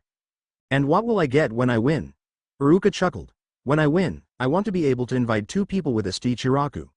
If a miracle happens and you win. Naruto chewed on his lip for a moment. He never really thought it was possible to lose this bet. Mizuki was going to have the exact opposite reaction to Iruka when Naruto revealed Kage Bunshin. I'll never pull another prank. Confident aren't we? Iruka felt his concern melting away. He was relieved to see that Naruto discovering the Kyuubi's presence hadn't changed Naruto. Of course. I'm Uzumaki Naruto, Naruto shouted and thumped his chest. Never change, Iruka laughed. The outburst caused him to miss Naruto wince. I could stay here all day, but I have a lot of work to finish. I'll see you around. See ya later, Iruka-sensei. Naruto waved as his favorite teacher headed off. Naruto looked to his left and saw the memorial stone. He instinctively felt a connection to the stone, beyond the honored names engraved upon the cool black stone. The weight of Namikaze's memories was very heavy around that stone. Strangely, this gave Naruto hope. This new hope filled him and he created a shadow clone. It was time. The Hyuga guard gave Hinata a respectful, if incredulous, look. You will be training with Neji-san? Hinata nodded. Yes, Neji-ni-san is a full genin and will be able to show me some effective scouting techniques. His Jonin-sensei has not returned from his solo A rank and he has time to teach me, Hinata explained. The guard looked over to Neji. The Hyuga prodigy nodded. I will see if Hinata-sama can advance sufficiently in such a short time. Hinata instinctively flinched at the way Neji had said, Sama. However, she noticed that his bitterness and anger was no longer focused on her. It had by no means disappeared, but it was no longer directed primarily at her. Very well, I'm sure that Neji-san will follow your orders, Hinata-sama, the guard said with as much neutrality as he could muster. Hinata bowed politely and Neji nodded. The two young Hyuga exited the clan compound and headed towards Konaha. After a few moments, both Neji and Hinata activated their bloodlines. Hinata-sama, how is your vision? Neji asked. I can see the chakra networks of many people. The physical buildings are difficult. I don't see Naruto-kun, yet. He generally stands out like a beacon when I have my Byakugan active, Hinata answered her cousin. Naruto possesses that much chakra? Neji asked in disbelief. I was amazed the first time I saw Naruto-kun with the Byakugan, Hinata confirmed. It only took a moment for Neji to discover the truth for himself. Naruto was clearly visible to Neji's Byakugan. In fact, he was the chakra equivalent of a signal fire. Neji was about to concur with his cousin when he noticed something that froze him in his tracks. There were two other Narutos out there. Naruto can produce multiple kage bunshin, Neji breathed. He couldn't believe it. Neji had, during his clandestine studies into advanced techniques, discovered the incredible chakra strain of the technique allowed only the strongest ninja to make a single shadow clone. Uzumaki Naruto, the village's pariah, was capable of producing at least 2 clones. The strain of the technique should have killed Naruto. Neji was confident there wasn't a Hyuga alive who could produce 2 and still be able to stand. Just who are you, Uzumaki Naruto? Neji thought. The Hyuga headed toward the closest Naruto. The Naruto waved enthusiastically at Hinata and Neji. Hinata smiled and started to head over to Naruto. Neji, however, reached out and put a hand on Hinata's shoulder. I'll need proof of your identity, Neji said sharply. Naruto rolled his eyes. Man, Neji, I thought this was supposed to be a trust-building exercise, the other young man grumbled. Neji released his light grip on Hinata's shoulder and nodded. So it is, but as a member of the cadet house, it is my duty to protect Hinata-sama, Neji explained. Naruto shrugged. Not the reasoning I was hoping for, but it's a step in the right direction. Anyway, the boss is at Training Ground 5. He'll tell you everything there. Neji noted the disappointment in Hinata's stance and face. So, it's more than just a friendship. The main branch will never permit such a relationship. I do believe I'll support Hinata-sama's little dalliance, Neji thought excitedly. This situation was a godsend. He could use this to complete his true objective. If Naruto was telling the truth, Hinata-sama would fight against the Hyuga curse seal. Neji could use his support of Hinata-sama's relationship to further secure her support for removing the seal. It would also be a small gesture of defiance against the oppressive main branch. The clone dispelled after waving one last time to Hinata. The two Hyuga quickly made their way to Training Ground 5. The real Naruto was waiting in a tree. Hinata and Neji deactivated their Byakugan as Naruto jumped down from the branches. Hey Hinata-chan, Naruto said shyly. Good evening, Naruto-kun, Hinata said with real enthusiasm. Neji smirked for a moment. It was as if someone had switched the personalities of Hinata-sama and Naruto. Yo, Naruto greeted Neji as well. Neji did not respond verbally, but nodded in response. Well, I suppose I should tell you everything? Naruto flopped to the ground. Neji noted how un-Hyuga like the other boy was. Naruto was making Neji feel very at ease. That is a mistake. I know how much of a mistake this is and I'm still lowering my guard around Naruto, Neji berated himself. He was tempted to reactivate his Byakugan, but decided against it. I'll need you guys to activate your Byakugan, Naruto said somberly. Neji wanted to groan. Once again, he had completely misread Naruto. Hinata activated her Byakugan first and Neji quickly followed suit. Naruto started channeling a bit of chakra the moment he saw the trademark veins that betrayed the presence of an active Byakugan. Do you see my seal? Naruto asked. We see it, Naruto-kun, Hinata answered. She didn't sound amazed or confused, Naruto thought in shock. I've never seen a seal so complex, Neji whispered in awe. Naruto was comforted by the shock and near disbelief in the older boy's tone. That was what Naruto had been expecting. Neji looked Naruto directly in the eyes. What could possibly require such an intricate seal? This is it. There is no going back after this, Naruto steeled himself. The fourth Hokage defeated the nine-tailed demon fox, but he could not defeat it. Instead, he sacrificed his life to seal the Kyuubi into a child. Naruto found it difficult to finish the story. Naruto's greatest fear was rejection. He had worked so hard to make friends with Hinata-chan, Sasuke. He was even making a serious effort to become friends with Neji. If they rejected him here, Naruto would likely leave Konoha to find Namikaze. I am that child. My seal was designed by the fourth Hokage to keep the Kyuubi from influencing me and to allow me to call upon some of its chakra when I'm in great danger, Naruto finished. The three young people sat in silence. Naruto was silent out of fear of rejection and a desire to let Neji and Hinata process what he had told them. Neji was the first to speak.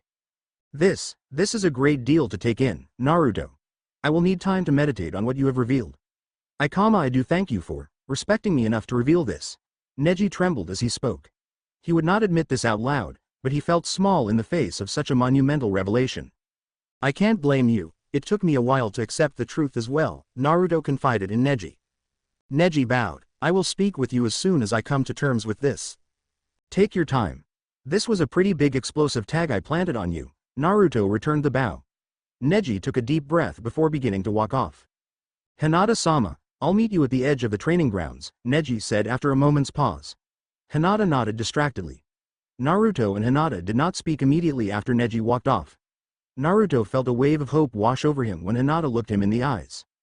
I know this will change things, Hinata-chan, Naruto gulped. Hinata nodded.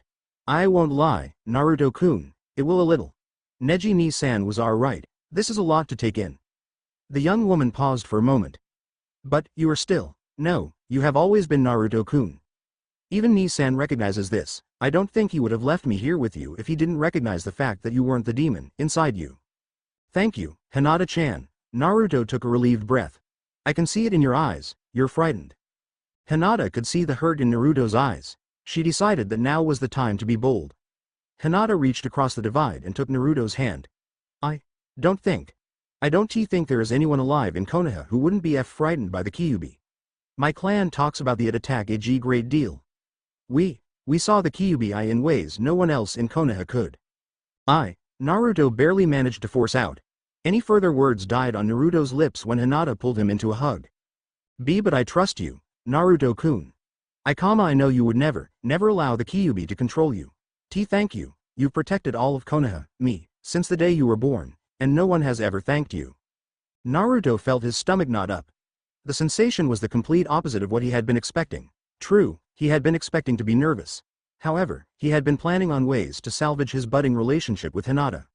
He had never expected an internal debate on whether to take the next step in their relationship. Naruto took a few shallow breaths and felt weak in the knees as Hinata looked up at him. Did we just, Hinata whispered. Naruto felt her breath on his cheek and her heartbeat against his chest. He was intoxicated. Naruto's head was swimming so much that he wasn't entirely sure who had kissed whom. All he was sure of was that, yes, he had just kissed Hinata. It had been such a quick kiss that both Naruto and Hinata were silently wondering if it had been a dream instead of their first kiss. We did, Naruto said in a blissful daze. He closed his eyes and rested his forehead on Hinata's. Naruto caught a glimpse of Hinata's blush before he shut his eyes. Hinata-chan, there's something else I have to tell you. Sasuke could not sleep. His mind had been rolling with emotion ever since he left the ramen stand. Sasuke had tried so very hard to bury all his emotions, save hatred for Itachi, in his pursuit of power. In the space of a few short days, Naruto had brought out a host of Sasuke's emotions.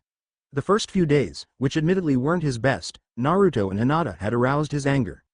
June was always a month difficult for Sasuke. His beloved mother's birthday was June the 1st. The times around his mother's and father's birthdays were always Sasuke's lowest points. He groaned as he got out of his bed. Sasuke walked to the window and gazed in the direction of his clan's district. Normally, he shied away from the district during the months of June and August. The memories of his father and mother were too painful. Tonight, Sasuke found he was unable to look away. It was almost as if something was calling to him. It wasn't a genjutsu. Sasuke was certain of that fact. Instead, it was an almost spiritual feeling. A soft smile appeared on his lips unbidden. One day, Sasuke would return to his clan's district. It would be glorious. Where has this optimism come from? Sasuke asked himself in surprise. His thoughts hadn't been this positive in years. Suddenly, Sasuke's train of thought derailed. The section of his mind trained for action in the life of a shinobi became dominant. There was someone in the Uchiha district. The Uchiha district was held in trust by the Hokage. Sasuke was the only individual who could enter the district without the joint permission of himself and the Hokage. Sasuke felt a tremor of rage and worry in his gut. He bolted across the room and threw on his shirt and collected his shinobi gear. He didn't even bother to use the door. I owe Naruto a proper thank you for teaching me tree walking, Sasuke thought in dark amusement. Whoever you are, you will answer for your trespass. Naruto and Hinata had remained silent for several moments. The two young people simply wanted to absorb each other's presence and embrace the new facet of their relationship. Hinata-chan, Naruto said after taking a few deep breaths, there is one more thing I have to tell you. What is it, Naruto-kun? Hinata asked as she rested her cheek on Naruto's chest. She listened to his heartbeat and was shocked that it was beating as fast as hers. Hinata reveled in the intimate connection. It was strange seeing Naruto this nervous. Somehow, Naruto's nervousness made him more human. Hinata experienced a strange sense of relief. She believed for the first time that she could help him beyond simple sparring. For the first time, the small part of her mind that considered Naruto an impossible dream was silenced. You can tell me anything. I will stay with you forever. This time we might get that chance, Naruto barely whispered. Hinata had barely heard him speak, and she had her head resting just below his chin. She squeaked a bit in surprise as Naruto hugged her tightly. This time, Hinata felt a knot in her stomach. A weighty and mysterious feeling descended upon the Hyuga heiress. What I'm about to tell you, I doubt you'll believe me. I have trouble believing it myself, mainly because of how afraid it makes me. Naruto chose his words with care. Afraid, Naruto-kun. Hinata could scarcely believe that. Naruto was so brave. I'm here for you. Naruto smiled at Hinata's assurance. I sort of traveled through time for you. What? Hinata repositioned herself so she could look Naruto in the eyes. It's a long story, Naruto said a bit sheepishly. Somehow, Naruto knew Hinata would hang on his every word. Naruto took a deep breath and began to explain. He started with what Namikaze had revealed to him about how he had come back. Hinata was amazed to learn that the Rinnegan actually existed. It was a legend. However, she noticed Naruto's hesitation. Naruto-kun, you've told me how you came back, but now why? Hinata prodded. Naruto shivered. It hurts. Hinata felt Naruto tense. I didn't come back as me. A second version of me came back, the older me. Was it Namikaze? Hinata asked as the pieces fell into place. That is why he said Naruto-kun was his past and his future. Yeah, how did you know? He came to me at one of the training grounds. It was the day after the academy holiday ended. Namikaze told me how genin teams were formed, Hinata revealed. Oh, Naruto said. Guess that makes this easier. Namikaze is my future self and he will cease to exist in 1 year. What? Hinata asked in shock. When Nagato-ni and Yamato-sensei came back, they immediately merged with their current selves. Namikaze couldn't, because, well, I guess I should just spell it out. Naruto's voice trembled as he spoke. Naruto explained, as best he knew, the battle against Pawn. He told how Hinata had saved him from being captured and having the Kyuubi extracted. More than that, Naruto revealed that the future Hinata had loved him. He revealed that the Hinata of that time had sacrificed herself for Namikaze. Naruto revealed that Namikaze's eyes were not his own. They had once belonged to Hinata. Those were once my eyes. Hinata felt her legs turn to mush. She would have surely collapsed if Naruto had not been holding her. We came back because we couldn't imagine a world without you. I don't have all of Namikaze's memories yet. I won't get those for another couple of months, but I can feel the connection Namikaze and your future self had, Naruto continued to explain.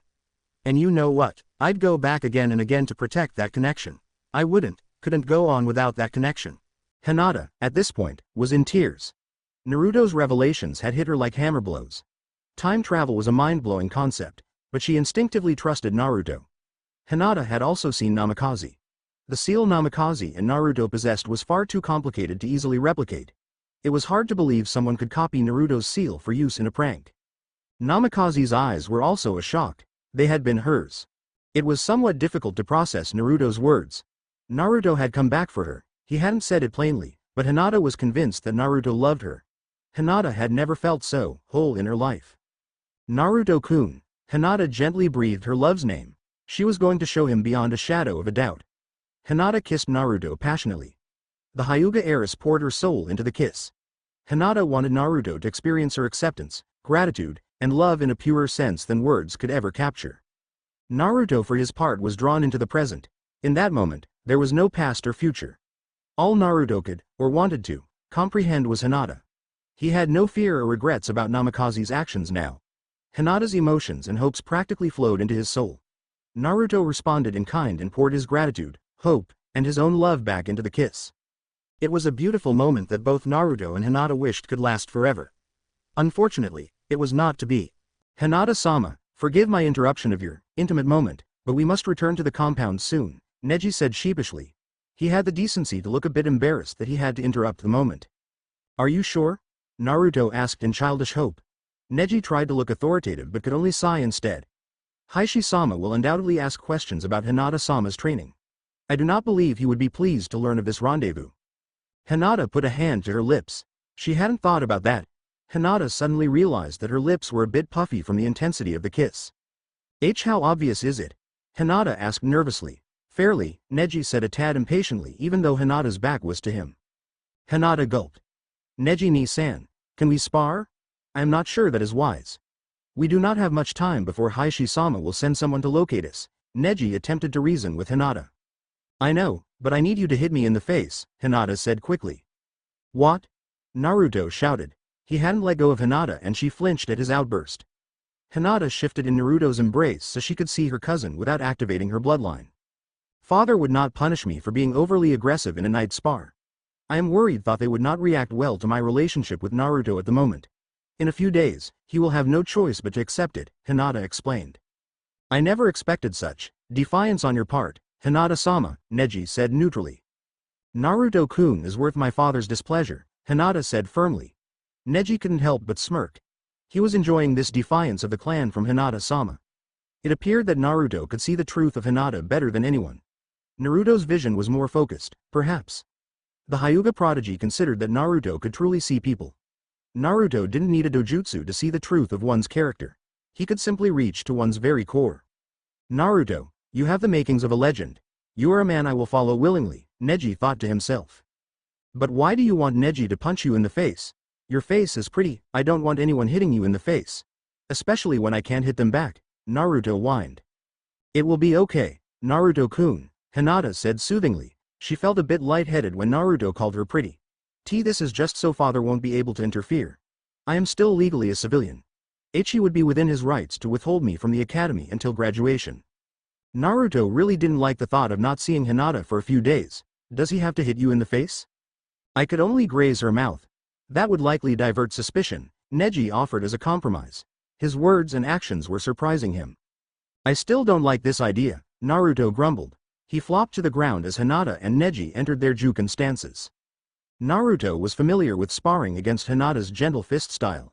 However, he had never seen a match between two Juken users. Neji and Hinata exchanged a nod and launched themselves at each other. Naruto unconsciously leaned forward. He was amazed by the contradiction of a Juken match. It was simultaneously fluid and rigid. Hinata and Neji held their stances firm and only grudgingly gave ground.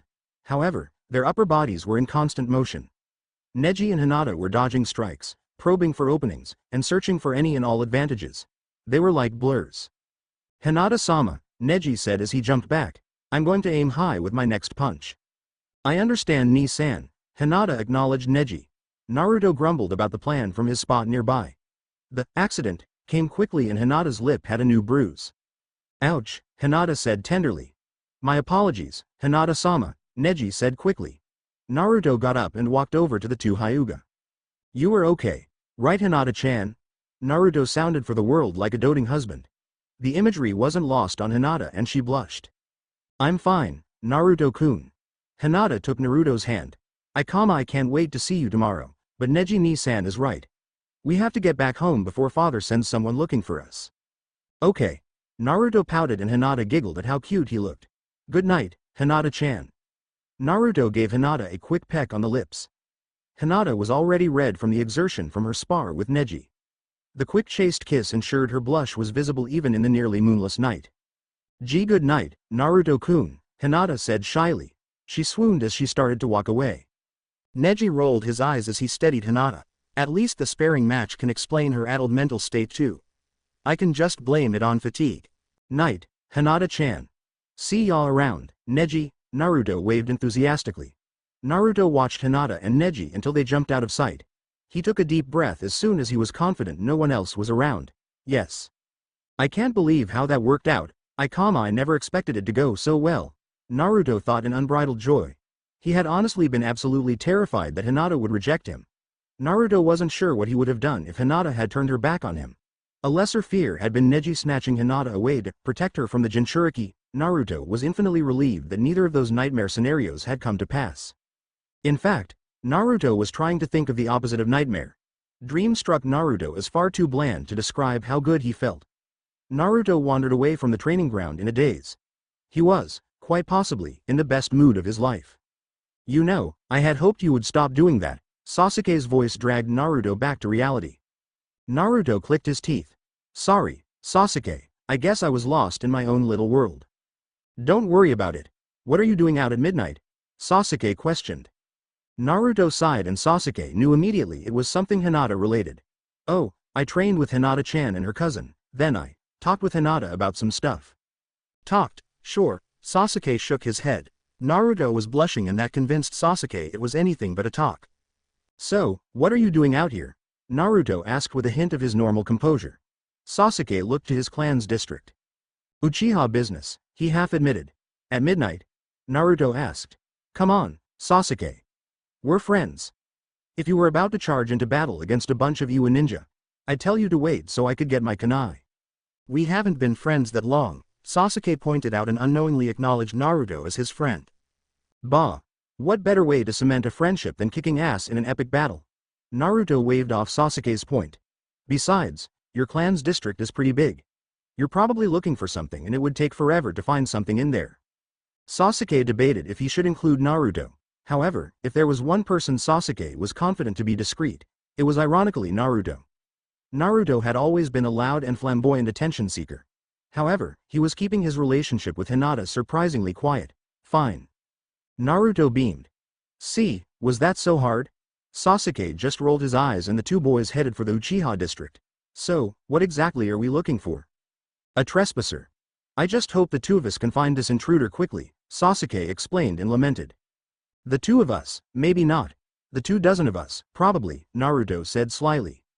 "What does that even mean?" Sasuke questioned. "You'll see," Naruto said cheekily. Sasuke wanted to roll his eyes again. Of all the times for Naruto to become cryptic. Namikaze paused at the entrance to a small roadside tavern. He could feel something in his bones. Tsunade and Shizune watched the young man pause. Shizune took a tentative step forward. "Is something wrong, Namikaze-san?" Namikaze flashed a confident grin. "We found Ero Sennin a lot sooner than I thought we would." "Ero Sennin?" Shizune giggled. "It fits, doesn't it?" Namikaze agreed. "It'll be good to see the old pervert again. He meant a lot to me." "I'm glad you were getting a second chance," Shizune said comfortingly. Namikaze chuckled. He hadn't told Ba-chan or Shizune that his time was limited. Still, the sentiment was nice. There was so much he wanted to tell Jiraiya. Naruto was confident that it would be a great reunion. "Thanks, Shizune," Namikaze responded hopefully, "ladies first." Tsunade and Shizune nodded in thanks and entered the somewhat shady establishment. Tsunade had an amused smile gracing her lips. "Is something wrong, Tsunade Shisho?" Shizune asked politely. "Oh, I'm just trying to figure out how I feel about my student who I view as a daughter checking out a young man who calls me Ba-chan," Tsunade said mischievously. "Tsunade Shisho." Shizune was thoroughly scandalized. The medical ninja blushed a furious crimson and barely held back tears. She had always wondered how Tsunade viewed their relationship. This was the first time Tsunade had hinted that she viewed Shizune as family while sober. Shizune couldn't deny that Namikaze was intriguing. She wasn't checking him out though. Namikaze didn't hear Tsunade and Shizune's conversation. Instead, he was focused on his reunion with Ero Sennin. Namikaze was so excited and optimistic that he had to remind himself he wasn't Naruto anymore. Strangely, the bar was almost completely empty. Namikaze and Shizune followed Tsunade towards a table in the back. The slug signing took a seat. Usually, you're the one telling me to take it easy on the sake, Tsunade said with half-disguised pity. Jiraiya looked up, but his gaze didn't meet Tsunade's. Instead, the Toad Sage looked directly at Namikaze. The young man had abandoned the bloody rags that had obscured Hinata's gifted Byakugan nearly a day ago. Namikaze was shocked by how old Ero Sennin looked. The time traveler had always known Jiraiya was old, but this was the first time Jiraiya had ever looked old. Namikaze fondly remembered the energy and sheer optimism that Ero Sennin always radiated. This was not Jiraiya-sensei. Jiraiya-sensei never looked defeated. I suppose you hate me, Jiraiya said after a moment. Hate you. I could never hate you, Ero Sennin, Namikaze stammered. The thought of hating Ero Sennin, one of the two great father figures in his past life, was one of the most loathsome ideas Naruto had ever heard. The toads told me everything, Jiraiya groaned. They told me how miserably I have failed you and Nagato, Konan and Yahiko. We have a second chance, Namikaze said firmly. Let's make use of it. Nagato ni and I wouldn't have this chance, wouldn't have this conviction, without you. Quite the idealistic fool, aren't we? Jiraiya questioned. The question was biting, but everyone heard the approval and some of Jiraiya's natural spark in the words. Namikaze heard that spark and smirked. Absolutely, if being a fool means never giving up, then I'll gladly stay a fool forever. So, guts solve everything? Jiraiya challenged. Not everything, but even then it always helps, Namikaze replied to the challenge. Jiraiya nodded. It certainly helps, but boy, I hope you're prepared to accept the fact that you aren't as in control as you think you are. I'm sure you've been taking every precaution, but I want you to be ready for anything. Don't worry, Ero Sennin. I've prepared for the battle against Madara, Namikaze declared proudly. Jiraiya nodded, but quietly hoped Minato's son had planned for the war as well. Naruto turned to face Sasuke as soon as the two were out of sight of anyone outside of the Uchiha district. Sasuke was surprised by how serious Naruto appeared to be taking the search. So, Sasuke, any clue what we're dealing with? Naruto asked. I set up a few visual systems to warn me if someone attempted to infiltrate my clan's district, Sasuke explained. As he finished, he noticed Naruto had entered an odd pose. Sasuke's classmate had his arms crossed tightly against his chest and Naruto's eyes were closed. What? You can only see these signals when you are at home? Or when you are in specific locations at specific times? Naruto asked. Yes, Sasuke answered and surprised himself with his hesitation. I think we should operate on the assumption someone has figured your system out and is trying to get you here, Naruto said without hesitation. He had been trying to apply Namikaze's belief of looking underneath the underneath to more than just meeting Hinata. Sasuke, for his part, was caught off guard by how perceptive Naruto had suddenly become. It was as if Naruto had completely transformed from the total idiot everyone had dismissed as simply a loudmouth braggart. You're almost a completely different person. Huh? Naruto's train of thought had been completely derailed. A few days ago, you were a loudmouth idiot who had no talent. Now, you're the only person in the academy I can count on to not hold me back when we get our team assignments, Sasuke revealed. You'll be able to count on Hinata-chan, Naruto said firmly, but thanks for the vote of confidence. I know next to nothing about your girlfriend. She'll definitely be more welcome than any of the other kunoichi in our class. But I want to know what caused this sudden change, Sasuke said firmly. Naruto sighed. I'll explain as we look. I think we should stick together. We've wasted enough time. If we stick together we'll never find any evidence in time, Sasuke countered sharply. Remember what I said about having 24 of us? Naruto asked with a cheeky grin. The Uchiha watched as Naruto made an unusual hand seal. There was suddenly a pall of smoke, and Sasuke couldn't believe his eyes. He was staring at 24 Narutos. How can someone I wrote off as a doby, a hopeless idiot, pull this off? Naruto couldn't even make a single bunshin a few days ago. Sasuke marveled. I know what you're thinking. How can Uzumaki Naruto make a ton of clones and why am I not this awesome? Naruto joked. Sasuke rolled his eyes.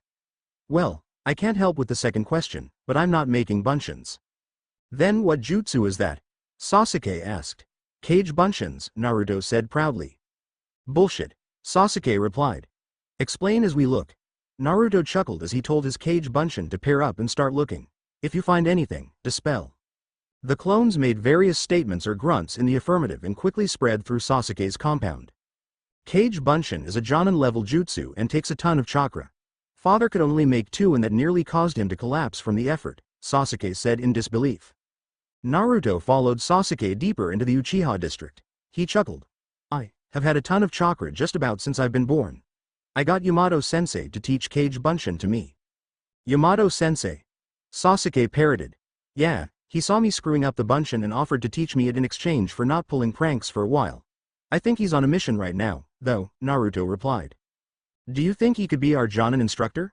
You seem to have everything else about the assignments worked out. Sasuke was curious about the possibilities. Naruto chewed over the idea. I'm not sure. Sasuke grunted. I'm sure the academy and the Hokage will put us with an elite. Think about it. I'm Rookie of the Year and Uchiha. Hinata is the heiress of the Hyuga clan and you're pretty close to the Hokage. I hadn't thought of that. Naruto chewed over the idea. Anyway, where are we headed? There are a few areas I need to make sure are safe, Sasuke reported as he came to a stop in front of a door. The Uchiha paused a moment before sliding the door open. He took in the sights of the room before moving on. No one stole anything, did they? Naruto asked. There was nothing to steal. I just wanted to remember my mother in her favorite room. The two aspiring shinobi had no idea they were being observed. The artificial human of Akatsuki was conflicted about the current situation. On the one hand, Sasuke was supposed to be alone. The potential bond he was forming would make the young Uchiha far less malleable for the purposes of the Eye of the Moon plan. Sasuke needed to break completely.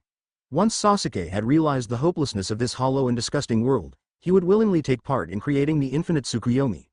The fact that the potential bond was with the Kyuubi Jinchuriki further complicated the situation. That being said, if a wedge could be driven between them. A plan was forming. It would take time, but time was a resource those who embraced Uchiha Madara's will could exploit. So, what's this place?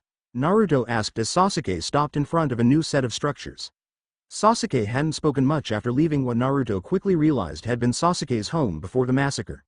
Naruto had almost zero experience with family, and he prayed every day that he would never have experience with losing family, but he could tell how hard the inspection had been on Sasuke. The Uchiha's muse, Sasuke answered and walked among the various shacks and odd T-posts. Naruto chewed the inside of his cheek. What the heck is a mew? Houses for falcons and hawks. It was the Uchiha who introduced messenger hawks to Konaha. My clan has always had an attachment to birds of prey, the Uchiha youth explained. Hawks are cool, the Jinchuriki agreed. Did you have a pet one? No, I raised one though. Sasuke was about to change subjects when he noticed something off. The mews were one of the oldest structures in the district. Fugaku had taught Sasuke that the legendary Uchiha Madara had loved falconry. Birds of prey had been connected with the Uchiha. Sasuke hadn't noticed anything out of the ordinary, and honestly did not expect to find the mews disturbed. The mews may have been significant to the Uchiha clan, but to the average trespasser they were simply shacks. Wait, Sasuke commanded himself as he was about to leave. Naruto's shadow had passed over the corner of one of the shacks. Sasuke rushed over and noticed some very faint scratches. If the young Uchiha had to guess, they were from something being opened. The brick is one away from a corner. Sasuke ran up and started inspecting the bricks. He felt how odd one of the bricks felt. It wasn't the brick Sasuke had first noticed, instead it was the corner brick. There was something else about the brick that screamed, significant, to Sasuke. What is it, Sasuke? Naruto knelt next to Sasuke. There is something about this brick. I think it is a false brick, Sasuke mused. Like something is hidden behind it, or maybe a switch, Naruto asked. Maybe. Sasuke couldn't think of how to activate the brick. There was definitely something vastly important about this brick. Sasuke had a feeling that could only be compared to the one he got when standing before the tablet of the Naga shrine. Granted, the feeling was nowhere near as intense. Sasuke still could not afford to ignore this feeling. As a last effort, he tried channeling a small amount of chakra into the brick. It reacted. Sasuke exclaimed. Naruto cocked his head to the side. I didn't see anything. That's it. The truth of the brick was completely obvious now. Neither did you need the Sharingan. Oh, Naruto huffed. He was a bit disappointed. Naruto really wanted to see what was behind the magic brick. At least we know no one else can see it either. There is that, Sasuke agreed. Did your clones find anything? None dispelled. I think we're good. Naruto stretched as he finished. I want to do one last sweep on my way out. Sasuke cast one last look at the brick. The young man wondered what secret knowledge lurked behind such a small piece of mortar. Naruto nodded. It never hurts to be cautious. Sasuke nodded back. So, Kage Bunshin is how you're going to graduate. The Jinchuriki snickered. Oh yeah. I made a bet with Iruka-sensei that Mizuki-sensei will totally freak out when he sees what I can do. I'll be sure to hang around to hear that reaction. Sasuke lifted his chin and smirked. Naruto's sudden emotional flash triggered one of Namikaze's memories. If Sasuke lifted his chin when he smirked, it was a sign that he was hugely amused. Anyone else would probably be laughing their ass off, Naruto thought. The two orphaned boys made one last cursory sweep of Sasuke's ancestral home. Sasuke was beginning to wonder if he had simply been imagining things. Naruto, for his part, was amazed at how awesome tonight had been. Hinata's reaction to Naruto's revelations had been better than Naruto had even dared to dream. The second great success was the connection Naruto was building with Sasuke. Naruto was growing in confidence that he could prevent Sasuke's betrayal as well. There is no way things can fall apart now, Naruto thought happily as he parted ways with Sasuke. He could sleep easily knowing that he was holding up his end of the bargain in Konoha and that Namikaze would definitely succeed in his goals as well. Namikaze had not truly adjusted to Hinata's Byakugan. He remembered the failed mission to reach Sasuke and Itachi before their confrontation. Hinata had revealed that she could focus and see at least 10 kilometers away. Namikaze definitely didn't have that kind of range. He could probably see 3 kilometers if he really pushed Hinata's eyes. Still, he could see far enough to realize that Nagato had his kinda freaky chameleon following the group. Namikaze also could see that Itachi, Haku, Zabuza, and Kisame were waiting. The two groups of humans converged and Namikaze took the opportunity to introduce everyone. I'm sure we're all familiar with each other through personal experience or reputation, Namikaze spoke clearly. Everyone nodded, grunted, or spoke in the affirmative. Tsunade took a step forward. Uchiha Itachi, I have a question. Yes, Tsunade-sama. Itachi asked. Why did your mother lie about Uzumaki Kushina's pregnancy? Tsunade asked sharply. Do you know why I damned myself and killed the Uchiha? Itachi countered Tsunade's question with one of his own. I have heard rumors, Tsunade ground out. Most claim you were power mad. Good, that means no one is close to the truth.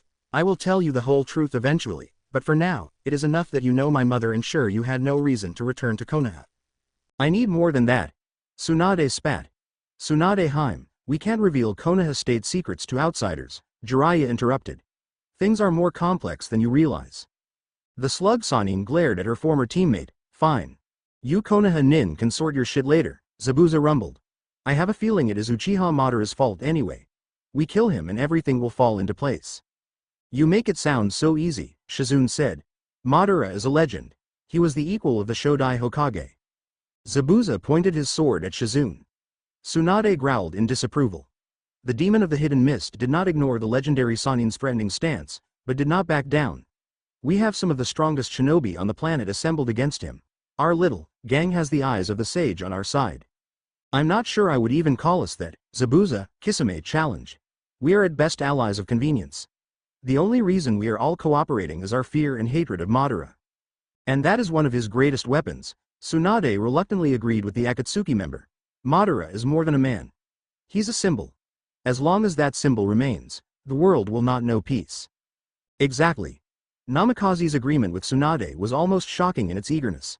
So far, we have only our fear and our hatred to bind us. That's not enough for lasting peace. We have to move beyond simply agreeing to hate someone else more than we hate each other. If we are going to have a lasting peace, we must achieve a deeper understanding of each other. Jiraiya, Shizune, Haku, and Itachi found themselves agreeing at least partially with Namikaze's philosophy. All four craved a lasting peace. They had all been traumatized by the horrors of war and persecution. Thus, the prospect of a peace based primarily on understanding and acceptance was appealing. Zabuza, frankly, found the idea idealistic hogwash. Shinobi were instruments of war, destruction, and sabotage. The role of the shinobi was clear and unmistakable. It went against the very nature of shinobi everywhere to preach about lasting peace. However, Zabuza would follow Namikaze in pain. They were clearly shinobi of unimaginable power. If Zabuza helped them defeat a legend like Madara, it would increase his own legitimacy when he made his move to retake Kirigakure. Kisame remained silent. He was still adrift. The Eye of the Moon plan had been revealed as another fraud. There was no truth in anything. However, he remembered Itachi's words from earlier. I have to find my own truth. Hey, funny. How am I supposed to find something I doubt exists? Tsunade fought off a sudden flash of fear. There was a moment where she swore she heard Dan and Nawaki talking. The magnitude of Tsunade's decision to involve herself in another of Konoha's messes had finally dawned on her. Tsunade had made a gamble. Scratch that, I've gone beyond gamble. I'm wagering my life, Shizune's life, And the fate of the entire world in a battle against a madman I used to have nightmares about, Tsunade thought darkly. The slug Sanin had gone all in. She wanted to take Shizune and flee far from the coming war. Tsunade had no doubts this would be a war. Madara had lived for war. In Tsunade's mind, Uchiha Madara was mankind's hideous lust for violence and war given form. It was too late, however. The die had been cast and everything Tsunade still cared about was on the line. Naruto was dragging his feet as he trudged off to the academy. Granted, for years he trudged to the academy. However, that was because he used to loathe classes. If graduation had not been required to become a legal full-fledged ninja, or if Iruka-sensei hadn't been there, he probably would have never shown up. No, Naruto was trudging because he was exhausted. He couldn't sleep at all. The combination of his night with Hinata and his search of the Uchiha district with Sasuke had made drifting off impossible. He probably could have skipped and gotten out of trouble with Iruka after explaining some of what had happened last night. But Sasuke and Hinata-chan always show up early and I want to be there around the time they show up. Naruto's thoughts wavered between annoyance and excitement. He was annoyed that he couldn't just turn around and go back to bed. He was excited because he had two people who had quickly become very important to him. Then there was the added complication of the upcoming graduation exam. Naruto had only recently attempted the exam. However, this exam was his class's exam. Naruto had taken advantage of the staggered and open nature of the academy's exam schedule. The academy was constantly accepting new applicants and graduating new shinobi. Naruto was determined to be one of those new shinobi as quickly as possible. He hadn't been thrilled with his last exam, however. Naruto's disappointment went beyond his failure to graduate. The last exam had been one of the immigrant classes. Immigrant classes were academy classes drawn from areas of the Land of Fire with historic ties to Konaha, orphans from the capital, or as some whispered, children of clients who defaulted on payment. Naruto had hated those rumors before Namikaze's arrival. After his future counterpart revealed himself, Naruto's opinion had changed to outright loathing. That policy, if true, was little more than a sanctioned version of Roots' methods. Naruto had an idealized and firm vision of family. Thus, tearing apart families to repay debts was a true and terrible sin. Naruto was suddenly alert and awake. He felt incredibly conflicted, but incredibly sure of himself. It was an odd sensation, Naruto realized. The almost instantaneous change from his earlier blargness to this awareness was shocking. Unfortunately, he was also more aware of the passage of time. In his sleepy state, time just seemed to blur together. Now, Naruto realized how long it was going to take to get to the academy. Stupid paying attention to anything not related to missions, Hinata-chan, and ramen, Naruto grumbled. It was a very long 3 minutes before Naruto reached the academy. He walked past a small group of girls gossiping about something. Naruto didn't pay any attention. The Jinchuriki had accepted that all girls except maybe Hinata gossiped. He passed by another group, and he chuckled as he realized what the gossip was likely about. Hinata and Sasuke were standing a comfortable distance apart, but were standing near the swing. Naruto was about to shout a greeting, but Hinata beat him to the punch. "Good morning, Naruto-kun," Hinata greeted Naruto with light blush dusting her cheeks. Naruto beamed brightly. "Good morning, Hinata-chan." The nearly public young couple exchanged a quick hug. "How's your lip?" "It isn't sore anymore. My cream helped," Hinata revealed. Naruto breathed a sigh of relief. "How's Neji?" "I think he's still coming to grips with what we all talked about. He was in a better mood this morning. Neji Ni-san told me that his Jonin-sensei had returned from an A-rank mission." Hinata chatted happily as she, slightly, separated from Naruto. "That's cool. I can't wait until we find out who our Jonin-sensei will be," Naruto said with a smile. Sasuke had finally made his way over to the couple. "Hinata and I were discussing that waiting for you." "So that's what everyone was talking about," Naruto smirked. "I wonder what this next bit will do to the rumor mill." Hinata and Sasuke exchanged a look. Naruto's smirk broadened. "So, do you two have any idea who the lucky Jonin of our team will be?" "We talked about that last night," Sasuke said as he rolled his eyes. "Or did you forget the second you got home because you were thinking about your rendezvous with Hinata more?" Sasuke's verbal jab was rewarded by Naruto and Hinata blushing furiously. Naruto recovered quickly. "Well, Hinata-chan is more interesting than you." "Is it too late to give up my Rookie of the Year position to Shino?" Sasuke asked in jest. "I'm afraid you are stuck with us, Sasuke-kun," Hinata joked. Sasuke stopped and stared at the pair. "I refuse to wear orange." "Don't fight it, Sasuke. You'll give in eventually," Naruto warned. The Uchiha just shook his head and the trio entered the academy. Hinata, Naruto, and Sasuke sat on Sasuke's usual row. Sasuke took his place by the window. Hinata took the middle seat, but she openly sat closer to Naruto, who had taken the aisle seat. A large portion of the class had filtered in behind the trio. Iruka and Mizuki entered the classroom before any of the other students had a chance to question the odd arrangement. "We are approaching the final graduation exam," Mizuki started. "So, until the exam, we will be perfecting our basic jutsus. Also, Iruka-sensei and I will be addressing individual students and areas of concern." The class was led outside to an unused training ground.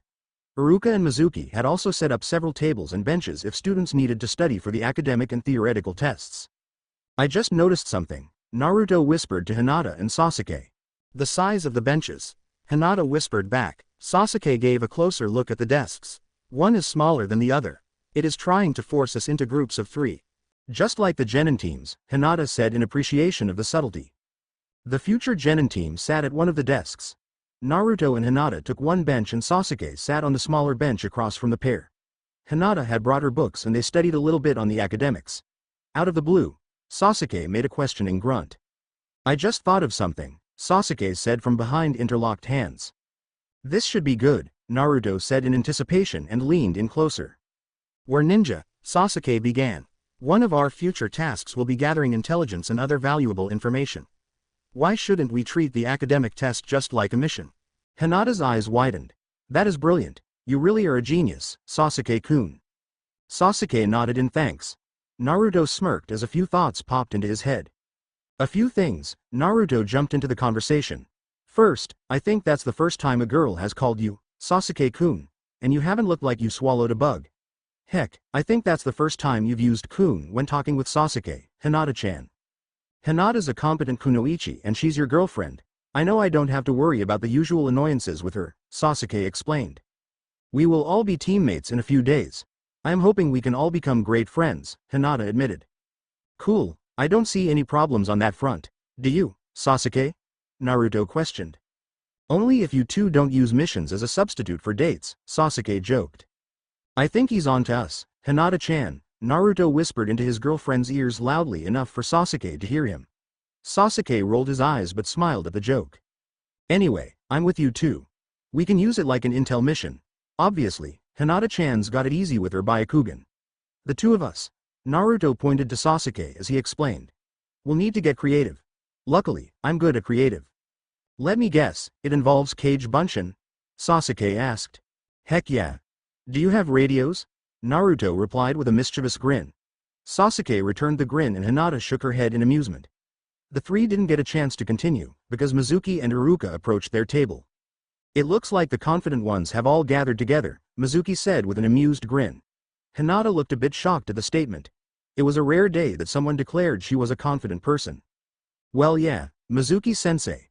I mean, Hinata-chan and Sasuke are the top-ranked students in our class and I'm just awesome," Naruto declared. "Are you sure you don't need to work on the Bunshin technique?" Iruka asked. "No, you remember our bet, right?" Naruto mentioned in an offhand manner. Iruka nodded and ignored Mizuki's questioning look. "Well, I've got everything covered. It'll be amazing, just ask Hinata-chan and Sasuke." The two teachers looked to the two top-ranked students. Hinata was wearing a look that spoke of her complete faith and confidence in Naruto. "Naruto-kun will have no difficulty passing." "Hinata's right. I've seen what Naruto is planning. It is impressive," Sasuke confessed. Iruka smiled as he realized that Naruto was probably going to win both bets. Mizuki wasn't as confident as his friend and students. He was sure that the fox did have a trick up his sleeve, but despite the Hokage's boasts, Mizuki was not convinced. "I still believe it would be prudent to work on the Bunshin." "Maybe later, Mizuki-sensei. We're plotting," Naruto said with a grin that promised trouble. The two teachers rolled their eyes as they moved on from Hinata, Sasuke, and Naruto. Sasuke watched Mizuki leave with a critical eye. "It is obvious he doesn't like you," Sasuke reported. "Which will make my graduation even better," Naruto said triumphantly. "So, Naruto-kun, what is your plan for the written test?" Hinata asked. The Jinchuriki smiled before looking around conspiratorially. "Hinata-chan, it is actually really simple." Naruto had decided that morning that he didn't really care. He had never felt more confident than he did today. Naruto was going to graduate today. Today was the next step to changing the world for the better. "I'm going to shock everyone with how I graduate. Everyone is going to have to acknowledge that I'm the man." Naruto grinned as his destination came into view. The Hyuga compound wasn't as large as Sasuke's district, but it was still very impressive. Naruto thought the stern-faced guards were a nice touch. They glared at him but, for once, Naruto wasn't taking it personally. Naruto was confident that Hinata-chan's guards glared at everyone. Hinata emerged from the gates, and to Naruto's shock, the guards politely nodded at the heiress. Good morning, Naruto-kun.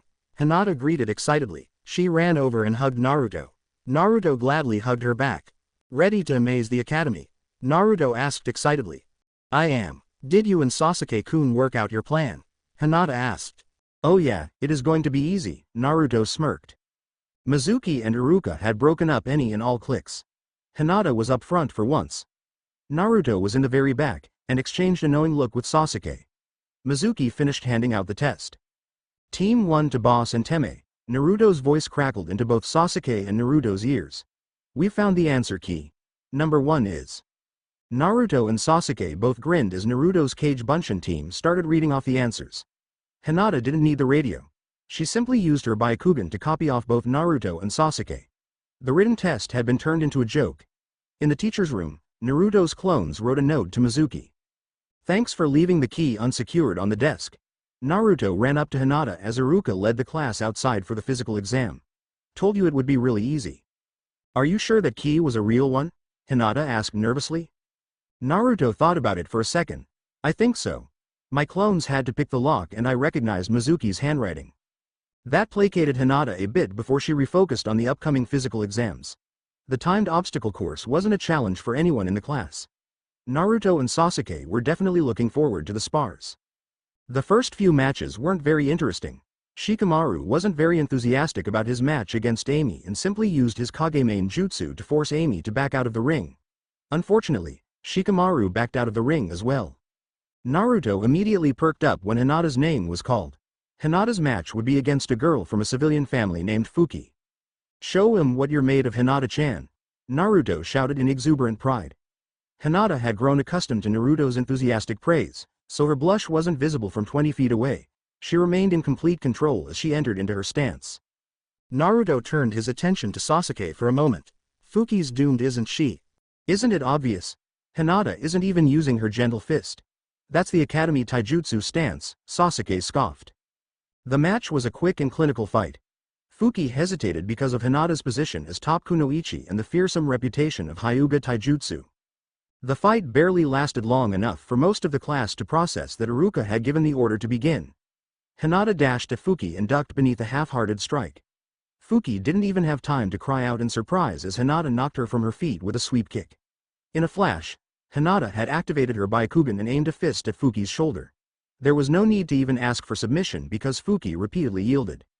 Hinata walked over to Naruto after Iruka declared her the winner. I don't like intimidating people like that. I know, Naruto said in a placating tone of voice. We're shinobi though. Sometimes we might have to do that to get information without resorting to more violence. Thank you, Naruto-kun, Hinata said in acceptance. The next few fights were nothing that stood out to Naruto. Strangely, he got a flash of Namikaze's memories when Sakura fought Amy. Naruto was sure there was some kind of issue between those two. The fact that neither girl pulled their punches confirmed that fact. Naruto shrugged it off. He was only really interested in his upcoming spar and Sasuke's cakewalk. Fortunately for Naruto's limited patience, he did not have to wait much longer for his fight. Aburame Shino and Uzumaki Naruto, please enter the ring, Mizuki commanded. The two boys entered the sparring circle as ordered. Naruto and Shino exchanged a respectful nod. They hadn't talked all that much, but they were on relatively friendly terms. As such, there was no hesitation when Mizuki told them to make the sign of combat. The fight began and ended relatively quickly. Naruto had no doubt that Shino would be an incredibly powerful shinobi. However, Shino relied heavily on his Kikai bugs and any and all potentially lethal ninjutsu and genjutsu were illegal in this spar. Naruto pressed this advantage and charged. He wasn't too proud to admit that he misjudged Shino. The Aburame boy had a longer reach than Naruto and was surprisingly quick. Shino managed to land a few glancing hits. Unfortunately for the older boy, the few hits did not slow Naruto's advance down. Naruto's taijutsu had been honed by his recent training with both Hinata and Sasuke. It was a simple matter to sidestep Shino's mechanical and precise jabs. Naruto got inside of Shino's reach and landed a few choice blows before knocking Shino from the ring. I'm glad this was a taijutsu-only match, Naruto offered a hand in addition to his words. If you could have used your bugs, I would have been wrecked. Shino accepted Naruto's hand and was pulled a bit enthusiastically to his feet. I thank you for the vote of confidence, Naruto-san. I must also thank you additionally. This match has shown me that I have a critical weakness in my repertoire. I will endeavor to improve so that I will not be a liability for my team. You're welcome, Shino. That sounds like a good plan, Naruto said with a nod that screamed approval to anyone around. The two boys made the sign of harmony and went their separate ways. Not a bad fight, Naruto, Sasuke acknowledged. You're right though, Shino would have wrecked you if he could have used his clan's techniques. Naruto chuckled. In that small of a ring? Hell yeah, I would have been wrecked. The Aburame do have fearsome jutsu, Hinata admitted and forced herself to acknowledge that even Naruto's determination would have a difficult time overcoming the difficulties of that matchup. The next few fights were fairly standard. Kiba's match against Hibachi lasted less than a minute. The final fight of the day was Sasuke versus a civilian-born student named Tobio. Naruto wasn't sure why, but he wanted to see Sasuke put on a show as he beat Tobio. He also had a stronger than usual urge to talk with Hinata about last night. Naruto shrugged it off and watched Sasuke efficiently demolish Tobio. Hey, Hinata-chan, it's amazing how even your clan name can be a weapon, Naruto pointed out. Hinata nodded. The Hyuga and the Uchiha have a powerful reputation. My tutors have always taught me that most ninja will fear me because of my connection to the Hyuga. Enemies are going to run screaming from our team, then, Naruto boasted. The two of us are going to be awesome, if only we didn't have to pull Sasuke's dead weight around. Funny, Naruto, Sasuke groaned. The final physical test was the ranged weapons exam. Sasuke, of course, finished first. Surprisingly, the second highest score belonged to Akamichi Choji. Naruto fell around the middle of the pack. Hinata had a strong showing and further secured her position as the top-ranked kunoichi. The prospective genin returned to the classroom. Iruka smiled as he looked at each of his students. We are now in the final phase of the graduation exam. Now, Mizuki-sensei and I will test you on the three jutsu. Iruka began the process of calling students to the examination room. Naruto groaned and put his head onto the desk. Naruto-kun, there isn't anything to be worried about. You will definitely pass, Hinata said soothingly. Naruto grinned into the desk. He really liked that tone of voice. I know. It will just take forever to get to my name. Eventually, Hinata's name was called. Hinata stood up and took a calming breath. Wish me luck, Naruto-kun. You don't need luck, Hinata-chan. You've got this in the bag. Just make sure Iruka-sensei and Mizuki-sensei don't dislocate their jaws. Naruto chuckled at his own joke. Sasuke and Hinata exchanged a confused look. Naruto saw the look and raised an eyebrow. You know, their jaws drop in shock at how awesome you do, Hinata-chan. I get it now, Hinata giggled. It was an odd joke and not one of Naruto's best. Still, it was cute how eager he was to explain the joke. Thank you, Naruto-kun.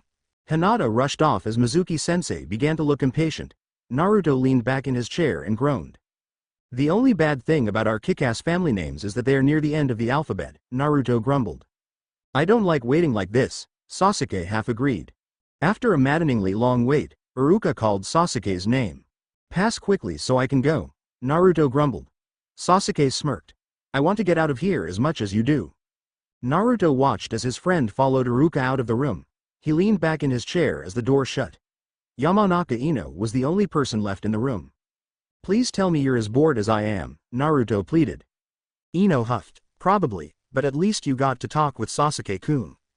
I actually talked more with Hinata-chan, Naruto pointed out. Still, you talked with Sasuke-kun, Ino repeated.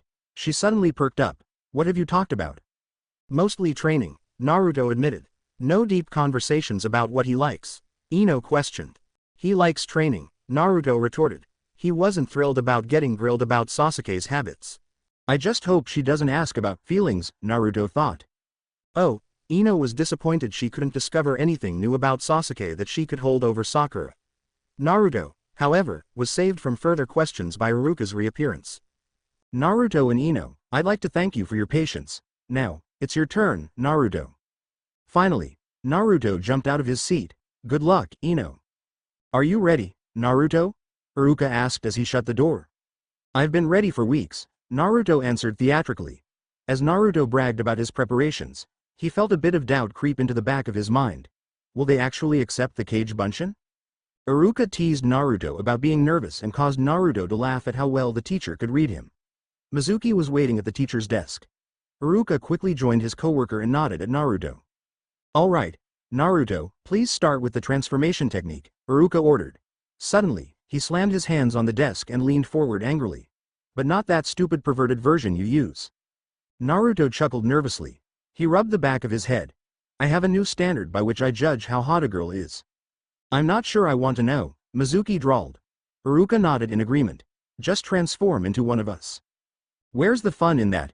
Naruto grumbled, but complied. He quickly transformed into Iruka. Naruto as Iruka scratched at his chin. So, do I have it down? Your skill with the transformation was never in doubt, Mizuki grudgingly admitted. Naruto undid the jutsu and grinned triumphantly. Substitution. The young man squawked as Mizuki and Iruka threw several wooden shuriken at him. Naruto landed in the back of the room where the trash can used to be. Good instincts, Iruka joked. Naruto stuck his tongue out at Iruka and Mizuki to demonstrate his displeasure at the testing method. Finally, Naruto, you must show mastery of the clone jutsu, Mizuki said with a soft, good luck, smile. Naruto shrugged and walked over to the window. The two teachers had no idea what the young man was planning. Naruto opened the window and looked out. He saw Hinata and Sasuke waiting outside at one of the benches. Sasuke, much to the Uchiha's annoyance, was surrounded by some of his admirers and was being practically interrogated.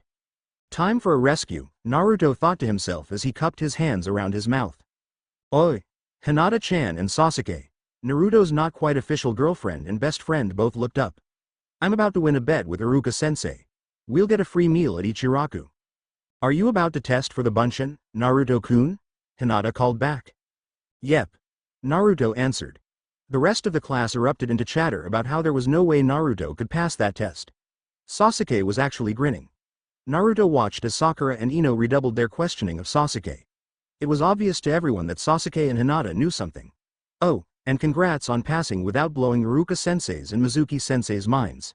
It would stink if I couldn't graduate with you today. Uzumaki Naruto, please stop stalling, Mizuki practically growled. Naruto sighed and saluted his friends before turning to his teachers.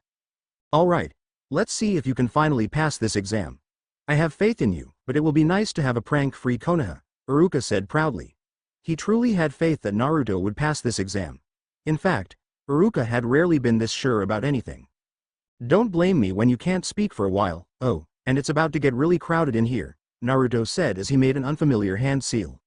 Where have I seen that before? Mizuki pondered out loud. Taju Kage Bunshin no Jutsu, Naruto shouted. Wait, what? Iruka blurted out before the entire room was engulfed in a cloud of smoke. Outside, there were several palls of smoke as well. Just how many did Naruto make? Sasuke shouted in utter shock. I don't know how many he can make, Hinata confessed. I know he can create at least 4. What did Naruto do? Why are you two so shocked? Choji asked. Because Naruto just became even more troublesome and used a kinjutsu that's beyond even Jonin level to pass his academy exam, Shikamaru grumbled, but for once was wide awake. Naruto had become an even greater puzzle. Bullshit, Kiba said flatly. Naruto stood proudly in the center of the room. He lifted his right arm to the ceiling and dramatically counted down from 3 on his fingers. So, did we pass Iruka-sensei? Hundreds of voices asked in unison. The smoke cleared and revealed that the examination room was filled to beyond maximum capacity by Naruto clones. Iruka wanted to speak. He wanted to win the bet he had made with Naruto. The teacher wanted to tell Naruto how amazed and impressed he was by the boy's incredible jutsu. Instead, all he could do was stare slack-jawed at the unprecedented display of power by the young man. Mizuki stared at Naruto's accomplishment in naked disbelief. He would never move beyond his hate for the 9 tails, but Mizuki would not deny the power of the beast in human form. It would be an incredible boon to harness that potential for the glory of Konaha. Mizuki had been harboring thoughts of absconding with the Scroll of Seals and using it to negotiate a comfortable retirement with one of the minor shinobi villages until very recently. The teacher had truly felt that Konaha was growing soft for coddling the demon. However, the meeting with the Hokage had convinced Mizuki that Naruto was being groomed to serve as a powerful weapon. The potential for the team the Hokage had created was astounding. There was one thing that was nagging at Mizuki. Is this allowed? Kage Bunshin, is a Jonin-level technique? Mizuki asked with a dry scratchy voice. Iruka heard his friend's words and pinched the bridge of his nose. It seemed to snap him out of his stupor. Congratulations, Naruto. Naruto jumped in the air and whooped in triumph. Unfortunately, All of Naruto's clones jumped at the same time. The sound of nearly 100 clones landing at once was as loud as thunder. I am amazed at your progress, Mizuki said diplomatically. It is my great pleasure to pass you. Naruto smiled broadly, and like Iruka, missed that Mizuki's pleasure at passing Naruto was anything but. Please, come and get a Hite 8, Iruka said in an almost paternal tone of voice. Naruto happily complied and selected a Hite 8. He removed his goggles and placed the Hite 8 proudly around his forehead. Naruto, for some reason, felt that his Hite 8 lacked a bit of soul. I wonder what Namikaze's Hite 8 was like, Naruto thought to himself. He shook off the thoughts. Uzumaki Naruto was not Uzumaki Namikaze. Naruto had finally taken the first true step towards changing the world for the better. He gave one last thank you and reminder of the bet to Iruka-sensei and Mizuki-sensei before opening the door to the examination room. It was his first step towards his destiny, the end. Thanks for watching. Also remember to subscribe and like this video. See you in the next video.